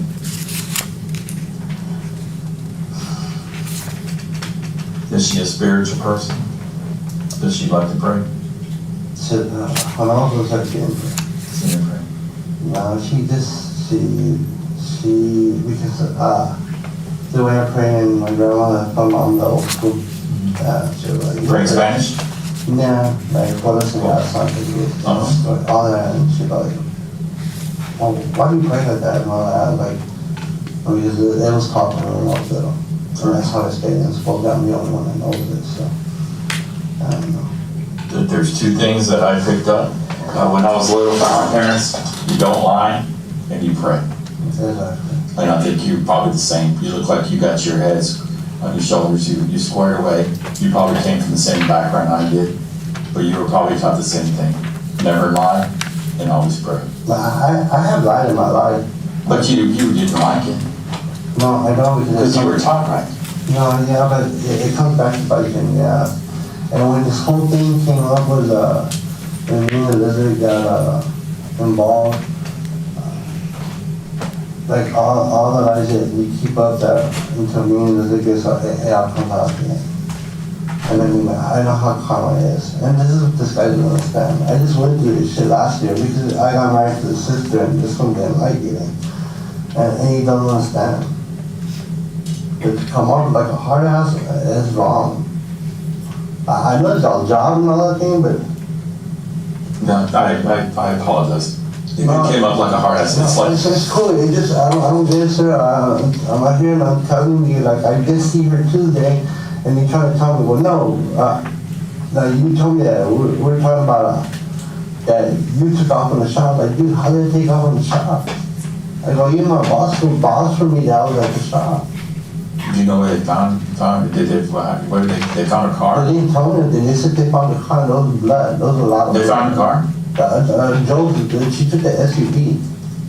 Who's SUV? Joe's SUV. I just really found out that right now. Oh, yeah. I didn't know. I don't even know anything. The only thing they told me is that he called and called his car and reported stolen. I didn't know that they found him until right now. The sister, Alice been taking the sister, found out anything? No. Because that probably doesn't, they don't like me. Because they think it's, I'm from the west side and they're high value north side people. They have more, how you say it? That has nothing to do with it. It is, that's the way it is, sir. No, that's not the way it is. No, that's the way that family is. Well, that family, they're wrong. They're wrong about it. Because the way I look at it is everyone's life is the same as any other life. No, not this family. No, I'm sorry. That's the way it is. Because when I got married to her and her dad said that I wasn't worth the shit and, you know, I had nothing going for me, you know. I was working hard. I'm a rough type that goes out there and I work for a town park. So I don't get it. I did everything in my power to raise my family, even with my kids. And I was called, but I wasn't. Okay, but you saw her on Tuesday. Yes, sir. Okay. Wednesday. This year. Didn't see her Wednesday. What did you do Wednesday? I did my route. I went to Pleasanton. No. I went to Kennedy. Kennedy, Texas. Yeah. What time do you usually go to work every day? I go to work take 10 minutes before, sir. 10 minutes till 4? Yeah. In the afternoon or in Yeah. the afternoon? Okay. So, what did you do in the morning? I slept. Slept. I was with Alice at home. You were with Dallas at home? Yes, sir. Until it was time to go to work? Yes, sir. Okay, then you go to work. How long does it take you to drive to work from the house? Depends on traffic. It can take 30 minutes. 30 minutes? Or less. Okay. You know, So- I'm going from like Fort Kelly or Fort Base all the way to Broadway. So by the airport. Okay. Where does she work? Who? The person? She works 2 jobs. She works the YWCA on Cascaville Okay. and the Mission Trails. Mission Trails Hospital? Yeah, the Baptist. Right there on 37? Yeah, the one, I guess the new one. By Brooks. Yeah, Yeah. Baptist, yeah. Okay, so at 4 o'clock you get to work a little bit before. How early do you show up at work? Morning time. Like always 10 minutes, I have to get dropped off and I have to go pick up my daughter from work, or drop her off at work. But normally I'm going to drop off my daughter at work at 3:15, and then I'm heading to work early. So because I just have to work in the afternoon. So you get to work, then what happens? You spend time there at work a little bit before you're out? Yeah, because I have to go pull. Pull They give me a list of stuff that needs to be taken, then you pull it. yeah, and then we put it on a pallet, and then we have to wrap it, and then we have to load it, and then we have to do our manifest, Sure. put every single ticket that you have. It's hard work. No, it's good. You gotta have the brains for that. It's kind of laid back thing. So you enter the thing, you put your manifest, or sometimes you try to do your manifest ahead of time, because the computer shuts down at 7 o'clock, and then you go all the way to 6. 7 o'clock all the way till 7:30. It takes 30 minutes before it reboots again. Inventory check, right? Yeah, it's a daily thing. Right. Except for the end of the month, so like they'll shut down at 6 o'clock, until 10:30 at night. So, you load up your truck, what time do you leave? This is over at Broadway and 14 area, right? Yes, sir. Okay, so you load up your truck, what time do you leave? I'm pretty sure on my damn manifest, it says 8:35. 8:35 at night, you left? No, 8:35, I logged into my manifest. That's when I have it cleared out. But then you have to go outside and make sure your truck's loaded up, everything's locked up, because you don't want nothing flying out, because it is the job. Exactly. And then from there, I don't know what time I left. I don't know, it was like 15 minutes afterwards or 10 minutes afterwards. What time did you talk to her? I just knew it was staying on my thing. She was staying on my headset. Oh, yes. Yeah. So you were talking to her at the time you were at work? Yeah, I would talk to her, but when you're on the truck, I wouldn't talk to her. But you can't. Did you tell her that you were leaving? Yeah, okay, yeah, I'll talk to you when I get to Kennedy. She said, okay. You don't remember what time that was? No, no, sir. Then you took Kennedy, and she was at work. No, she was at home already. She was at home already. Yes. That's when they said the whole home thing, I was like, okay, no, it's not right. And then the only thing she's talking about, because Emma had a party. She had a party and she asked me to go and get food and do this because Emma, Emma had a party that Wednesday at Las Palmas. Las Palmas, right there at Casco? Yeah, but Las Palmas Elementary, but there's an after school, or the summer program. And they had a big old party. But Emma felt bad because all the other kids took things for the teacher, and she's the one that didn't take anything. And this was Wednesday? Yeah, this was Wednesday. So that's where she was? Yeah, and she took out, she goes, I have to go and get something for Emma, and Emma, and I heard Emma go, well, me too. He goes, no, it's either your sister, it's either your teacher or you. Because Emma's one of those that shouted wanted something. Every time she went to the store. What time was this? The marker, I think it was like 10.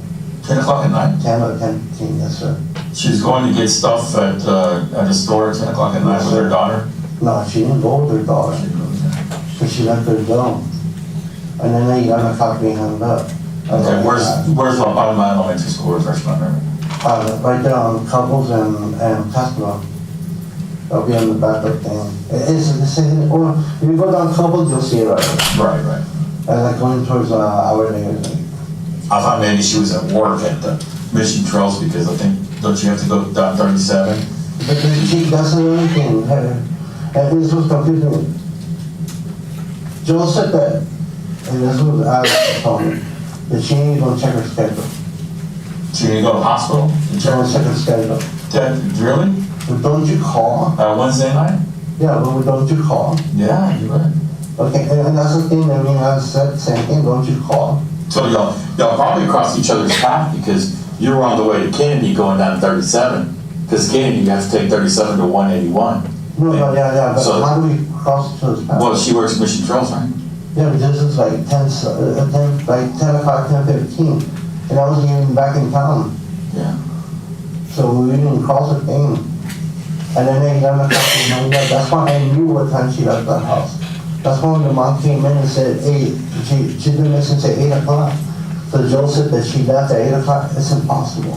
Let me ask you, but you said you don't talk to her when you're driving, right? Yeah, I don't. Then why? I got confused by the time because you said it was about 10 o'clock. So you'd still be on the road to Kennedy if you left 410 and Broadway at 8:40 something. No, it takes an hour and a half, sir. An hour and a half, but you still had rainy weather. Yeah, it takes, normally if you go on the thing, it's an hour and 7 minutes. Okay. But you kind of delay things because of the rain. About what time were you on the phone with her? When you had already arrived in Kennedy? Shit, it was an hour and a half, so if I lived like 10 minutes. But you It had, was probably like around that time. That was the time, because when you go into county, the signal falls off and on, off and on. And on the record, if you look through the phone record, you can see that I'll call her back, hey, I'm sorry, this and that. And then I just started, I ate my crackers, when I was at home, and I was like, yeah, let me just let you go. So from there, I ate my crackers, because that's all I eat. I take my soda and my crackers, and I sit down, because we cannot drive. They tell us that we can pull over and get a snack, or buy McDonald's, whatever. You can't stick a big old thing, and then if you have things in the back, you don't want to get stolen. So I ate my crackers at 11 o'clock, or he hit me up later on, and that's it. That's how it ended. And then I get that text on my thing. when did you get back into town at the same time? Not like I'm full. But that's why I have to put gas and all that. And then by the time she has gas, I got at 12:20. So you were asleep all day, you were at the house on Wednesday, then it's time for you to go to work. Yes, sir. So you leave the house at about what time? 3:15, 3:30? Yes, sir. You get to work and you're at work at 4 o'clock, No, before 4. before 4 o'clock. But you're in at work about that time.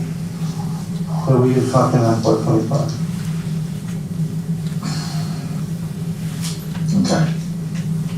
So then you call her up when you get to work, Yeah.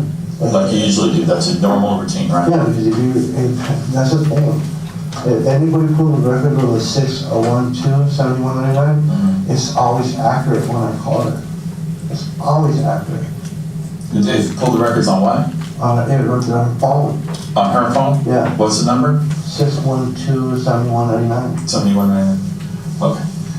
All right, so that puts you there. You're at Broadway and 410. You say, I gotta go. And then I'm you, not going for it. I'm not even back in town. no, I'm talking about when you get to work. That's where you work over there, the general area, Broadway 410th, right? Yeah. Okay, so you get to work a little bit before 4 o'clock. You pull your order. You do all that good stuff. You guess you left about 8:30. Yeah, it's either on the manifest, and I think it's another 10 or 15 minutes afterwards. But I'll smoke and all that, and course, I'll delay because you can't smoke in the truck.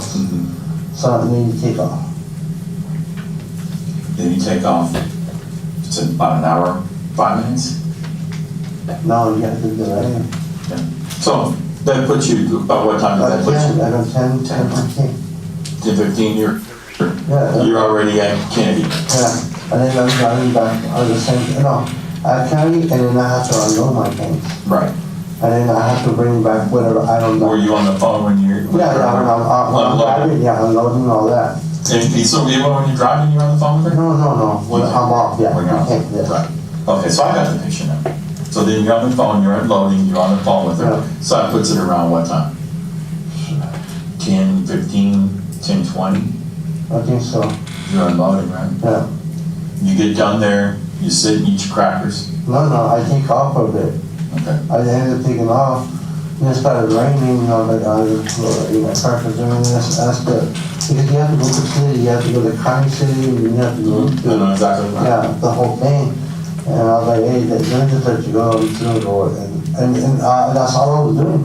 I didn't text nobody, But you said on the way back you were on the phone? no, I was on my phone, I had to pull over. Pull over. Because if you weren't allowed to answer the phone or anything, I want you to just pull over. Because now you're my boss said there's plenty of people that are gonna fire for that. So I pulled over and that's it. And that was the last time you talked to her? Yeah, that was the last time. About what time was that? 11 something. It was 11 something, and then I told this guy, I got a text at 12:33 from Messenger. From a messenger? Yeah, on Messenger, Facebook. Oh, Facebook Messenger, Yeah. okay. And was it from her? Yeah, but it was a black, secret conversation. And there was nothing, it was blank. And then I stayed with it, and it was blank. And then when the following day that I saw it, it was still blank. When I opened it, was blank. And it showed what time I opened it, was at 5:45.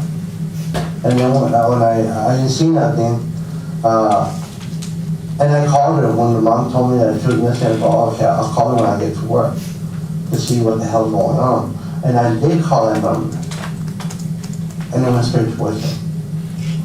Did she have two phones or something? She had that phone number was mine when we were together. Then she had her iPhone. So the other phone I wouldn't call. Unless I have to be in an emergency or something. That's it. Have you asked the Lord for any kind of forgiveness this week? Forgiveness of what, sir? For anything? No. Forgiveness of just my kids. That's it. I know sometimes I'm hard on them, but it's not so much. That's not, then you don't need to ask forgiveness for that. No, but there's sometimes like, it's because I don't want my kids to have my life. Because I grew up in a Castellano home, and I grew up poor, and What's wrong with that? Are you poor right now? no, Are you living in the Castellano house? no, but that's the thing. The Lord has looked out for you, son. No, I know, but that's, and I tell my kids, it's a big accomplishment when you move out of it. Exactly. You're not the same person. Have you ever, you know all those santos, the santos, Virgin Mary? the candles, Oh, those velas and those? Okay, but the one in particular, there's a Thank you. picture, no, there's a picture of Jesus, and he's got nails in his hand, and he's being crucified. And you know why he was crucified? For us, For all the sins of ours that we made. All our sins are forgiven because he died on the cross. And I can always picture that picture. And if you look closely, it almost looks like Jesus is crying. He's hanging on the cross. But the reason he died is for our sins. And when you see that picture, it really gets to me because I've done some shitty things in my past. I've done some real bad things in my past. I have to, sir. I have. And the That thing was is, my opinion and things like that. and I'm glad you, I sat there and talked to you and all that. You look like a religious man. And the thing is, it's like, in order to make the kingdom that is coming, we have to be good in this one. We have to come clean and everything. We have to ask for forgiveness for everything, for all our sins. As bad as they are, it doesn't matter how bad they are. In the end, you're going to make that kingdom if you do the right thing in this world. I agree. I hope to God they find her. I think so, sir. And I think, I need my name's cleared, that's what it is. That's my big shit. how much did you love her? I love her. That's my wife. She's my first wife I never married. I love her. Care. And to this day, it's like, when me and her talked, it was like, we understand we did some messed up shit, but we should not have done that wrong. We've already did that. I was her sister before. We should not have done the wrong and how many people we hurt it and all that. And Emma, we put Emma through a lot because Joe kept interrogating her. Like, you better not do this. And I never do that to kids. And then putting my kids through that and all that. And I did the wrong thing just now. See, this is the world we live in right now. Did you not hear what I just said earlier? No. I asked you, how much did you love her? I'm making it sound like it's past tense. It's that we should be living in the future. I'm already assuming something's happened to her. You see, I said, did you love? I guess you loved her. You know, love would be past tense, like, oh well, she does not living anymore. And that's the kind of office we deal with. That's the kind of people we deal with. And I apologize to you. No. The love thing, when we stopped, that's why we separated, sir. And you can't be in love with a person. You can respect the person and care for them. It's who they are. But you can't be in love with two people. That's why I went like that, and that's why me and her stayed in the same conversation. We had the same, me and Elizabeth were the same about life. We would laugh at stupid shit. The thing is Now, is love a person? Yes. In love with a person? No, we weren't. We were in love when we got married. right. Because it was so correct. But to love a person, yeah. You know,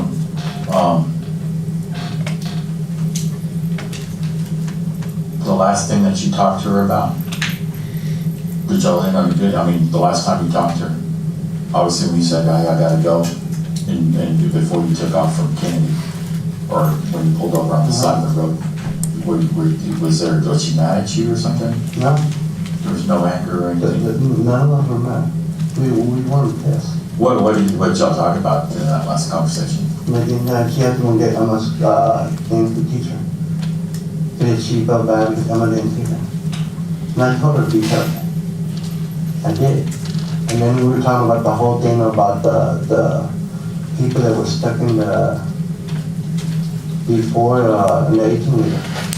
But supposedly she had people inside the hospital, and she was working there the day that they called people, she was there at the hospital. That's it, it's there. I go just be careful, be safe, because it was raining. And she drives a bad hell because she does have a ticket. And she can't afford a ticket. All her history, I know she's been getting tickets. When she was in Arizona, she'll pick up a ticket going passing Kerrville. So she'll get a ticket. But that's how it was, right? We're using past tense again. It's like, that's how it was. We need to stop using the past tense, because she's dead, she's alive, she's. No, I'm hoping she is. No, but this is the way I talk, this is the way my mind. But we're using past tense, and it sounds creepy to me, because I'm doing the same thing. It's like, that's a past tense. Stop. No, but I'm gonna tell you right now, I'm not very educated like Elizabeth. Elizabeth always corrected me like on words and how to say it. And it's like, okay, well, She would correct you on the words? no, she wouldn't correct me in front of people. She would tell me like, hey, I don't do this in front of people that want to disrespect you or make you look low or anything like that. And I told her, I go, this is the way I've been brought up all my life, and this is what I come to. It seems kind of raw. I go, I know, but the way you speak is a different thing compared to what I normally speak in my life. Does that piss you off? No, why? Because she corrected me. No, sir, because even at the court, when we went to the court, I praised her, and I even told her in front of the judge, because the lawyer kept bashing me, and I told her, like, well, did you get involved with my client's sister? I go, yeah, I did. I did get involved. But y'all were divorced when y'all getting involved, right? You were talking about. Alice? Yeah. Were you divorced already when you got involved? You were divorced? No, sir, me and Alice never been married. Okay, you just got. Yeah, if we went together for so many years, and then I'm telling you, Elizabeth was my first wife. Right. And I thought I would never marry again. Wow. And I told everybody in the court, because they were recording, I go, this lady is very educational. Why would you not marry her? Huh? Why would you marry another person again? Was it that's how much you loved her or something? Yeah, it's one of those things that I seen it, like my mom. She married my dad, and she never remarried. I even got her boyfriend wanted to get married, but she thought, no, I don't want to go that route no more. I'm done. I'd rather just be this with somebody. And my Uncle Gabriel was the same thing. My Uncle Junior, my Uncle, it's like a thing in the family. It's been like that. Well, I'm gonna get going. I hope everything turns out. Like I said, I had to drop by and everything and talk to you. I didn't know what kind of was going on. Now, please, if there's something else we need to pray about, let's pray. I mean, We miss Elizabeth. It's the same thing. That's it. My name's clear. well, it didn't matter about your name. Who gives a shit about your name? Yes, sir, but you put him, this guy just comes back. But no, your name has nothing to do with this anymore. The first important thing, the most important thing is finding her. No, I agree. That's what with you that. should be worried about, not about your name. No, I am irritated because it was her, the story ends. The story ends with everything, that me getting anything. And I told her, I told her a while ago, she needs to come because she's the only one. Alice. I told her she's the only one. Where do you think, if I had to go try to find her right now, because I'm probably going to get sent out to try to find her. I just have a strange feeling they're going to say, hey, you need to go start looking. Where do you think I should start? I don't know, sir. You were on the phone last with her. I mean, when you talked to her, She was at Walmart. distressed. Which Walmart? Sounds distressed. Oh, did you No, I'm not? asking you, was she in distress when you last talked to her? How did she sound? Nothing. She was no distressed. She was at Walmart.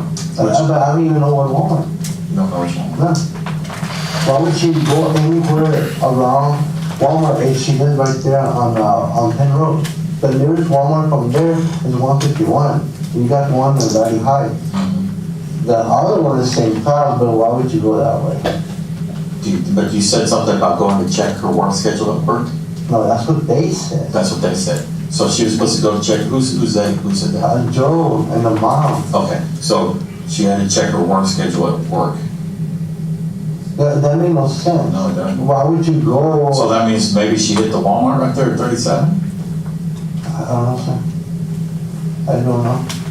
I just told you right now, it doesn't make no sense. Why would you not call? Would you ever see her? Would you ever see her like in the past? Did you ever hook up with her and see her somewhere, eat lunch with her? On routes, no. There's no On anything, did you ever see her? No, we have cameras.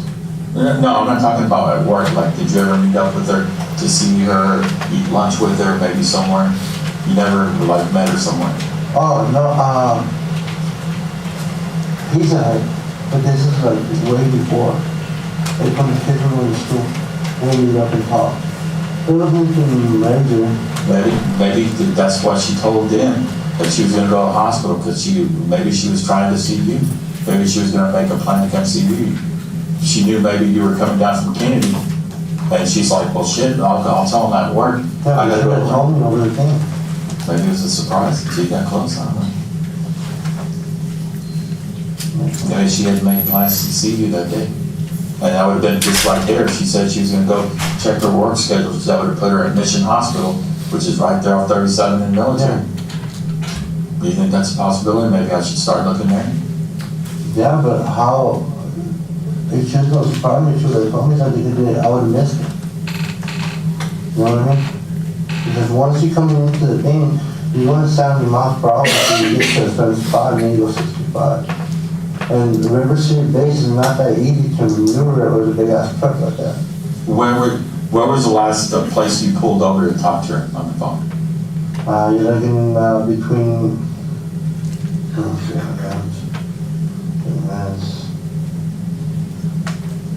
between Cotton City and before I got to, what's the other town? No, before Roseville. Before Polk, because you got Falls City. Mm-hmm. So I think it was just right after Falls City. Okay, that's the last time you pulled over on the side of the road. That would have been at what time? I said, and they didn't be down the clock. But I still have to travel anyways. Right. Okay. Well, if you ever need to pray or anything, I'm Mark. Thank you, I appreciate it. All right. And I hope to God, and I'm gonna pray, say a prayer, that hopefully when they find her, everything turns out. I hope so, sir. Because, like I said, I spent 2 weeks with kids that had no parents anymore. I know. I really need to know. And I hope, she wouldn't, you know how people are these days, if she was out shopping, maybe someone tried to rob her. I don't know. The world we live in is I crowded. really don't know. I even told my kids, it's like the world's gonna end because a lot of things are happening. The war, they want to start World Korea, they want to do this, we're climbing the warm that's coming up, and it's the whole world is changing a lot. And it never used to be back in the days. It's bad. Hey, I heard her name out there. Sylvia Guerra. You know Sylvia Guerra? Or Terry? Benya? Yeah, Terry Benya. Oh, that's somebody I used to be with. The girlfriends? Yeah, no, it was a side thing. Before I got with Elizabeth. But that's why it was a mess. The mom, the mother of my kids, got with her, and they were gonna try to destroy my marriage with Elizabeth. That's why I say, I go, when it comes to lies, I know I had lies. It was like shit that I was cheating with him. And that was with Terry? Yeah, that's just type of thing, yeah. And who's Sylvia? I don't even know what you're talking about. Sylvia Guerra? I don't know Sylvia, sir. I know Sylvia Guevara. Keep out of that maybe. I was just. Oh, that was her aunt? That was her. Who's that? Addison. Who's that? Sorry. Addison? Who's that? Addis, the mother of my kids. Oh, yeah, okay. All right, okay. So, yeah, it's just one of those things that is like, okay. So they're trying to destroy you? They have pictures like that, I got 2 pictures and like text and all that. And that girl Terry will hold on to. She wouldn't like, get lead on like that. You know when you're messing around somebody, you do this so you won't get caught and things like that. But she had all that information. Oh, Alice was mad because I was married to her sister. So they ended up meeting at the place where we were living at. And then they showed her they were showing like the text and all this. So it was like, yes.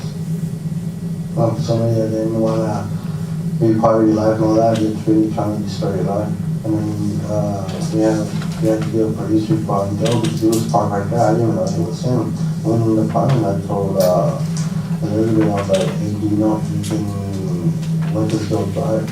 She's like, what if he drives an SUV and all that? Or does he have to take chip on him in front? Has he got his face? He goes, no, and then she came outside and goes, that's him, because he was driving away already. So we called the police on that. So there was a case on that.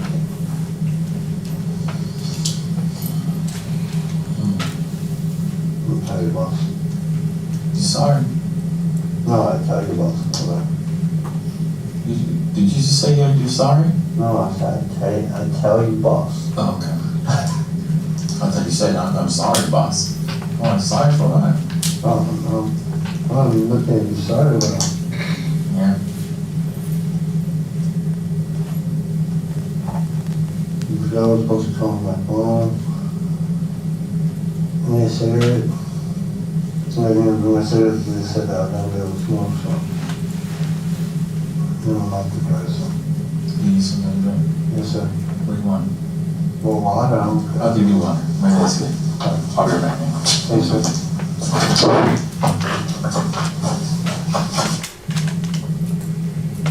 The pain that you're going through right now.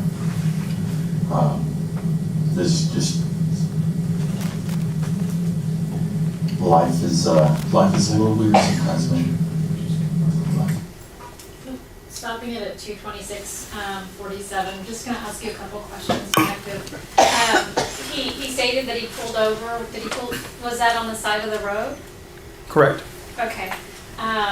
Did he ever indicate that prior to going to Kennedy, he went to that Chive Drive location? Never. And did he state that he went to the Chive Drive location afterward? No. Was there any record of him getting gas? He said he stopped for gas. Never found any record. Okay. And his office provided you with all of that information about his GPS and where he went? Correct. And when he was asked about if you ever met Elizabeth anywhere, I had a hard time hearing it. I thought I heard Pizza Hut, but it may have been something different. Yeah, I think I heard that too. Okay. I'm just going to stop this video here. Is there anything else of note in this video? Not that I'm aware of. Okay. Garner, may I approach? Yes. He discussed, Mr. Contreras discussed that Kennedy picture in the Kennedy store in that interview. Did you request a screenshot from his employer, from Mr. Contreras in that Kennedy store? I did. Okay, and I'm going to hand you what's been previously marked as State 78 that's been admitted. Did you request that so you could see in part what he was wearing that evening? I just requested just to have a screenshot of the video Okay, in case they weren't able to provide us a video. okay. Did that confirm for you what he was wearing? Correct. Okay. Were these clothes ultimately recovered? Objection, can we approach? Yes.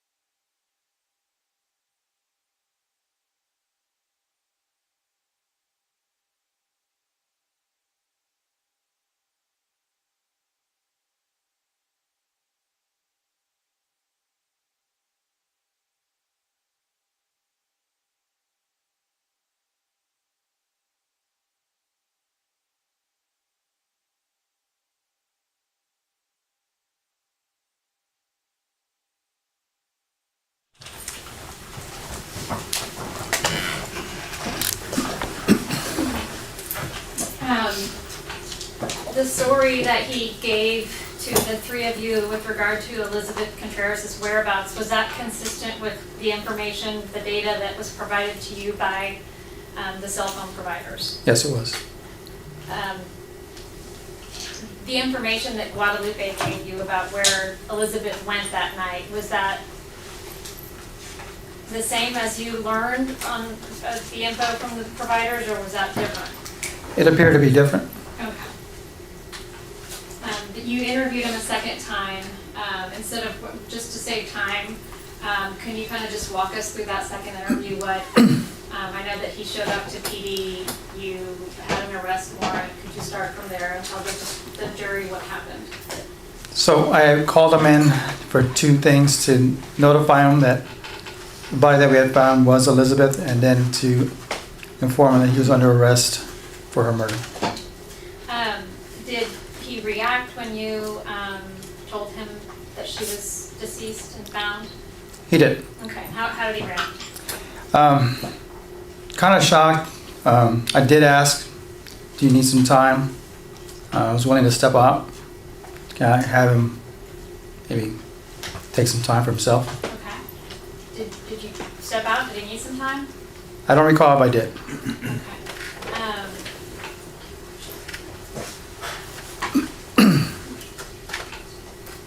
Okay. I'm gonna go ahead and publish it, Judge. Okay. And that's states 47.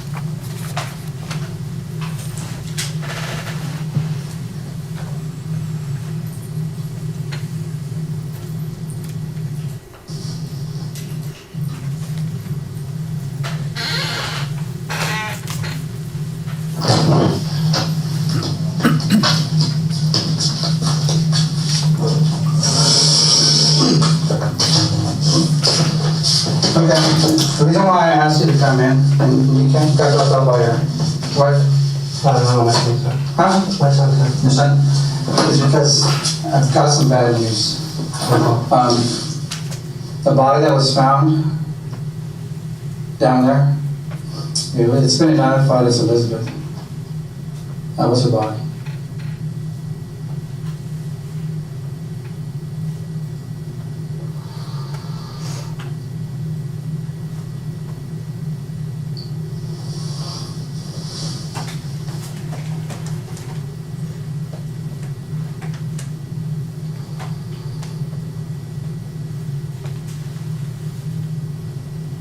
You need some time? You want to maybe call somebody?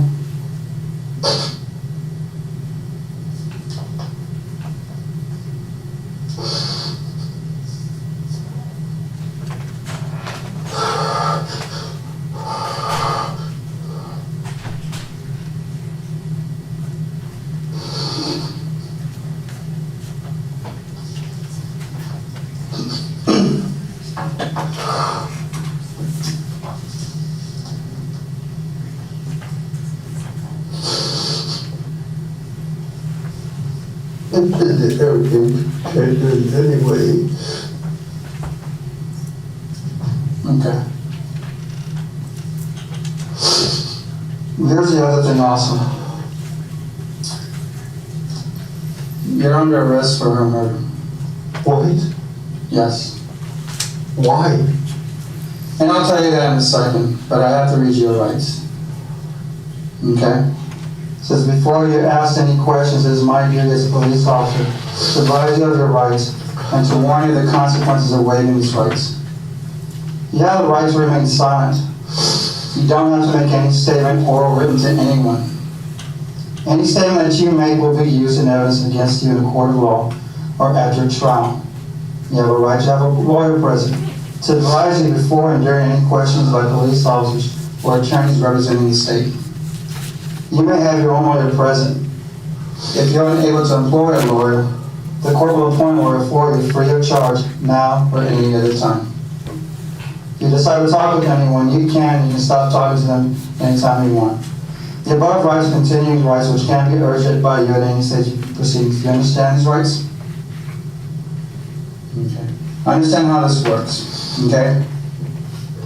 The warrant that issued is based on facts, okay? And the facts that I obtained was from things I've been investigating. And when I gather those facts, I type up a warrant. And I present that to a judge. The judge reads it over. And there's enough facts there that the judge has signed the warrant for murder for your arrest. Okay? And this is how we got there. Your GPS on that truck led us to her. Okay? No, I understand. Okay? So, when we started investigating, we searched the area. An investigator from this unit found her. Not too far, but there. Okay? The other thing is, what happened? If you didn't mean this to happen, what happened? Now's your time to tell us what happened. You know, that's what I'm telling you. That area, I got let go for going off the route. Right, and we understand where you got off on the route, okay? We know where you went on that route, okay? I understand everything started from that point. But I have always met up with Elizabeth there. Where? At the dead end, on my GPS, that's why when I got let go, they go, this is not the first time we done it. But I have always... Okay, so you're acknowledging where you've been. Yeah. Okay, and I'm telling you from there, that's what we're saying, from there, your GPS brought us to there, and then from there, we found her, okay? We know where she was at, she was with you that night. She met you there. She didn't meet me there, sir. Like I'm telling you right now, I'm not here to argue with you, I'm just telling you, look, all right, last time you were here, you did not want it, but now we know what happened. But why don't you just need to tell us what went wrong. If you didn't mean us to do this, then explain. I'm telling you, I didn't, boss, I didn't. Yes, you did. No, I didn't. The facts are there, we just can't hide from them anymore. Facts of what? Because I was eating my crackers, eating my soda. Yeah, She met you there. What happened when she met you there? No, she didn't meet me there. Yes, she did. No, she didn't. Yes, she did. The only thing I told you was Tuesday, the last time we saw each other. You understand the GPS guy has you there, right? Yes, I do understand. Okay, then. So what happened when she got there? Nothing, I'm telling you. She met you there. She didn't meet me there. The last time we talked to shoot at Walmart. I understand that after we're done here, I'm giving you an opportunity of either you're looking at two things. Spending the rest of your life in prison, or telling us what happened and having the opportunity to get out of prison. Those are the only two options that you have now. Because the first time you came in here, you lied to us. You totally lied to us. Okay? So I'm giving you that opportunity now, because now it's either one or two ways. If you refuse to tell us what happened, you're looking at life in prison. If you start telling us about what happened, what led to this, because she met you there, then you have that chance to get out of prison. Oh, yeah, I'm confused. I'm asking you what I happened. know, but I'm telling you, I don't get it. I'm not bright as you think I am. Okay. Well, I'm explaining. Because if you continue to deny that you had anything to do with her murder, then you're looking at the possibility of spending the rest of your life in prison. Okay? Because you had an opportunity last week to tell us where she was at.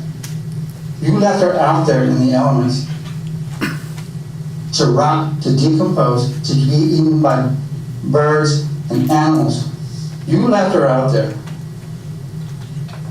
Okay? And that's what a jury's going to see.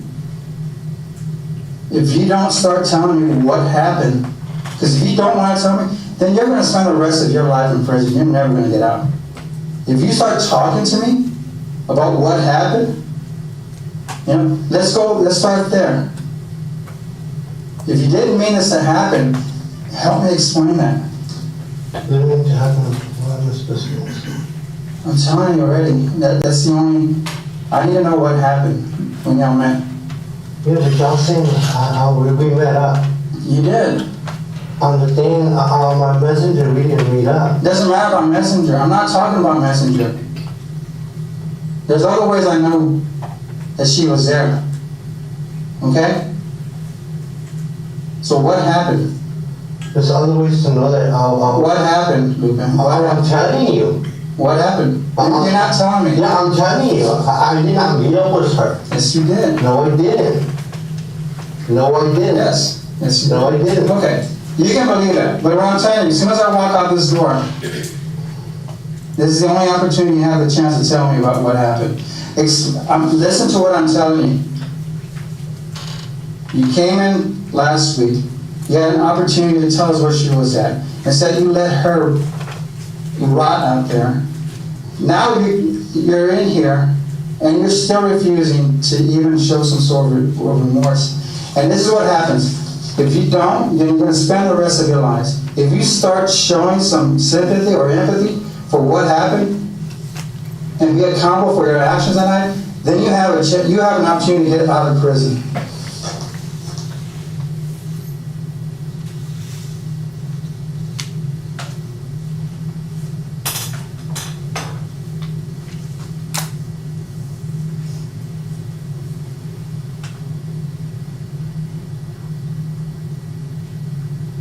Tell me what happened with them.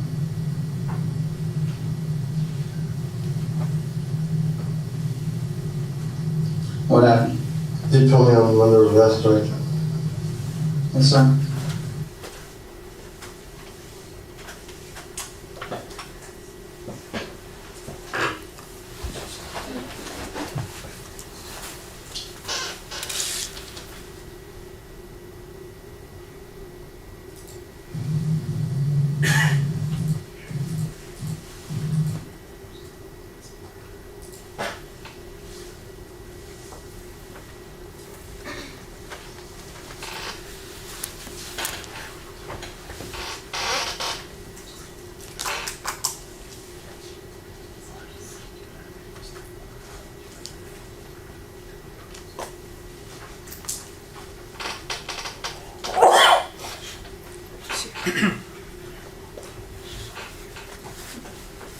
From this point forward, did he just continue denied knowing where she was? Up to that point, yes. And then, did he ever change his position that the last time that he saw her was the day prior? No, And did he ever change his position that the last time he spoke with her was sometime the evening of the 2nd? no, did not change. Just a couple more questions. Where the car was found on the side of the road, was that in Bear County? It was, That Chive Drive address that we've been talking about, is that in Bear County? it is, Is the location that Elizabeth's body was found in Bear County? it is. I think you'll pass the minutes. Members of the jury, I'm going to give you a short break. Take about 10 minutes. All right for the jury?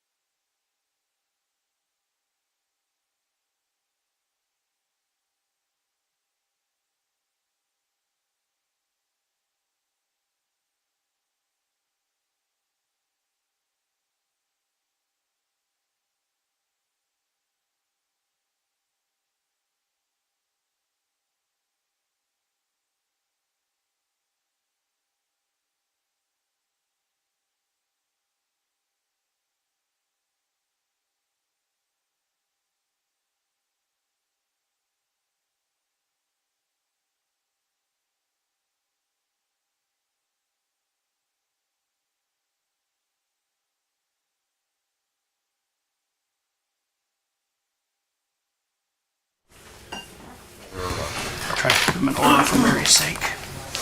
That's fine.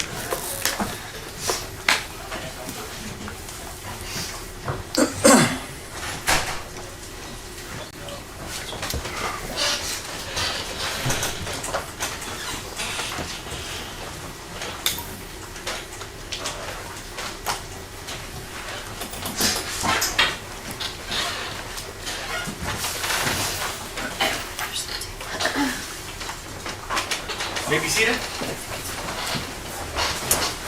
All right, welcome back, members of the jury. Where we last left off, defense, we're at your cross. Thank you, Judge.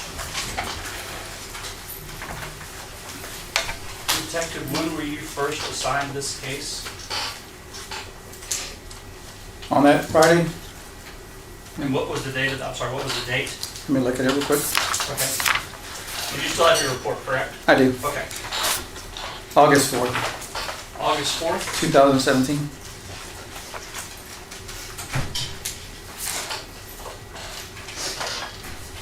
And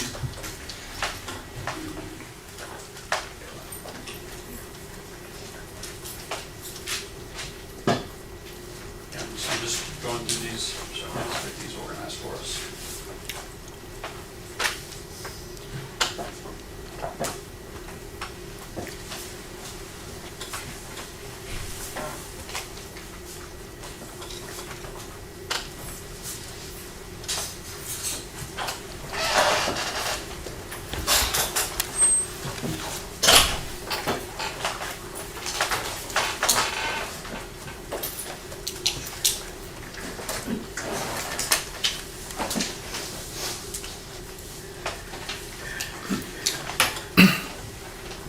All right, here we go.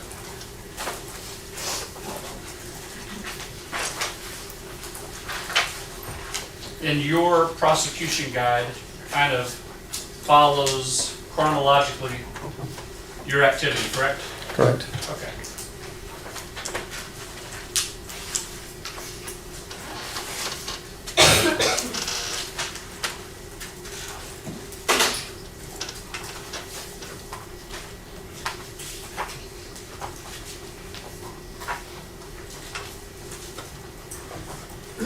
So the first, your actual first involvement involves the car?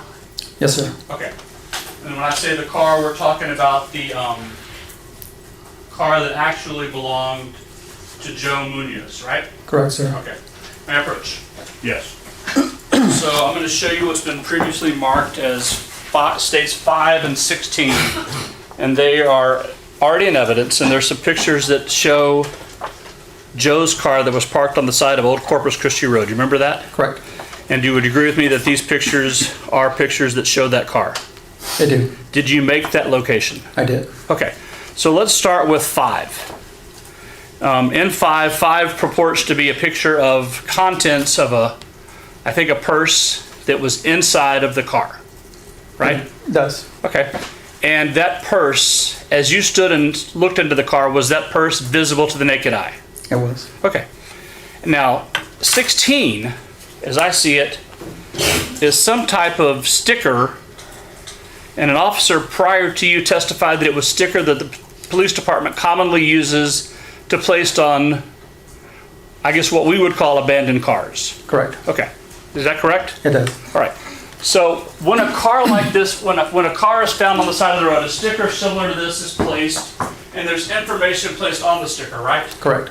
Now, in this particular exhibit 16, you can't read the information that's on that sticker, right? I would have to look at it again. Okay.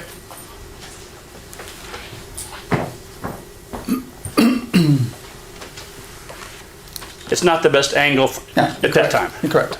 Now, did you also at some point accompany this car to the pound for processing? I did not. I did not follow the You didn't? vehicle. No. But you are aware that at some point the car was in fact processed, Correct. and photographs of the car were taken. Correct. And I imagine as the lead investigator, you had an opportunity at some point to review all the photographs that were taken as part of this investigation. Correct. And in reviewing those photographs, would you agree with me that the sticker was placed on this car August the 2nd at 22:30? Sounds about right. Okay, and 22:30 military time is what time? 10:30. Okay, so August the 2nd, at, what, in your investigation, what's the significance of the date August the 2nd? Would be Wednesday. Okay.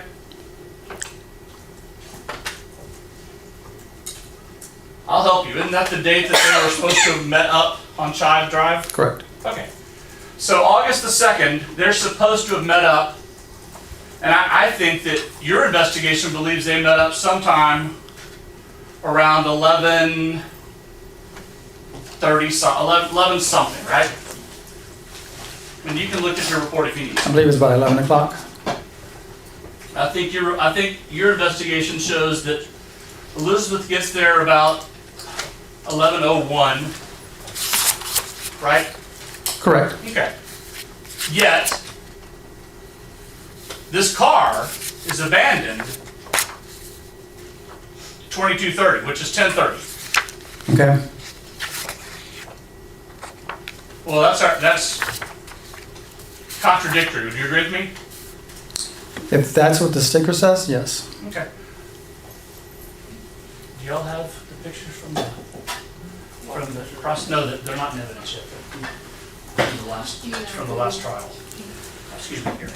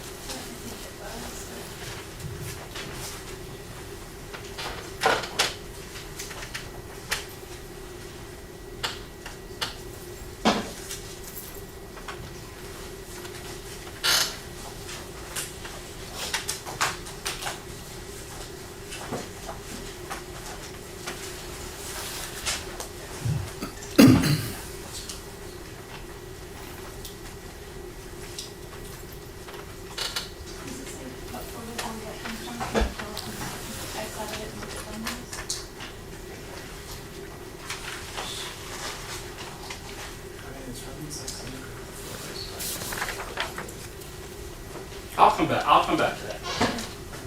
Would it do you have any reason to believe that if I was to tell you that sticker says August the 2nd at 22:30? August 2nd, 2017, 22:30, Officer Brewer, badge 187. Do you have any reason to believe that wouldn't be correct if that's the evidence that was presented? The date that's on there? Yes, sir. So That's contradictory to the evidence that you believe to be true in this case, correct? it appears that way. Okay.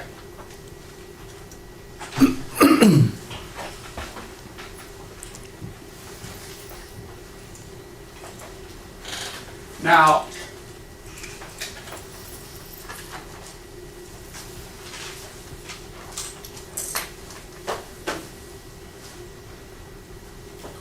after you dealt with the car, and the car belonged to Joe Munoz, correct? Yes, sir. And he was already present at the car when y'all got there, is that correct? Yes, sir. Okay.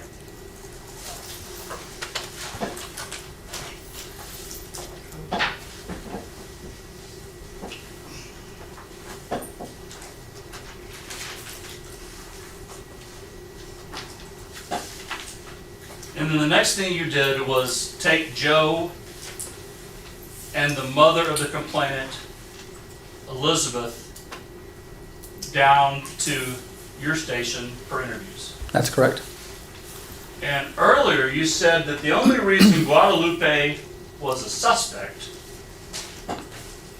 was because he gave conflicting statements. You did. Remember saying that? I did. Okay. Well, did you not watch Joe's? Did you watch Joe's statement? Did you take Joe's statement? I did not. Okay. Did you watch it? I did. Okay. Because he gives conflicting statements. I mean, for example, he doesn't mention the Your Honor, I'm fact. gonna object to hearsay. Response? I'll rephrase. Does that not make him a suspect? At the time of the investigation, between Friday and Sunday, we had found enough evidence to look at Mr. Contreras. That wasn't my question, sir. My question was, due to the fact that you now know, or you knew, even you found out that Joe made conflicting statements, Not at the did that time. make him a suspect as well? Not at the time. When did you become aware of the threats he made to Elizabeth and Guadalupe? During my interview with Mr. Contreras.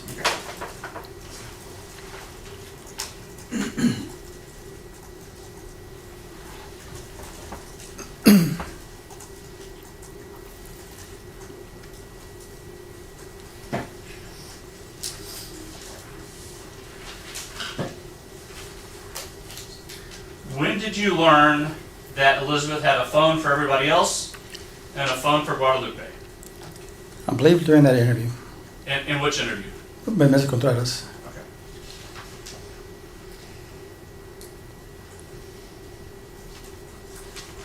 Who was the detective that interviewed Joe? Detective Tim Angel. I'm sorry, Detective Tim Angel? Jim Angel? Okay. Yes, sir. Is that not information provided to Angel from Joe? Or do you know? What information? Did Elizabeth have a private phone for Guadalupe and a phone for everybody else? Through Mr. Munoz's testimony? Yes. Not that I'm aware of. I don't think so. Well, I asked because in your prosecution guide, you get the two phone numbers under the exigent circumstances. So you talked to Ms. Mulliner about the missing persons group got warrant due to exigent circumstances that list the two phone numbers, That's correct. correct? So at that point, did you know that one of the phone numbers was a private number for Guadalupe and one of the numbers was a public number for everybody else? No. Not at that point? No. Okay.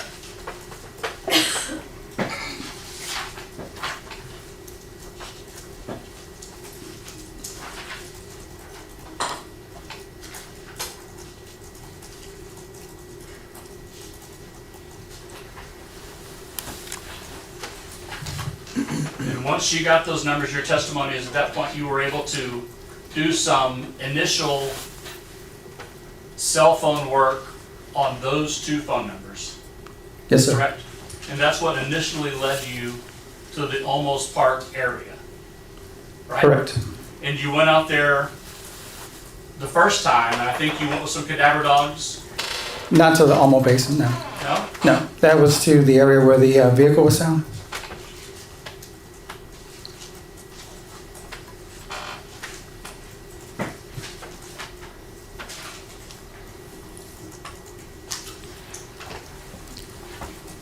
Well, do you have your prosecution guide there with you? I do. What page?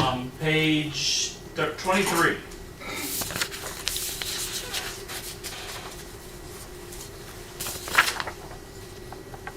Okay, what paragraph? Without reading from it, refresh your memory, the last paragraph on Saturday, that starts later that afternoon.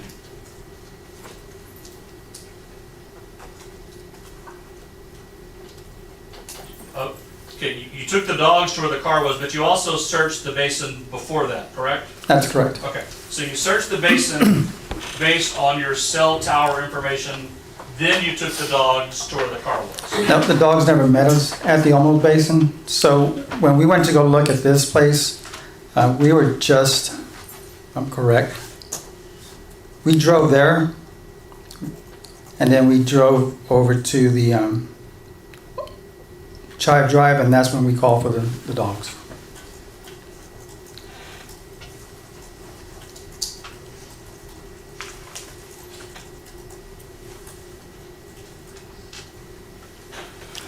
Well, let me go back real quick to that. Yeah, okay. So, Detective Angel, Detective Nicomelli, and myself went to the almost basin to look. And Then we at that went point- down. At that point, you're looking for the phones. Phones and/or Elizabeth. Okay.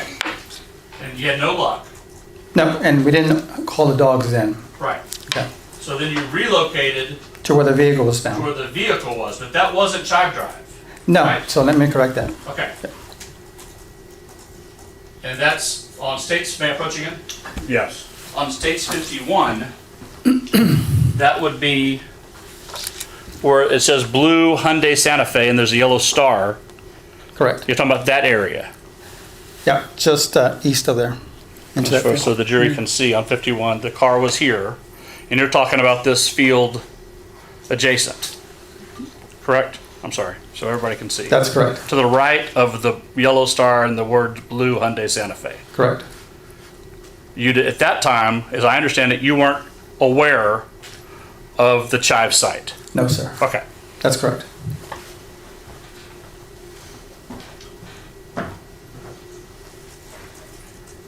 And that search did not prove to have any positive results, correct? That's correct. The next thing you did was to go to the Elliott Electric Supply on the next day, right? That's correct. Okay. And you looked at a truck, right? That's correct. Okay, you got some GPS information. From the company? Yes. Yes, sir. You tell us that you got, would you call it surveillance video or just in-store? How would you label the video you obtained from inside the store that was taken, supposed to have been taken the night of August the 2nd? Surveillance video? Okay. Will be fine. A And security camera how would you video describe the quality of that video? for that time, probably good. I mean, I imagine in your years of experience, you've seen a lot of surveillance video. Correct. Some are poor and some are Some good, some great. correct.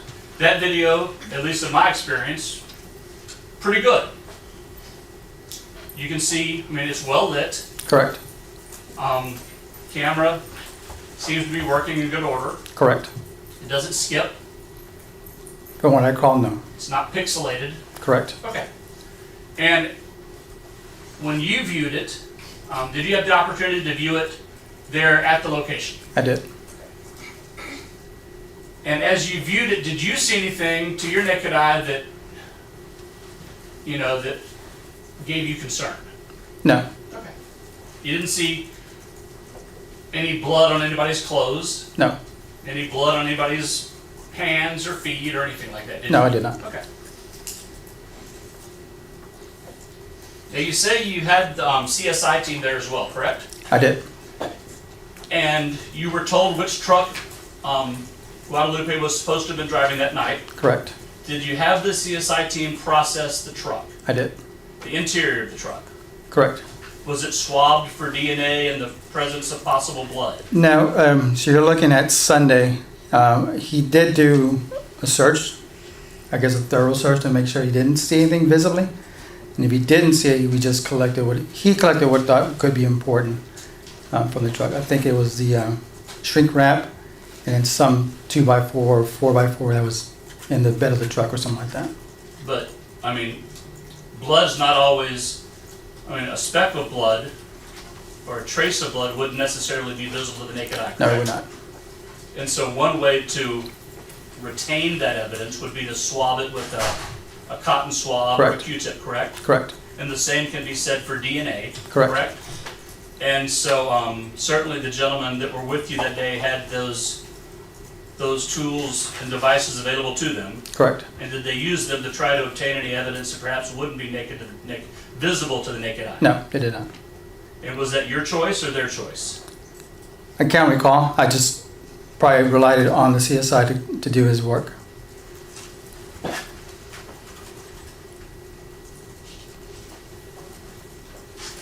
Now, I noticed that was that the only camera that store had? Which one? The Elliott Electric store that you went to, and where's that store located? So, Well, let me rephrase. You're talking about Where is that store located in San Antonio? 410 and Broadway, Is it inside or outside. outside the loop? That's correct. Okay. And how big of a location is it? It's pretty big. It's a big warehouse. It's Like a multi-bay? correct. For what I recall, yes. Okay, when I say bay, like when a truck pulls up, Correct. there's big, huge garage doors that trucks back up When they to back on the dock? load and Right. unload. That's like a bay, right? Right. Did it have several bays or? Probably more than 2, 3, Okay. from what I recall. Were you there during the daytime or at nighttime? Day. Daytime. And were you able to determine whether they had that one camera that you saw that only covered the office area, or were there also cameras that would show the exterior of the location? I don't remember what videos. He just showed us videos of just the inside. So I didn't ask for anything on the exterior. Did you have an opportunity to speak to anybody that day about any interactions? Well, let me rephrase. When you watched the video, was it clear to you that Guadalupe had been in contact with an employee of Elliott that night? Yes, sir. Did you have an opportunity to speak to that individual? I did. You did, okay. And when you spoke to that individual, did you learn that he had been in contact with other people that night regarding Guadalupe? What do you mean, other people? I have reason to believe that I'm someone, gonna object to what Mr. Bunk Okay. has reason to believe. the evidence shows that Guadalupe's girlfriend had delivered, and a daughter had delivered a pizza to that location like an hour before Guadalupe returned, and you saw him on video. Right. Do you remember that story? I do now. Okay. So my question, I guess, is, did you have an opportunity to watch the video or see video which would have shown that? No, I did not. Did you ask for that? I did not. To your knowledge, were there cameras available that would have shown that? Not to my knowledge. Okay.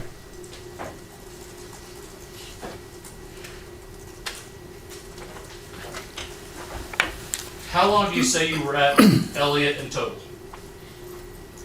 I couldn't give you any specific time.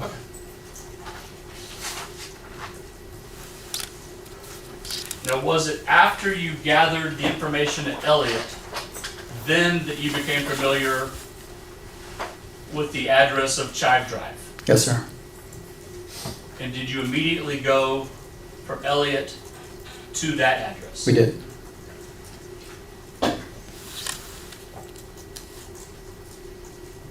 And how far is it from, if you know, from the Elliott address to the Chive Drive address? Maybe a good 20-minute drive without traffic. 20, 30 minutes. And what part of town, just so the jury can know, what part of town is that? Southeast side. Okay. How, do you remember how you got there? 281. I'm sorry. 281. I mean, as far as driving, Yes, sir. and my city car. No, I couldn't know the route. I'm sorry. I apologize. The route you took, 281 south. just all the way. Correct. Okay.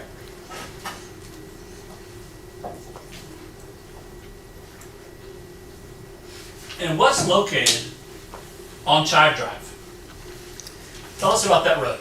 So off of that one road, it just kind of dead ends to the two fields you have, the one that's south of it and the one north of it, and there's an industrial building that was there, the company. Okay. My approach judge. Yes. I'm going to show you once again what's marked as 51. Now, I just showed you this, so I know you Right. recognize this. There's a gold star on 51 that's not labeled. Do you see the road that you would say you believe to be Chive Drive on this map? I do, Okay, can you point it out to me? right there. And I'll show to the jury that you've pointed out a star that's not labeled, but it's kind of to a little, I will say northeast, but a little 2 o'clock from what's labeled blue Hyundai Santa Fe. Do you agree with me? Yes, sir. And this gold star here, what's the significance of that gold star? Just put a marker on it. And is that the road that gold star is on? Is that the road you're referring to as Chive Drive? Yes, sir. Okay. And what's this located at the end of Chive Drive, if you know? At the time, I think it was a company that worked in the oil fields. I don't remember the name of it, maybe. Okay. And I think you told Ms. Mulliner that you had an opportunity to go down and look at, see if they had any surveillance. I did. And is that the company you went to? Correct. Okay. So when you're telling the jury you went to Chive Drive, where I just showed you on the map, that's where you went. Yes, sir. And when you went to that location, who did you go with? Detective Bettis and CSI Patton, who was also at the electrical company. And I think another CSI arrived and assisted. Okay, just so I'm clear, was Pettis with you at Elliott also? Yes, So yourself, Pettis, and the CSI that went with you, he was the same one from Elliott? So the three of you together went to Chive? correct. We followed each other. Did anyone additional meet you there? 2 CSIs? Two additional CSI? Correct. Okay.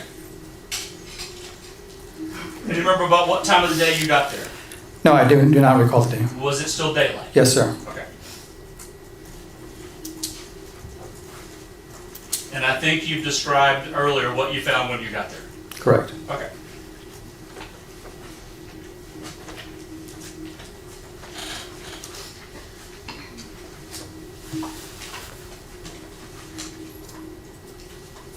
And then it was the next morning you went back to Olmos for the second time, correct?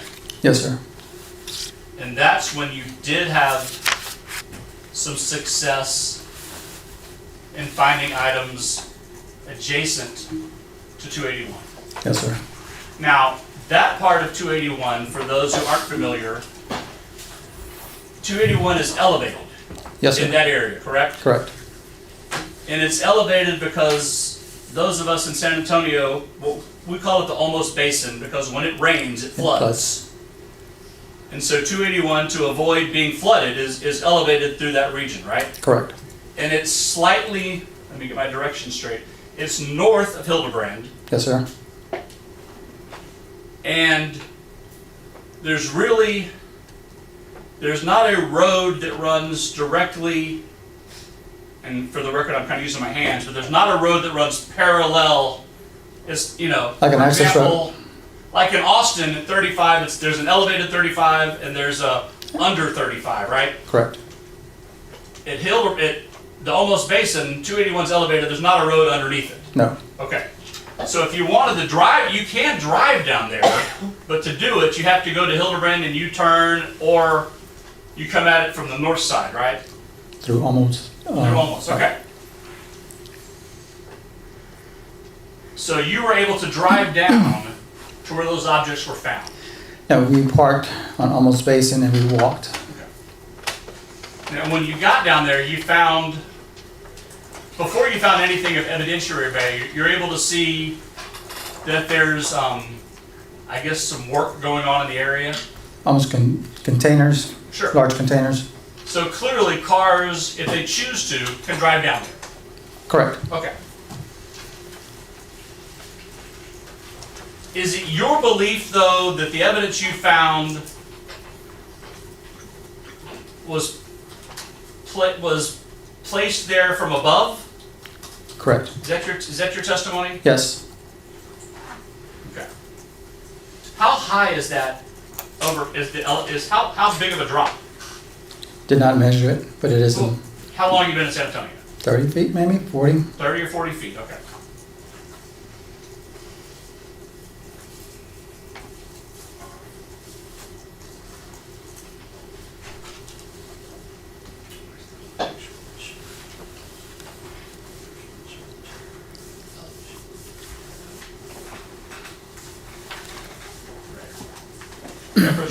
Yes. And I'm going to show you what's previously marked and placed into evidence as States 56. And I think this kind of will maybe help kind of show what we're talking about. Correct. Okay. And just so the jury can see, you may have already seen this, this is States 56. And so this shows us the road on top. I'm old school, I don't know how to use that stuff, so bear with me. This is what road on top. Should be 281. And then down below, there's some pipes and some construction. There's a container back in here somewhere. Correct. This is where we were talking about, correct? And that. The ground underneath 281. And so there's some tire tracks and those types of things down here, Correct. indicative of the fact that you can drive down here. Correct. And this was the estimate you're making, that this is roughly 30 or 40 feet. At some point. Okay.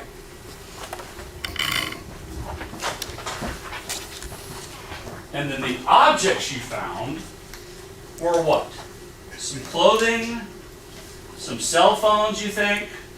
What else? A cell phone, and a case of cell phone, and 3 articles of clothing. Okay.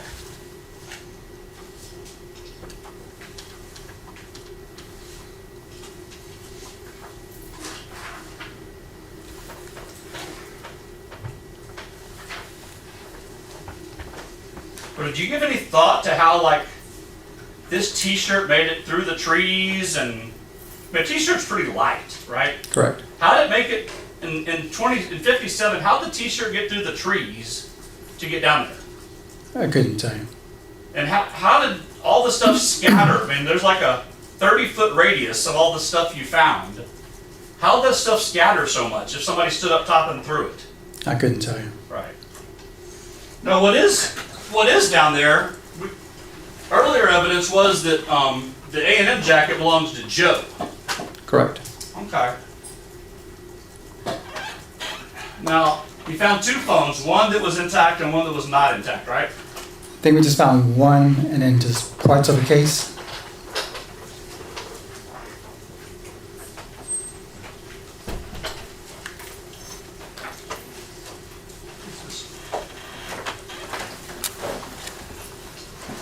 Okay. Now let's talk about the phone you found. Okay. What was the phone number attached to that phone, if you know? Now off the top of my head. Does your report tell us? And I would think that's of paramount importance to this investigation. No, I don't think it says it on this report, so I don't know. You don't know? No.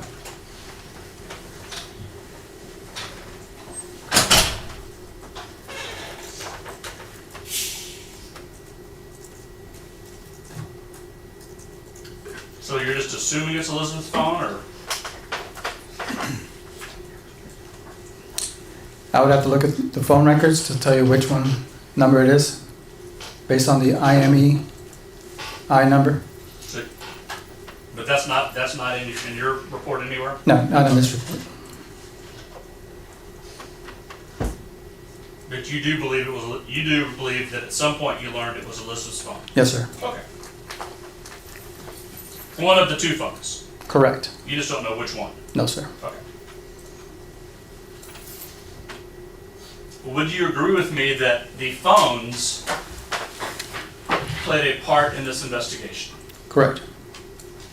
And I think we can all agree from watching however long we watched that the phone calls, either the presence of or absence of phone calls, played a part in this investigation. Yes, sir. Okay. So, we heard earlier how you got phone record warrants, right? Yes, sir. And I think we were told you got 3 of them. Yes, sir. One for his phone. When Correct. I say his, I mean Guadalupe. And one for each of Elizabeth's phones. Yes, I did. And the purposes of getting phone warrants is so we, myself, Lindsay, the state, the 13 jurors, can know who called who, right? Correct. Okay. So, did you go through Elizabeth's phone call logs in your investigation to see who she called and when she called them, to verify or to gather some information about her, who she'd been in contact with? I would say yes. You did? Okay.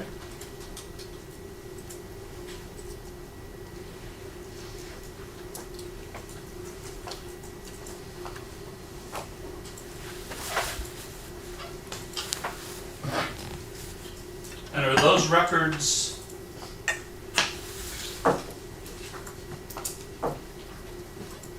were those part of the Verizon records that you obtained?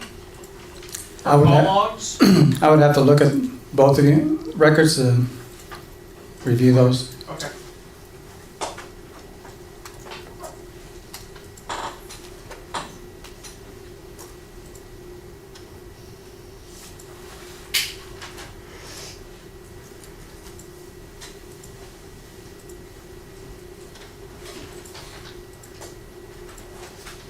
Would you agree with me that her calls are not consistent with this, with your investigation? I don't know what you mean. Well, I would hope that once you had completed your investigation and you went through all the call logs, you would realize certain things. For example, Elizabeth, if your story, or your version, I won't say your story, your version of events as they have been described today. In your version of events, as I understand them,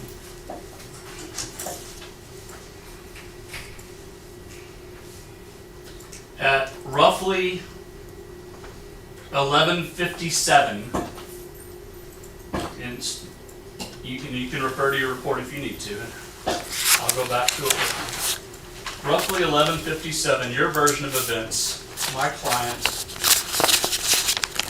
is alleged to have already done whatever he did and is to be leaving the location of Chive Drive, correct? Correct. Okay.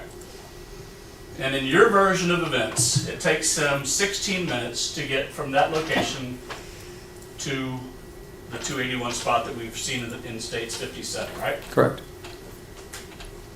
Now, the first thought I have about that is, and perhaps you do as well, in your story or your version of the events, he stops on the side, and 281 is, for anyone who doesn't know, it's not a country road, it's a major highway, right? Yes, sir. Yet, in your version of the events, that truck stops for 9 minutes Correct. on the side of 281. Correct. And that stop is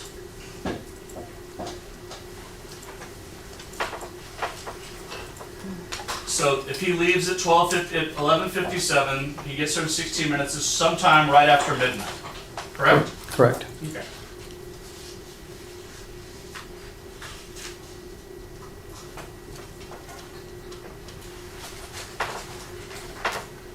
Specifically, according to your version of the events in your report, it's roughly 12:27 a.m.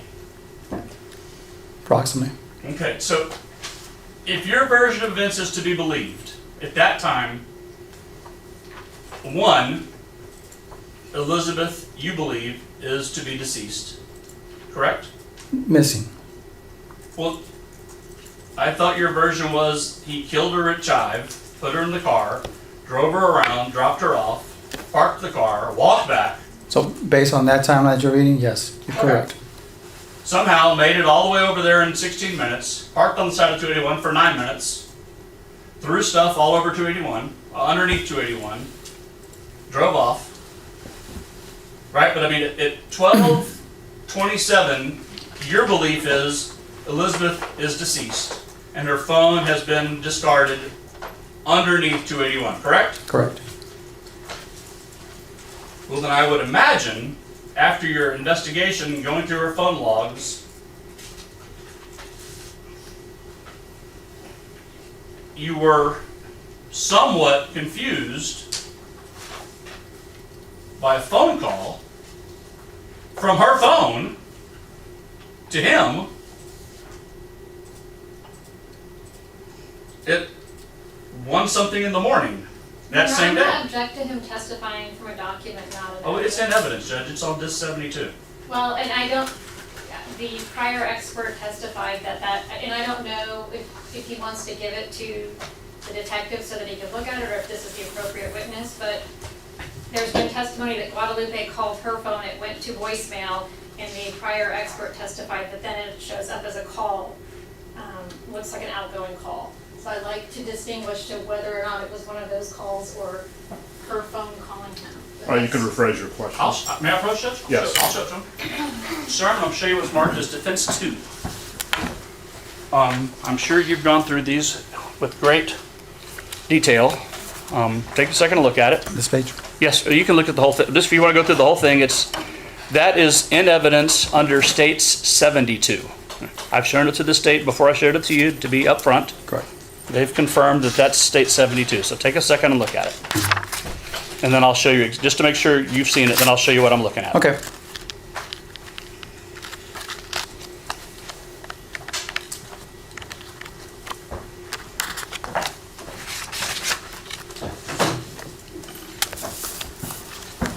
Okay. You recognize that? I do. Okay. I'm going to look at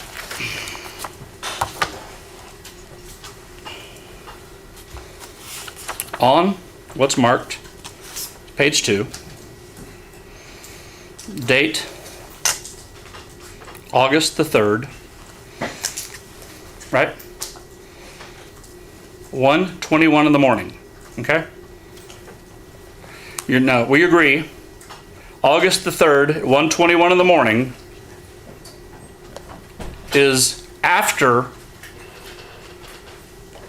in your version of events, she's been killed, he's already dropped off her phone under the bridge, and he's gone. Correct. Okay. Now this records the originating number. So that means the number that the call came from. 210-612-7199. Their expert yesterday told them that's Elizabeth's number. Now the number that called, Okay. and that's his number. Correct. Okay. So that's a call from Elizabeth's phone to him after all this had already happened, right? Can I look at that? Of course. Absolutely. Yes, sir. I'm sorry. I did not mean to take it away from you. And just where the ruler's just for me because I can't. Talking about this date right here? Yes, sir. Number 32. Yeah, I can't see it. Here you go, brother. I'm with you, man.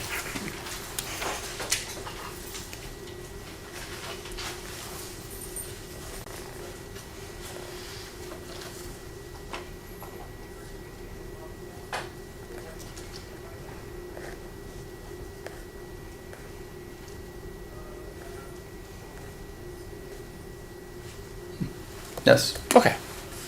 Had you noticed that call before in your investigation? No. Okay. Would you agree with me that's somewhat in discord with your version of what happened? I still will say no.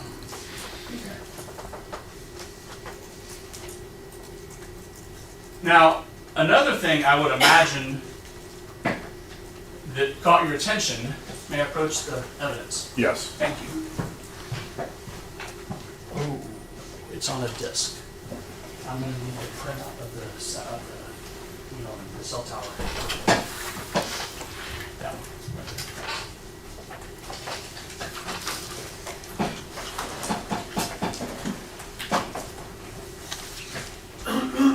Can I approach the court order, Judge? Yes.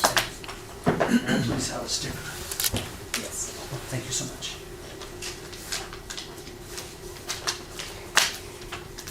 What number am I on? Thank you.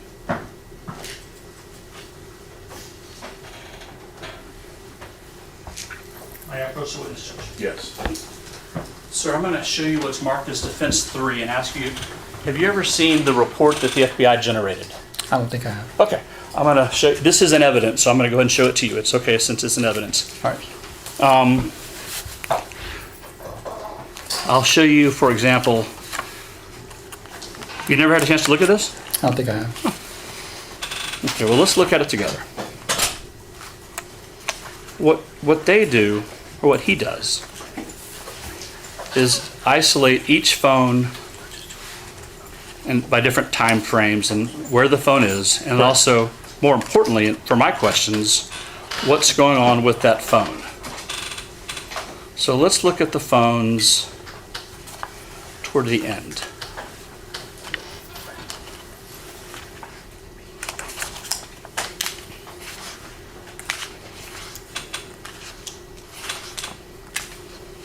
Charles, are you asking him to interpret self-validating? No, ma'am, I am not.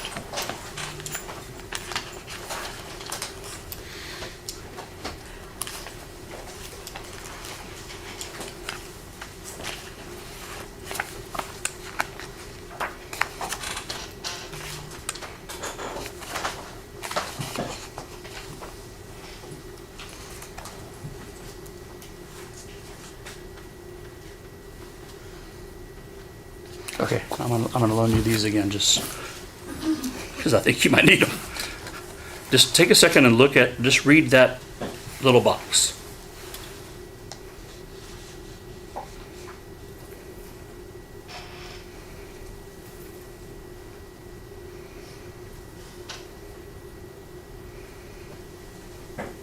Okay. Okay. So what I've asked you to read, and I'm sorry, Kristen, do you remember what exhibit your FBI's? The disc is? Yes, ma'am. I don't. It would be above Mary there.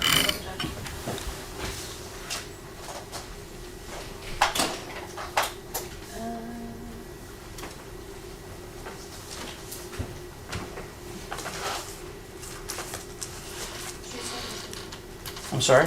217. Okay, thank you. For the record, I'm referring, my defense 3 that I've shown the witness is a printout of States 217, which is in evidence. And Detective, what I've shown you and asked you to look at is from that States 217, and it says that phone number 210-612-7199, and we can agree that's one of the phone numbers attributed to Elizabeth, correct? Correct. We've got 16 calls. 16. Between 12:27 a.m. and 12:34 a.m., right? Correct. Okay. And then the other number, 627, and I'll give these back if you want to look at it. Hi. 627-4788 got 8 calls. Okay. And those are both Elizabeth's phones, correct? Correct. Okay.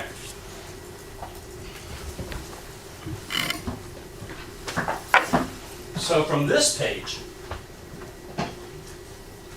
we know that between the hours of 12:27 and 12:34, her phones got 24 calls. Now, what's interesting is that's the same time that you say in your version he's parked on the side of the road throwing this stuff over the side of the road. Now, what's even more interesting, that first number that got 16 calls, that's their private number, Okay. right? That's the number that only they use. The other number, somebody called her other phone 8 times. So Your Honor, I think based on the testimony from the expert that the Verizon numbers were getting duplicated, so that's not an actual number of calls that were coming in was the expert's testimony. Yes, Charles, if you'll recall the expert's testimony. So I would ask that he not elicit information about this person's report unless he knows how the data was gathered and how to interpret this report, if he wants to ask me that, Judge. I think he's the wrong witness for these questions. Okay, so you can rephrase the form of your When- question. well, you reviewed her phone records. How many calls did she get? I couldn't tell you. Who were the calls from? Couldn't tell you. Well, I guess we can recess if he needs to review his records and find out, I guess. So.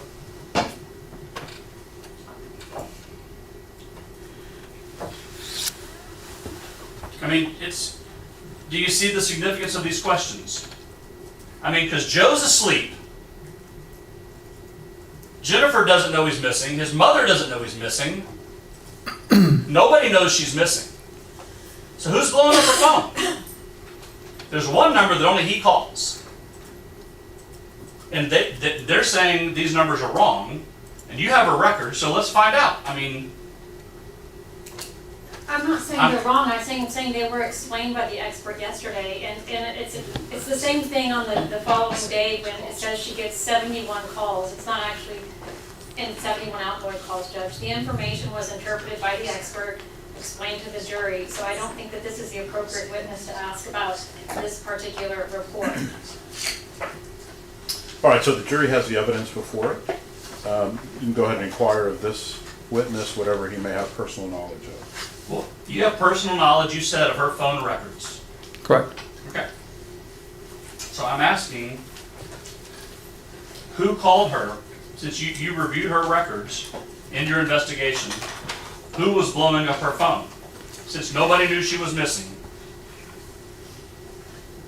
I don't know. Okay. You'll have to get back to us on that? Yes. Okay. Your Honor, may I take the witness on board? Yes. Thank you. I understand that you obtained those records, Detective. Is that correct? Correct. Are you an expert on?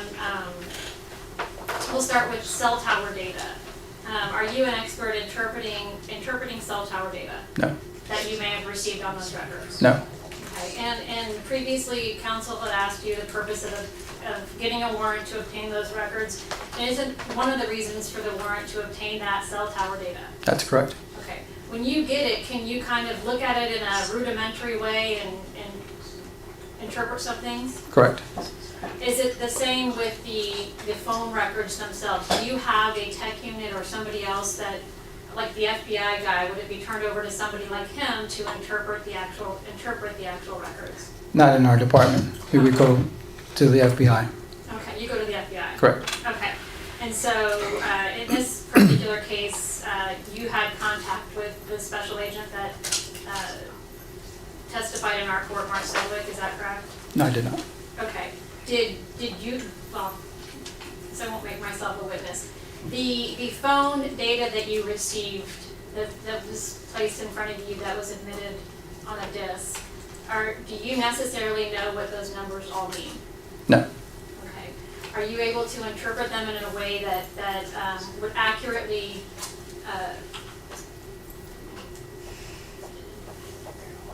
analyze the data? Thank you. Correct. Okay. Do you believe that that would be more appropriate for an expert to do? Yes. And you pass it on this? So when you said you got Verizon call logs, Okay. I showed you the AT&T call logs. That's numbers incoming and outgoing. Correct. Right? So you're saying that's not what you got on Elizabeth's phone? I wasn't, I wrote down, you said I got Verizon call logs, and call logs are incoming and outgoing. And that's Right. AT&T. No, I beg your pardon? And that's AT&T. Well, what I showed you was AT&T. Correct. Right, those are call logs. And you said, I asked you about Elizabeth, and you said, and I wrote it down, I got the Verizon call logs. So I I'm don't- assuming that's what you meant. I don't recall saying Verizon. So Well, Elizabeth's phones were Verizon, right? Yes, sir. let me look at If the. you remember, go ahead and take your time. I'm not trying to trick you. You said Verizon call logs, and so I thought that meant you got the Verizon call logs. Yes, they're both from Verizon. Yes, you have the call logs. You have the call logs from Verizon. We did. Okay. And call logs, I'm not asking you to talk about scientific data. I understand that's outside of your field of knowledge, but it does not take any type of expert certificate to read call logs. Every time we get a phone bill, it's a call log. I called my mom. I called my wife. My daughter called me. Those are call logs. Right. So I'm asking you, so we could know because I'm sure you wanted to know who's calling Elizabeth. That would be the purpose of getting her call logs. And you said you did get them, so I'm asking you who was I'm asking you, as the lead investigator, who was calling her. I don't know.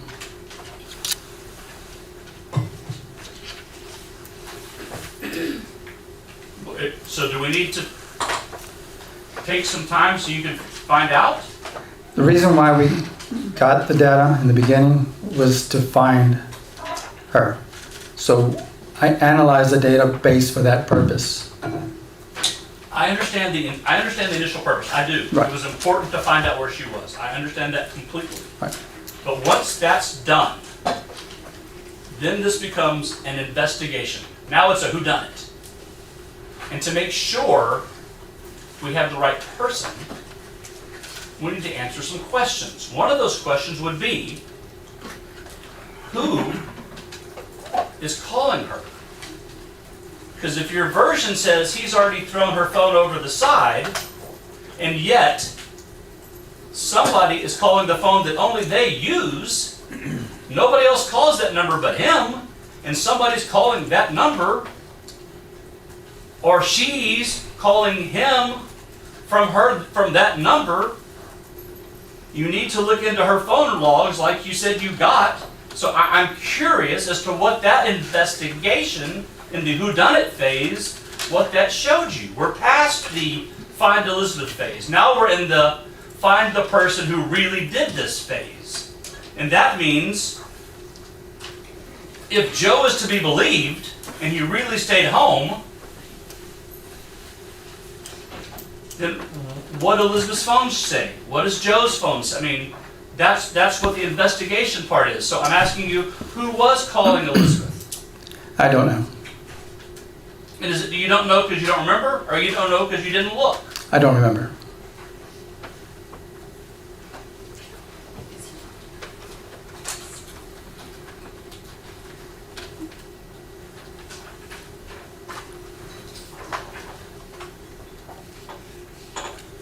I mean, you did know that Joe had threatened Elizabeth and Guadalupe.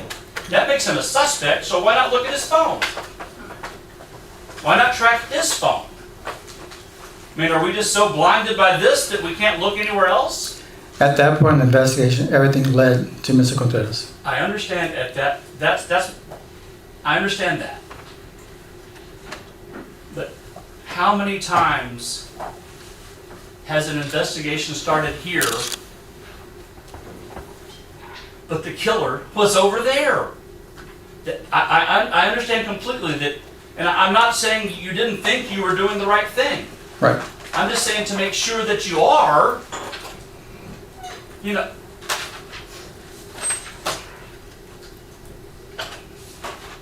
Have you ever heard the motto? Hold on, it was really good. It is better to have it and not need it than need it and not have it. That came from Rackley. You know who Rackley is? 25 years with CSI?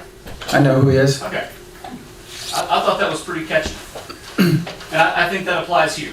So, and I think that's where we find ourselves. I understand you thought you had your guy. But we know from the phone records, you know, maybe we don't. So let's just tie up some loose ends by looking into the guy that made threats. Looking into the guy whose coat was under the bridge with the stuff. I mean, and so Joe's phone, Elizabeth's phone. Did you even look at Joe's phone? No. Okay. And you don't remember whether or not you got Elizabeth's call logs, right? So the Or you don't remember what they say? No, I don't remember what they say. Okay.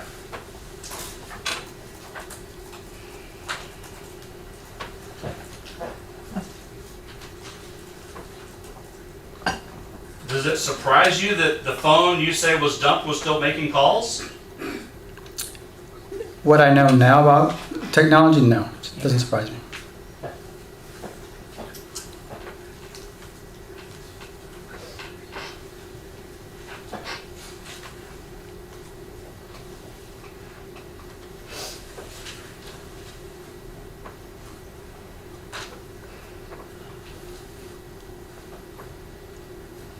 Did you say you were present for the autopsy?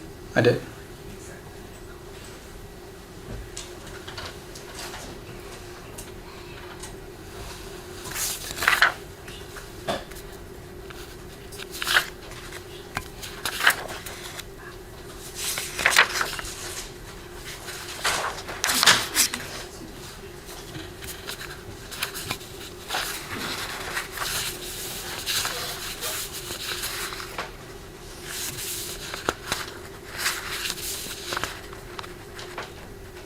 And when you reviewed,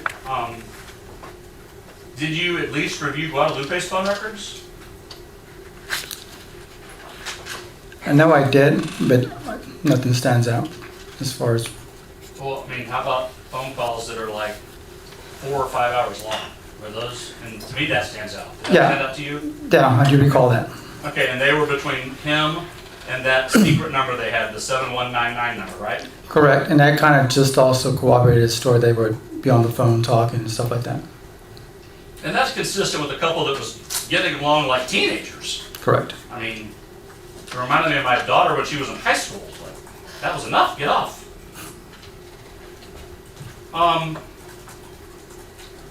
And you confirmed that Elizabeth had been up, they talked about the insurance with the boss? Did you confirm that with his boss? No, I did not.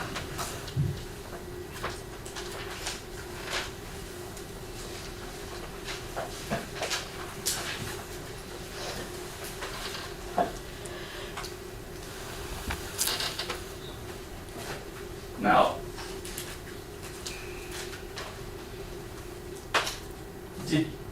I know that you weren't, as I understand it, you were not with Sergeant Evans the day that Elizabeth was found, is that correct? Yes, sir. Did you or did anyone else go out there any subsequent days to look for any additional evidence? I did not. To your knowledge, did anyone else? No.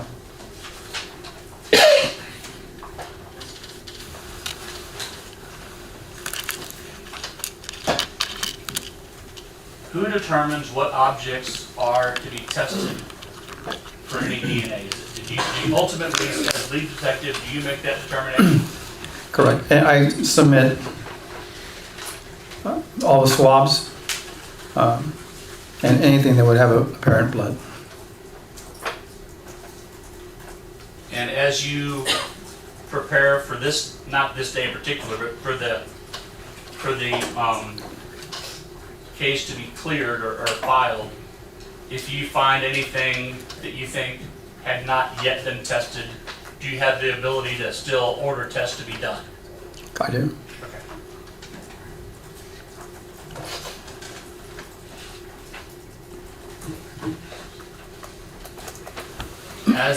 After you concluded your investigation, did you order any additional tests to be done? Outside what I already submitted, no.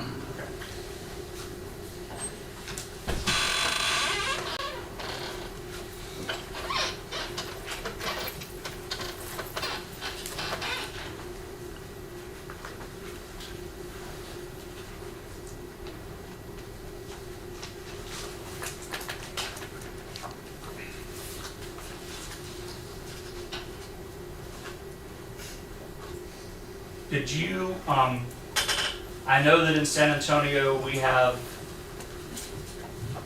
quite a few traffic cameras, is that correct? No. We don't have traffic cameras in San Well, Antonio? they're cameras, but they don't record. I don't say it's traffic cameras. Like when I get up in the morning and I'm getting dressed, I can watch and they show me how the traffic is on 281. or- So that's TransGuide. That's through TransGuide, the okay. that's through the state. Right. And They record? no, They don't. they don't. Okay.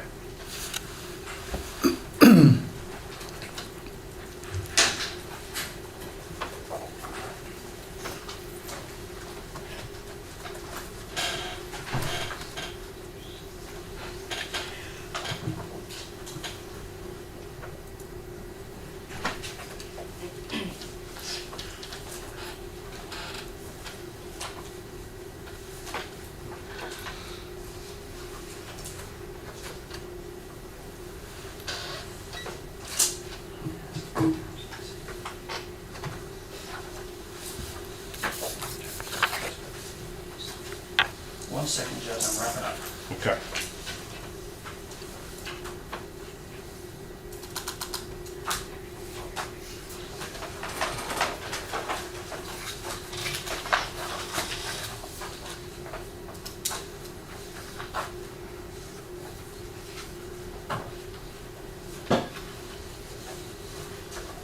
Did you have a chance to discuss with Sergeant Evans what he found when he was out there? Just have like a follow-up discussion? Just basically what he did, where kind of stopped where I kind of, based on what I believe the area, saw a path and he walked it and found the body.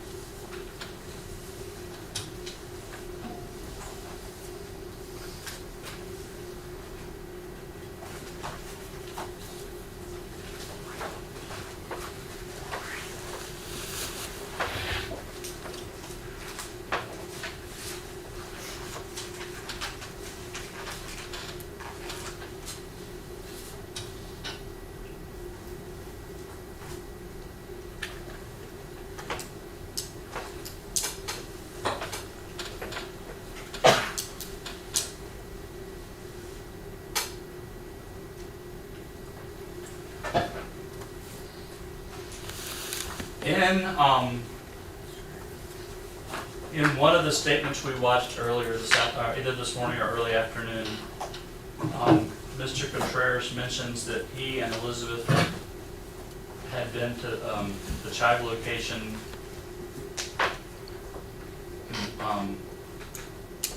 multiple times before this alleged night. You remember that? I did. Did you confirm that in any way? Did you ask about, or did you confirm that with anybody? And I think the business also gave us information. There was 2 other times where he deviated from the route and went to that location. So do you believe that to be true? I do.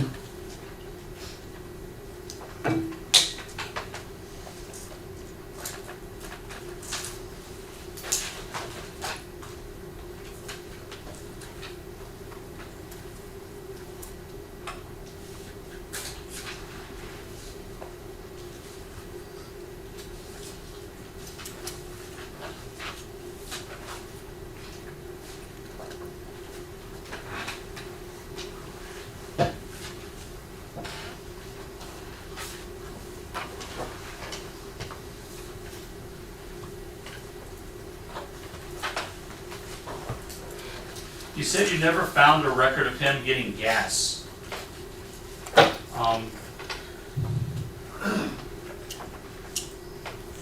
Who did you talk to? Did you ask, did you specifically ask, did you?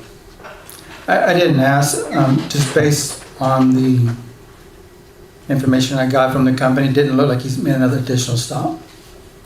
So that was based on your review of the GPS? And speaking with the manager.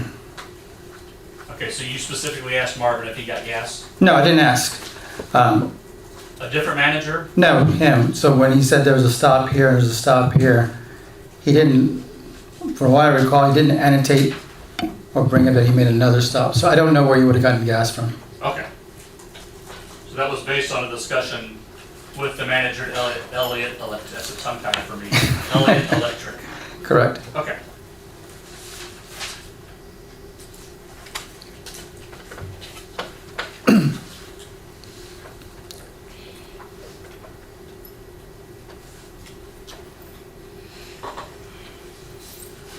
What was the weather like that night? The night of August the 2nd, early morning, August the 3rd? I couldn't tell you. What was the traffic like, traffic on 281 like that night, if you remember? Or did you look, did you check? No, did not. check? Okay. That's all I have, Judge, and I'll return to the court reporter if I may, unless the state needs it. Okay, all the evidence. I have a very, very brief request, Your Honor. Okay. So the records that Mr. Bunk was showing you, most of the time, or all the time, the records that are received by y'all are UTC time, right? Correct. And so that's a totally different rate of, I guess, evaluate time. Correct. Usually the records, if they don't come in Central Time, they're in UT side, which is universal time. And you have to deduct 6 hours from that time. That's kind of the working knowledge. So if Mark Sedgwick testified that the first thing he did when he received that information was convert it to our time to put it on his report, that would be what you would do in order to interpret the accurate time on those records? Correct. So what's up there, those records, is not terribly helpful unless, to the jury, unless they know how to make that conversion. That's correct. Okay. And Mr. Bunk kept referring to your report as your version, but it's not your version, it's you stating what the GPS and what the cell tower data that you received from the phone carrier says, right? Correct. Okay, so when you're measuring out the times and the locations, is that information that you made up based on what your hunch was or what you thought it was, or are you just plotting out time points on the GPS and the cellular data that you received? Both the cell phone and the GPS data. Okay. Were there multiple times, and the jury heard it, but were there multiple times on both of those videos where Guadalupe Contreras was deceitful? Yes. Okay. In fact, he pretty much lies to everyone in his family, doesn't he? Correct. Okay, and he lied about where, in the first video, lied about where he had met up with. Objection leading. Sustained. In the first video, when he was asked about if he ever met up with Elizabeth, did he ever mention Chive Drive? No. When was the first time he mentioned Chive Drive? The day he was arrested. And was that because he was confronted with the fact that you guys knew he was at Chive Drive? Correct. Okay. And did, I guess, I'll pass the witness, thank you. I have nothing further, Judge. All right, the rule's been invoked. Do you know what that means? Correct. Do you mind gathering those documents there, putting them together and placing them on the roll for the court report? You're excused. Thank you.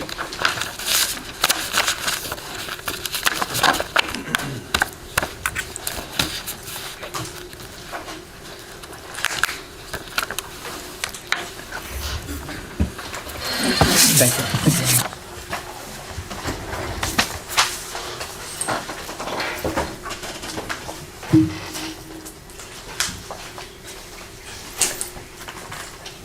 All right, anybody on the jury require a break? All right, next witness. And the state calls Dr. Samantha Evans.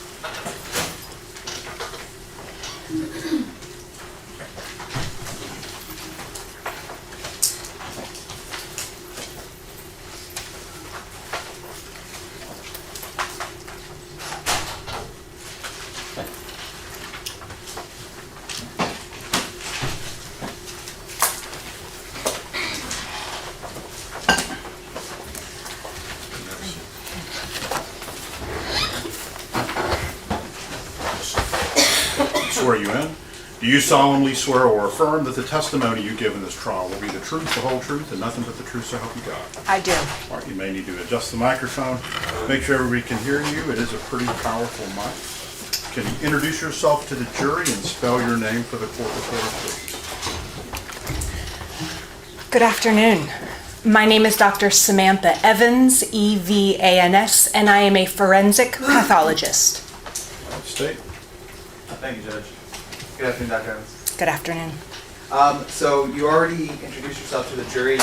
And you explained that you're a forensic pathologist. Can you explain to the jury and to me what a forensic pathologist is? A forensic pathologist is a medical doctor responsible for investigating sudden, unexplained, or unexpected deaths. And what makes being a forensic pathologist different than being like a general practitioner or another type of doctor? It's different training. So similar to other doctors, I completed my undergraduate degree at The Ohio State University, and then I attended medical school at the Medical University of the Americas in the West Indies. After medical school, I did a 4-year residency training program at the University of Tennessee in Knoxville, Tennessee, in the subjects of anatomic and clinical pathology. Basically, the study of anything taken out of or off of a body to determine, is something wrong? Does it need more follow-up by other physicians? After those 4 years, I took and passed board certification exams in both anatomic and clinical pathology. And then in the summer of 2012, 2012, I came here to San Antonio, Texas, to complete a 1-year fellowship training program in forensic pathology at the Bexar County Medical Examiner's Office. Following that last year of training, I took and completed a 3rd board certification exam in the subject of forensic pathology.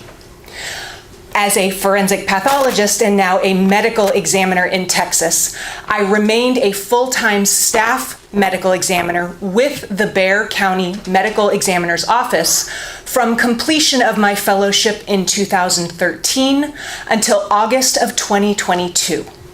I decided to try out being a medical examiner in the state of Georgia, but it turns out I preferred being in Texas. So in April of 2023, I came back to Central Texas, and since then I have been working in part-time capacities at several different autopsy offices in the area. Okay, and so back in 2017, just to clarify, that was one of the stints when you were here? Yes, at the time I was a full-time medical examiner. And then once again, just to clarify, now you're back kind of on a part-time basis? Correct. All right. Now, working at an ME's office, can you explain to the jury what the jurisdiction of a ME's office is? In the state of Texas, a medical examiner is given jurisdiction to investigate any death that is deemed sudden, unexpected, or unexplained. We do look into a lot of what we call natural deaths, which are deaths where there's no external factors. Somebody passes away as a result of a heart attack or stroke or cancer. But our primary jurisdiction is to investigate any death where there is some type of external involvement. That might involve a motor vehicle crash, that might involve taking drugs, or some type of violence. And so, we saw some photos earlier in this trial of the remains getting ready and prepared by the ME's personnel at the scene. What is the difference between the medical examiner personnel at the scene and the medical examiner role that you fill? So the medical examiner's office has several different jobs, one of which is the forensic pathologist or the medical examiner. We also have ancillary staff that work as investigators and as autopsy technicians. The investigator's jobs is to initially receive phone calls where there is a death that might need investigated.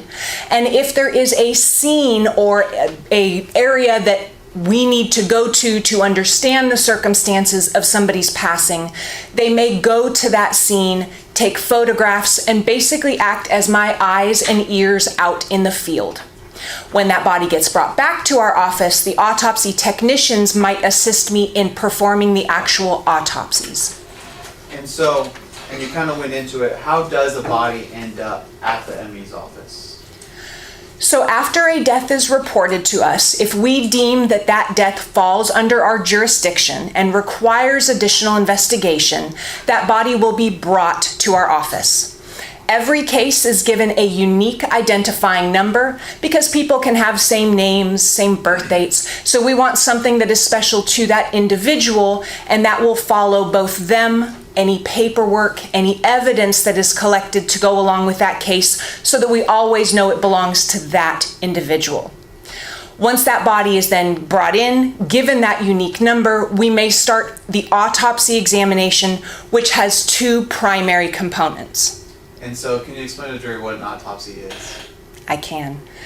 The autopsy has two major parts to it: an external examination and an internal examination. The external examination is just how it sounds. It's examining the outside of the body. What does somebody look like? What color is their hair? Do they have any tattoos or identifying marks?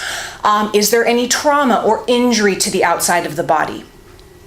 After having done that, we will start the internal examination, which involves two primary cuts made on the body. The first is an incision made across the top of the head so that we can remove the skull to examine the brain. The second cut is a Y-shaped incision on the trunk so that we can examine and look at the organs inside the chest and the abdomen. Under both of these, I am looking at the organs for what we call natural disease or intrinsic processes that may have happened. Think pre-existing medical conditions. I'm also looking again for evidence of trauma or something else that ultimately is going to help me in determining why that person passed away. Throughout these examinations, we also are collecting specimens that we will use for drug testing. Once I complete those two parts of the examination, I will create an autopsy report. And when I have any and all investigative information, additional drug testing, anything I think I need to determine why somebody passed away, I will then create the information that goes on the death certificate, which is the cause of death and the manner of death. And so in terms of identification, what are the ways that you can come to know who it is that you're looking at, that you're conducting this examination on? Identification can be as simple as your parent, somebody that knows you is standing next to you. You may have a driver's license that we can compare. However, if there is ever a question of identity, some of the means we can use to confirm that are fingerprint comparison. All adults and drivers in the state of Texas get fingerprinted. So that is a common resource used. If fingerprints are not an option, some of our other ways we can identify people include using dental records or DNA analysis. Both of those require that there is something to compare them to. If I want to look at dental records, I need pre-existing dental records to compare and contrast. Same thing with DNA. And so when you conduct an autopsy examination, is it normal that you make reports? What kind of reports do you make? So my report is a documentation of anything I see and ultimately my interpretation of whatever the body showed me that I used to determine those cause and manners of death. Your Honor, may I approach? Yes. Okay, Dr. Evans, I'm about to show you the pre-marked State's Exhibits number 73 and number 74. Do you recognize these documents?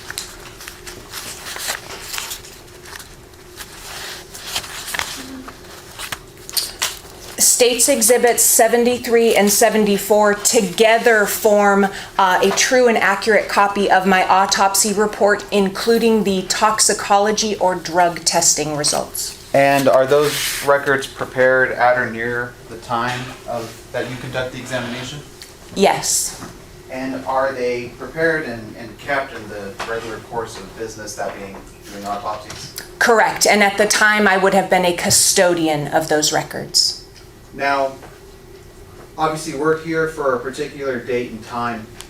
Do you remember, and obviously you have it now in front of you, and you know, Judge, at this time the state would move to admit State's Exhibit number 73 and 74 into evidence and tendering them to defense for any objection.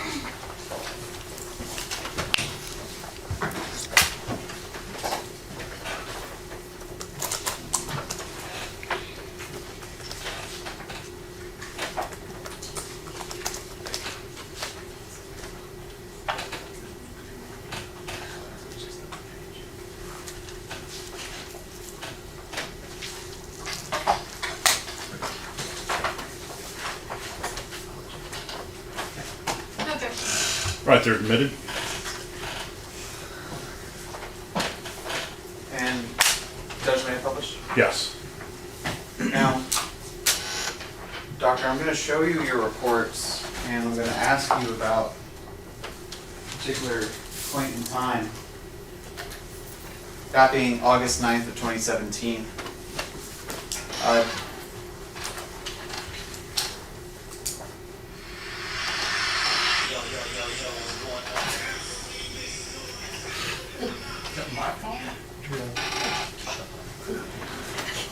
Doctor. I got a whole new vision of you. Okay, looking at your report, which has been admitted into evidence in State's Exhibit number 73, what day was it that you conducted this autopsy? On August 9th, 2017. And We talked a little bit about identification. Were you able to identify the remains that you conducted this autopsy on? Yes, the decedent was ultimately identified using dental imaging comparisons. And so you mentioned earlier as well that your office will employ and assign, I guess, like a unique identifier to each set of remains. Do you know what was the identifier assigned to this particular autopsy subject? Yes, the unique identifying number is 2017-1772. Okay, and so now diving into the substance of your report, you mentioned a second ago the distinction between the external and the internal examinations. Starting at the front here with the external examinations, can you tell us what your external examination found? Yes, so the decedent is an adult female, approximately 5'6" in height, and she is dressed in a bra and underwear. The body displays what we would consider moderate to severe changes of decomposition. Those are going to include an absence of tissue on certain parts of the body, including the head and face, as well as the genital area. The skin that remains on the body has a tan, leathery consistency, which we commonly see when skin has been exposed to the warm, humid air of Central Texas. Of note, the only part of her body that does not display these decomposition changes is the skin over both of her buttocks, which would be consistent with that skin having been pressed against something like the ground, where it was not able to undergo the same changes at the same rate as tissue elsewhere. And so you mentioned the unique heat of Central and South Texas. Does that heat have a particular effect on the body and decomposition? Yes, decomposition is accelerated or slowed by different factors. Some of the things that make it happen faster include heat and moisture or humidity.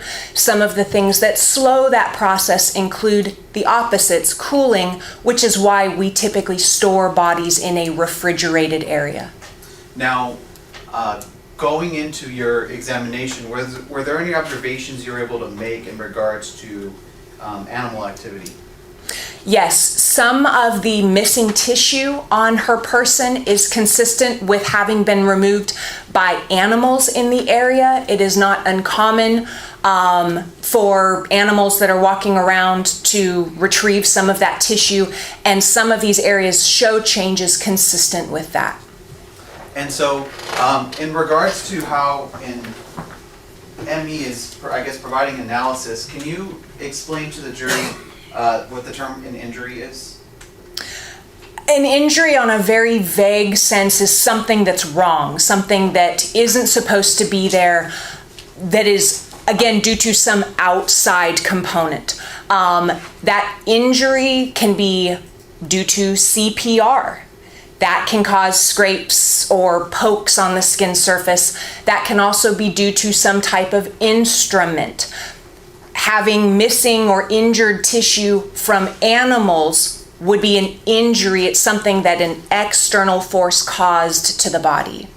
Now, specifically in regards to injuries, can you tell us about, and I'm flipping for the record to the second page of State's Exhibit 73, I see that there's a paragraph here that says evidence of injury. Can you describe to us the observations you're making and your findings in this paragraph? So when I'm assessing the body, my job is to document what I see. I am not always able to interpret exactly what caused an injury or what caused something to be present, but it is my job to document that. So some of the injuries or changes that we see to the body include a defect or indentation in the left upper part of the skull bone. The body is missing the skin, the scalp over it, so the bone is the first thing I'm seeing on that part of the body. Similar indentations are seen on the upper back part of the skull. All of these are potentially consistent with animals, again, scavenging and trying to feed out in the wild. There also is a defect, a slightly larger injury to the bone right behind where would be the right ear.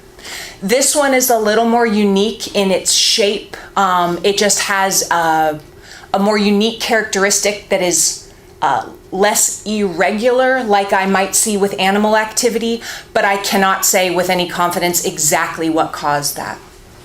And so, you mentioned a little bit about that more uniquely shaped injury. Are there any other observations or findings that you can make or infer based off of those shapes? No. So unfortunately, because the skin and soft tissue of these injuries is missing, I don't have the ability to look at that skin surface to say it's intact, so this is from animals pulling it away, versus is there a tear or a sharp force injury, something on the skin surface that I could better assess to determine how that defect got to the bone. And you already described just a second ago, and the jury's actually seen photos of the remains at the scene. What is the significance to your examination of there not being skin on some parts of the body?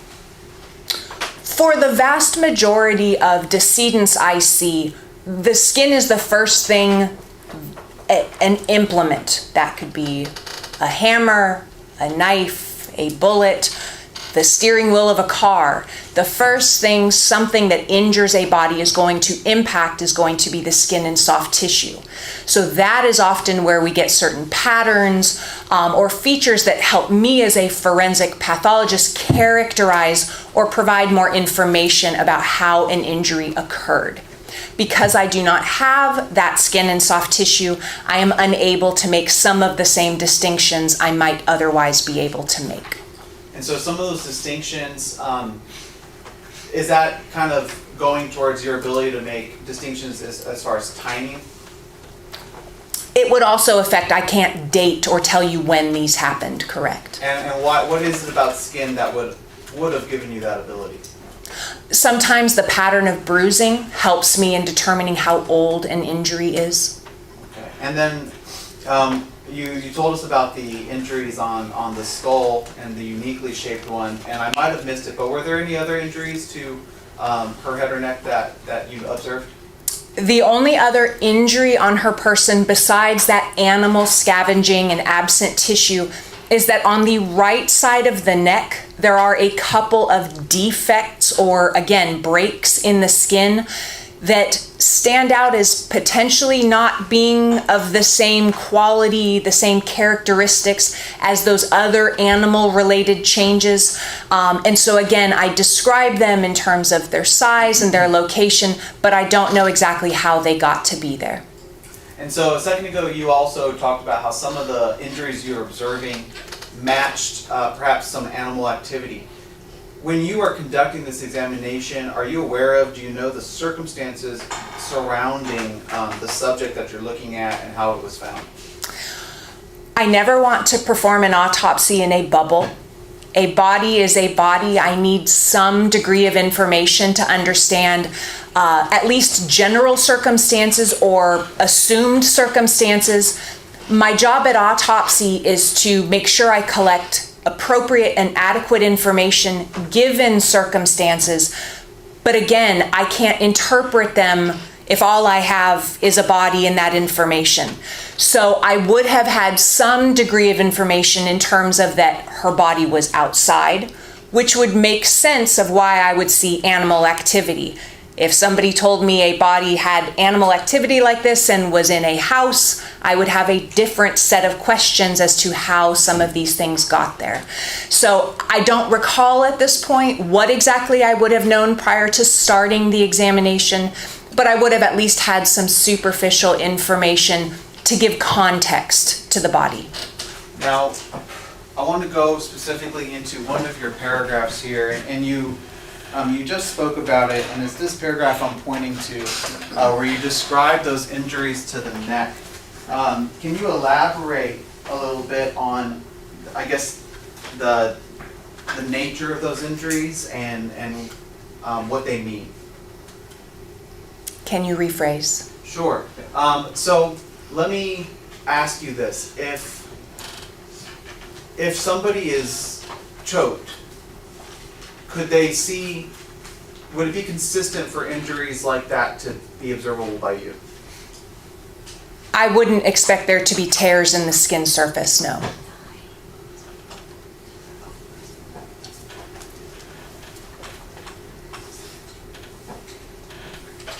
And so, I guess maybe that's me jumping ahead a little bit to part of the internal examination. And so, your external examination, which is the part that we're looking at in fairness, the observations that you're making are just tears in the tissue, and that's of skin that's still there.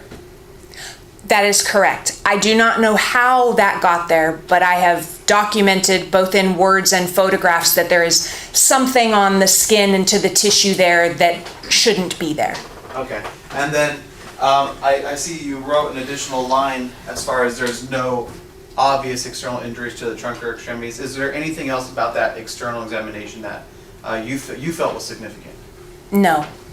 All right. Now moving forward, and I kind of got ahead of myself.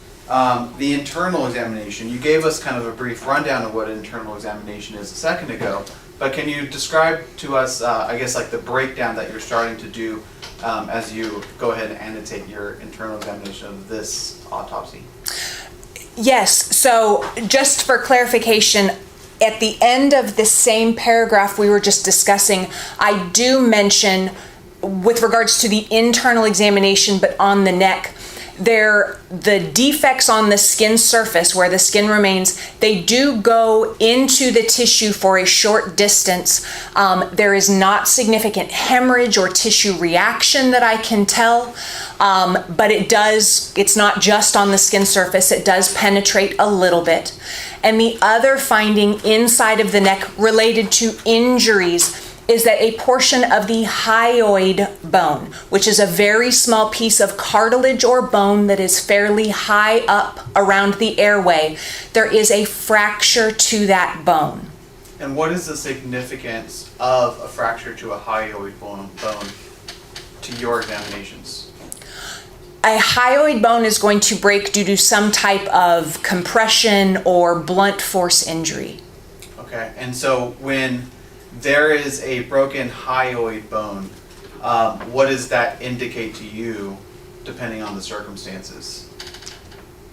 That there was some type of compression or blunt force injury. Thank you.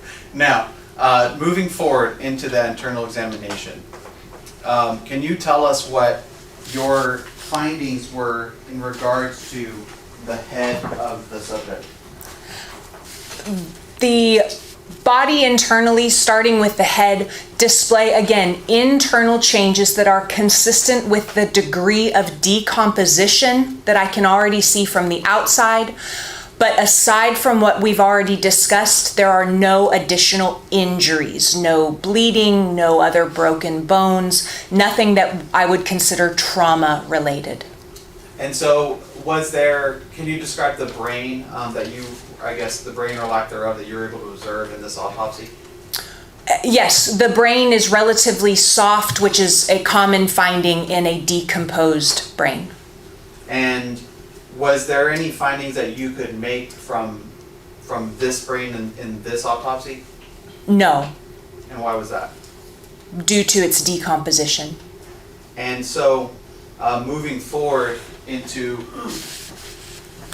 that neck area, and we just talked about the hyoid bone, and I think you described on your own neck where the hyoid bone is. What is a hyoid bone made out of? It depends on the age of the individual. When we are young, it is cartilage, which is a more flexible or bendy tissue.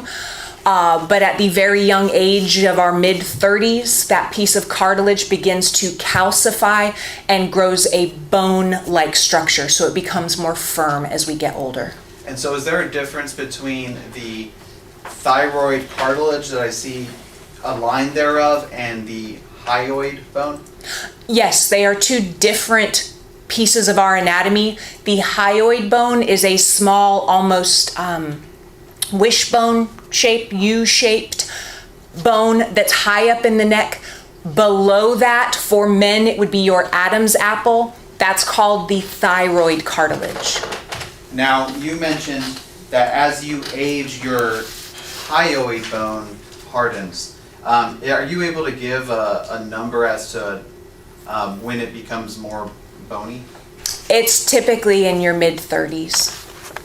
Now, moving forward to your report on the body cavity, can you describe to us what your findings were for this part of the examination?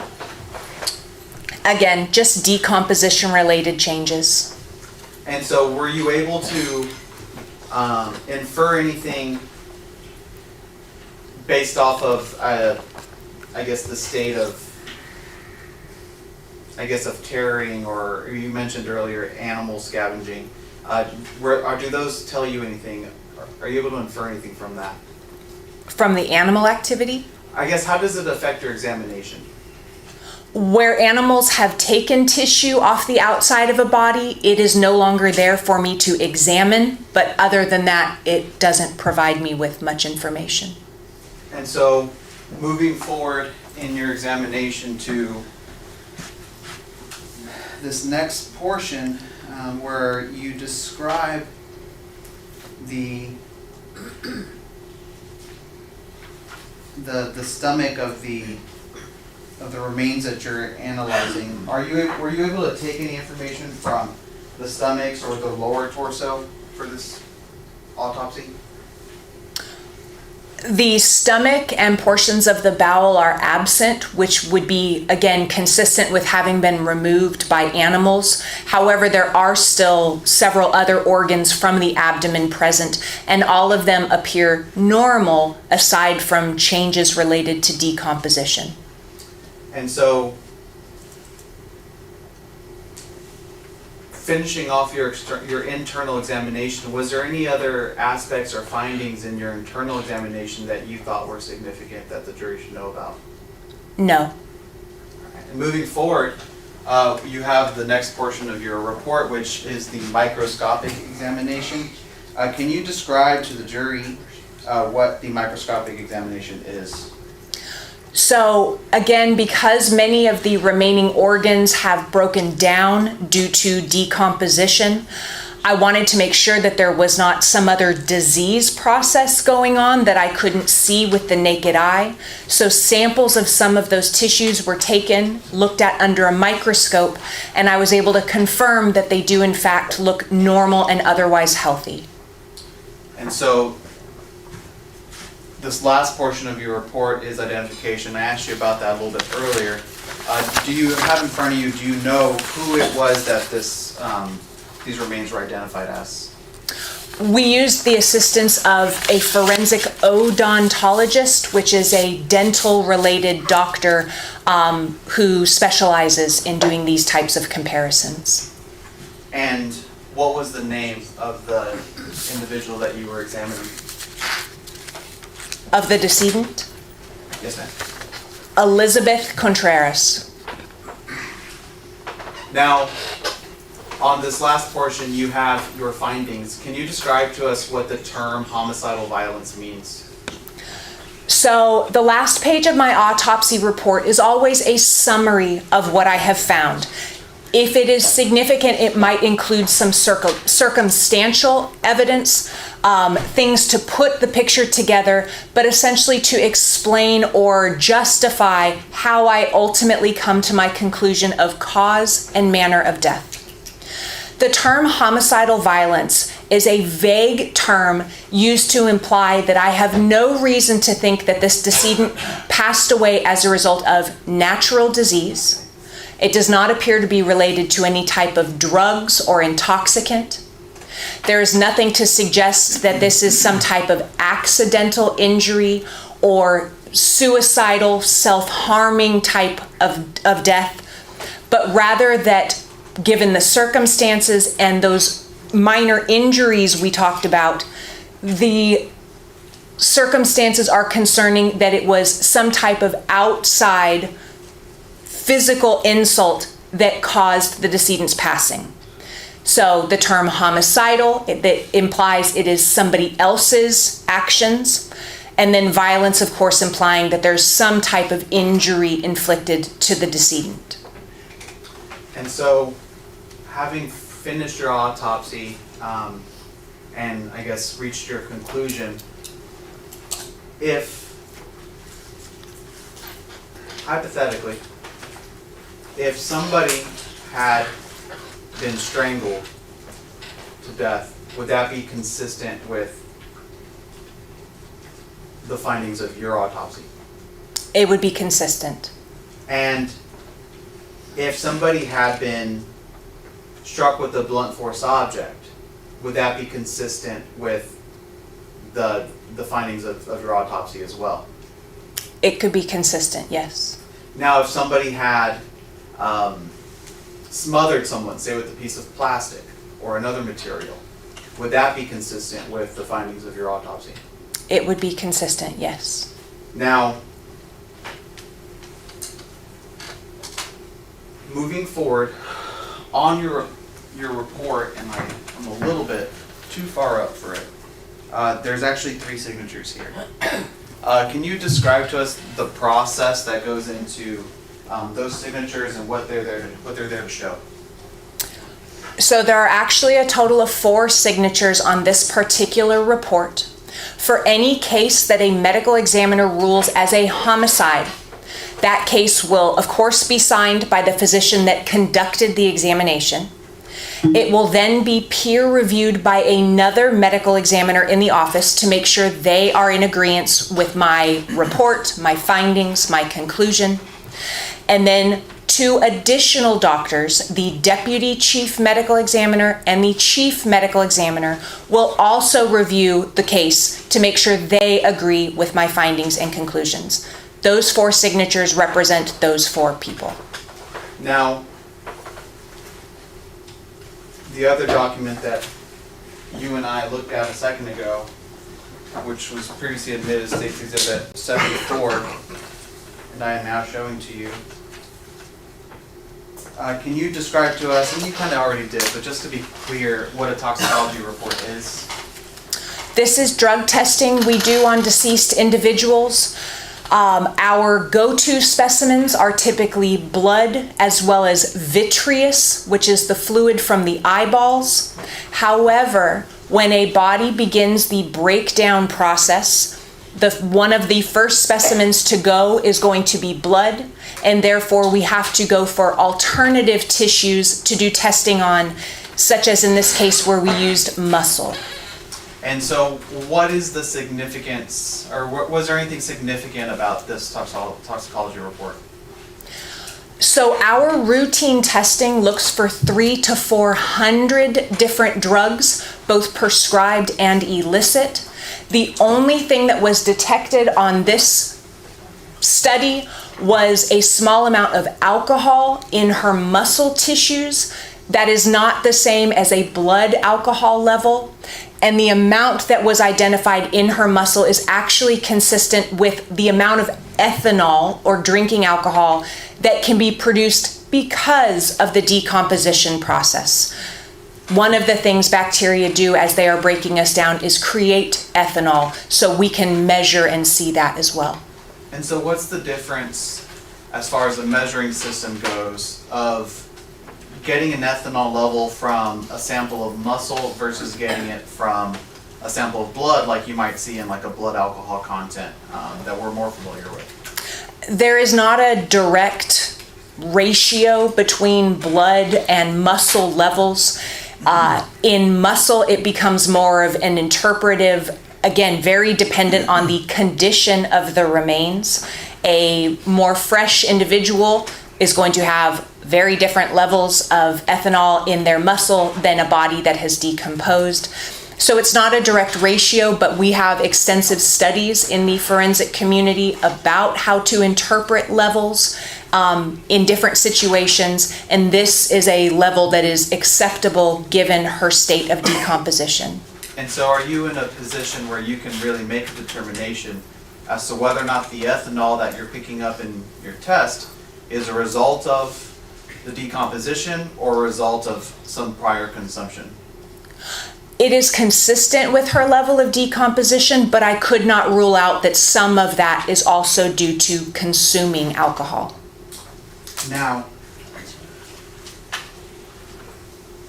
you mentioned the different classifications that you'll use for your conclusions and how ultimately you chose to categorize it as homicidal violence. What was the reason that you opted to categorize it as homicidal violence versus an undetermined classification? Are you referring to cause or manner of death? Well, I guess let me ask you cause first. So my job as a medical examiner, primary job is to determine cause of death and manner of death. The cause of death is why is somebody deceased?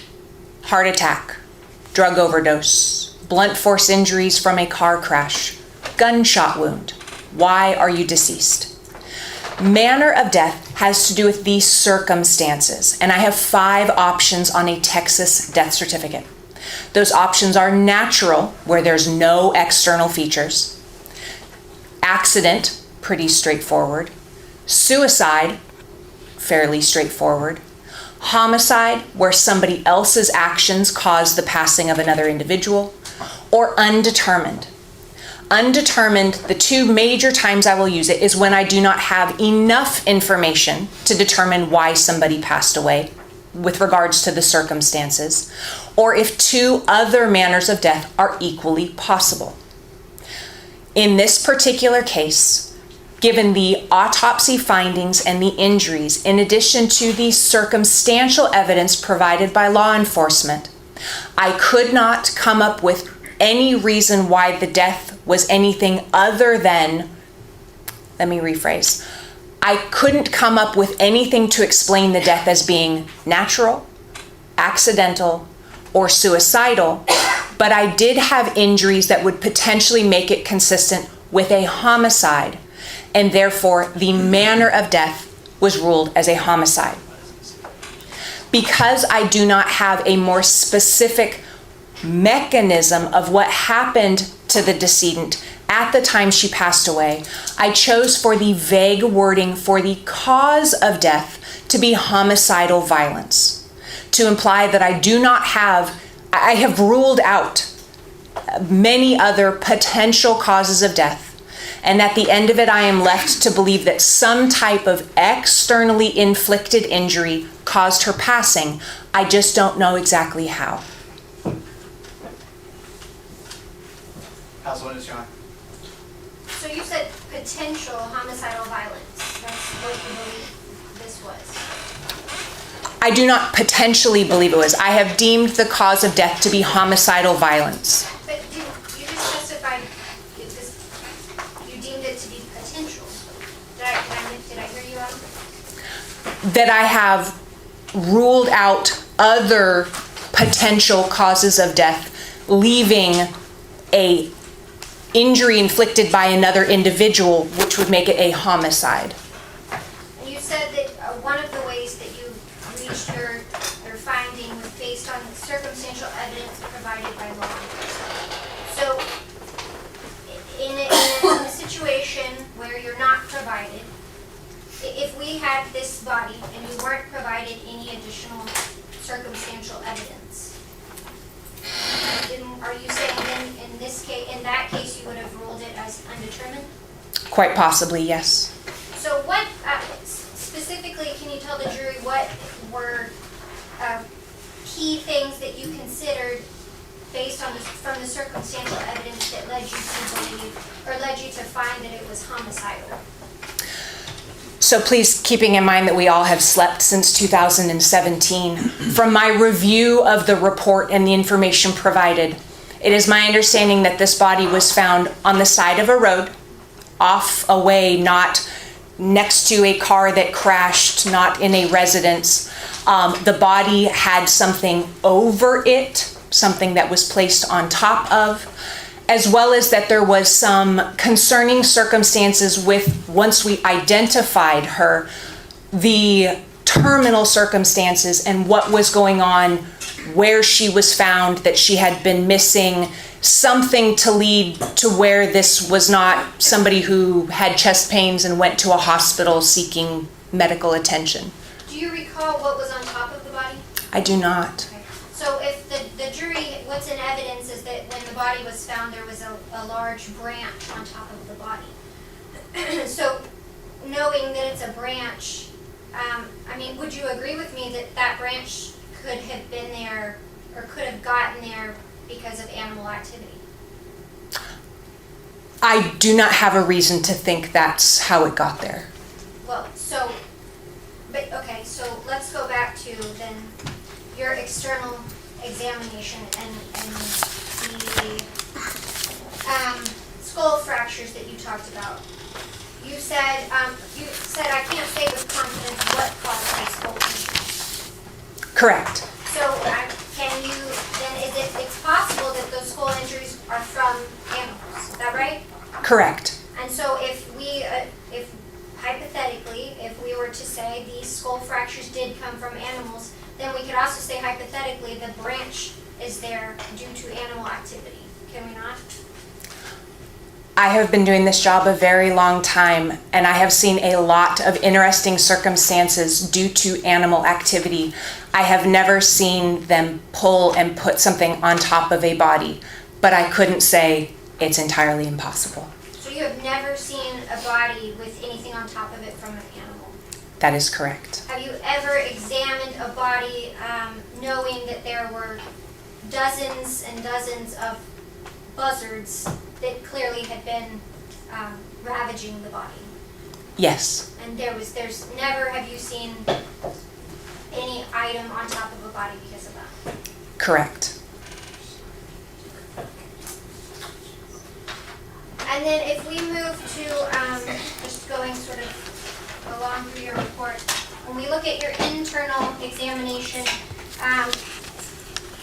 if we were to discuss the hyoid, the fracture to the hyoid, it's possible, is it not, that a hyoid fracture is an injury that can occur post-mortem. Is that correct? They can, yes.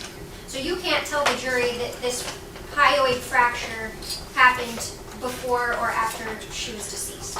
Correct. And you can't tell the jury if it was due to homicidal violence from another individual or from an animal. Correct.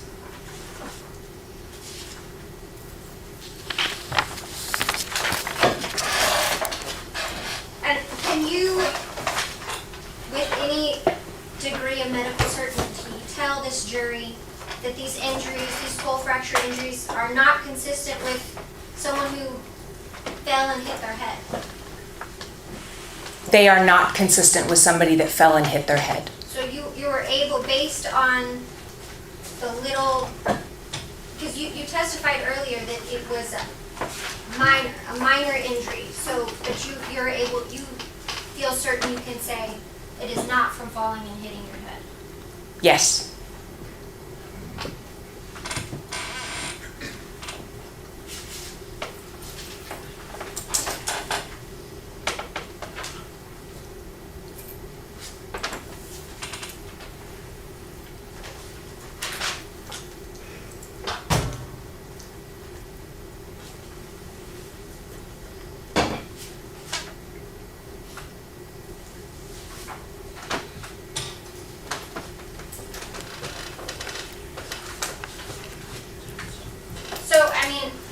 Essentially,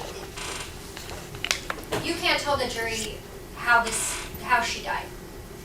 I do not know a terminal situation and exact mechanism, correct. So you know that there are these minor defects to her skull, but you cannot say how these occurred.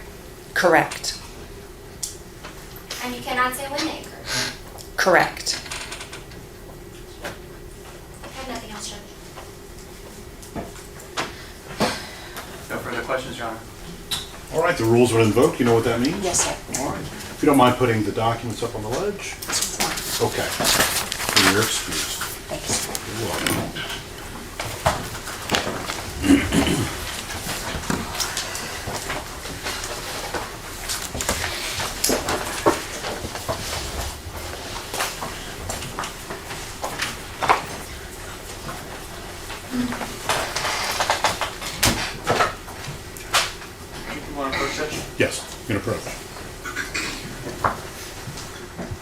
Guys want to come up?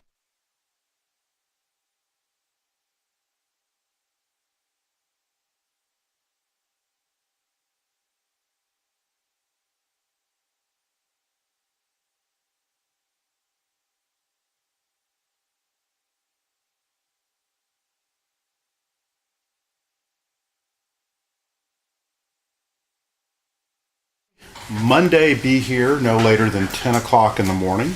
Remember the instructions that I gave you at the beginning of the trial. You're not allowed to look up this case anywhere online, not allowed to go to any locations, do any kind of investigation. All the information that you get can only come from within this courtroom. I'm going to give you a very important instruction at this point. Have a great weekend. We'll see you Monday at 10. All right.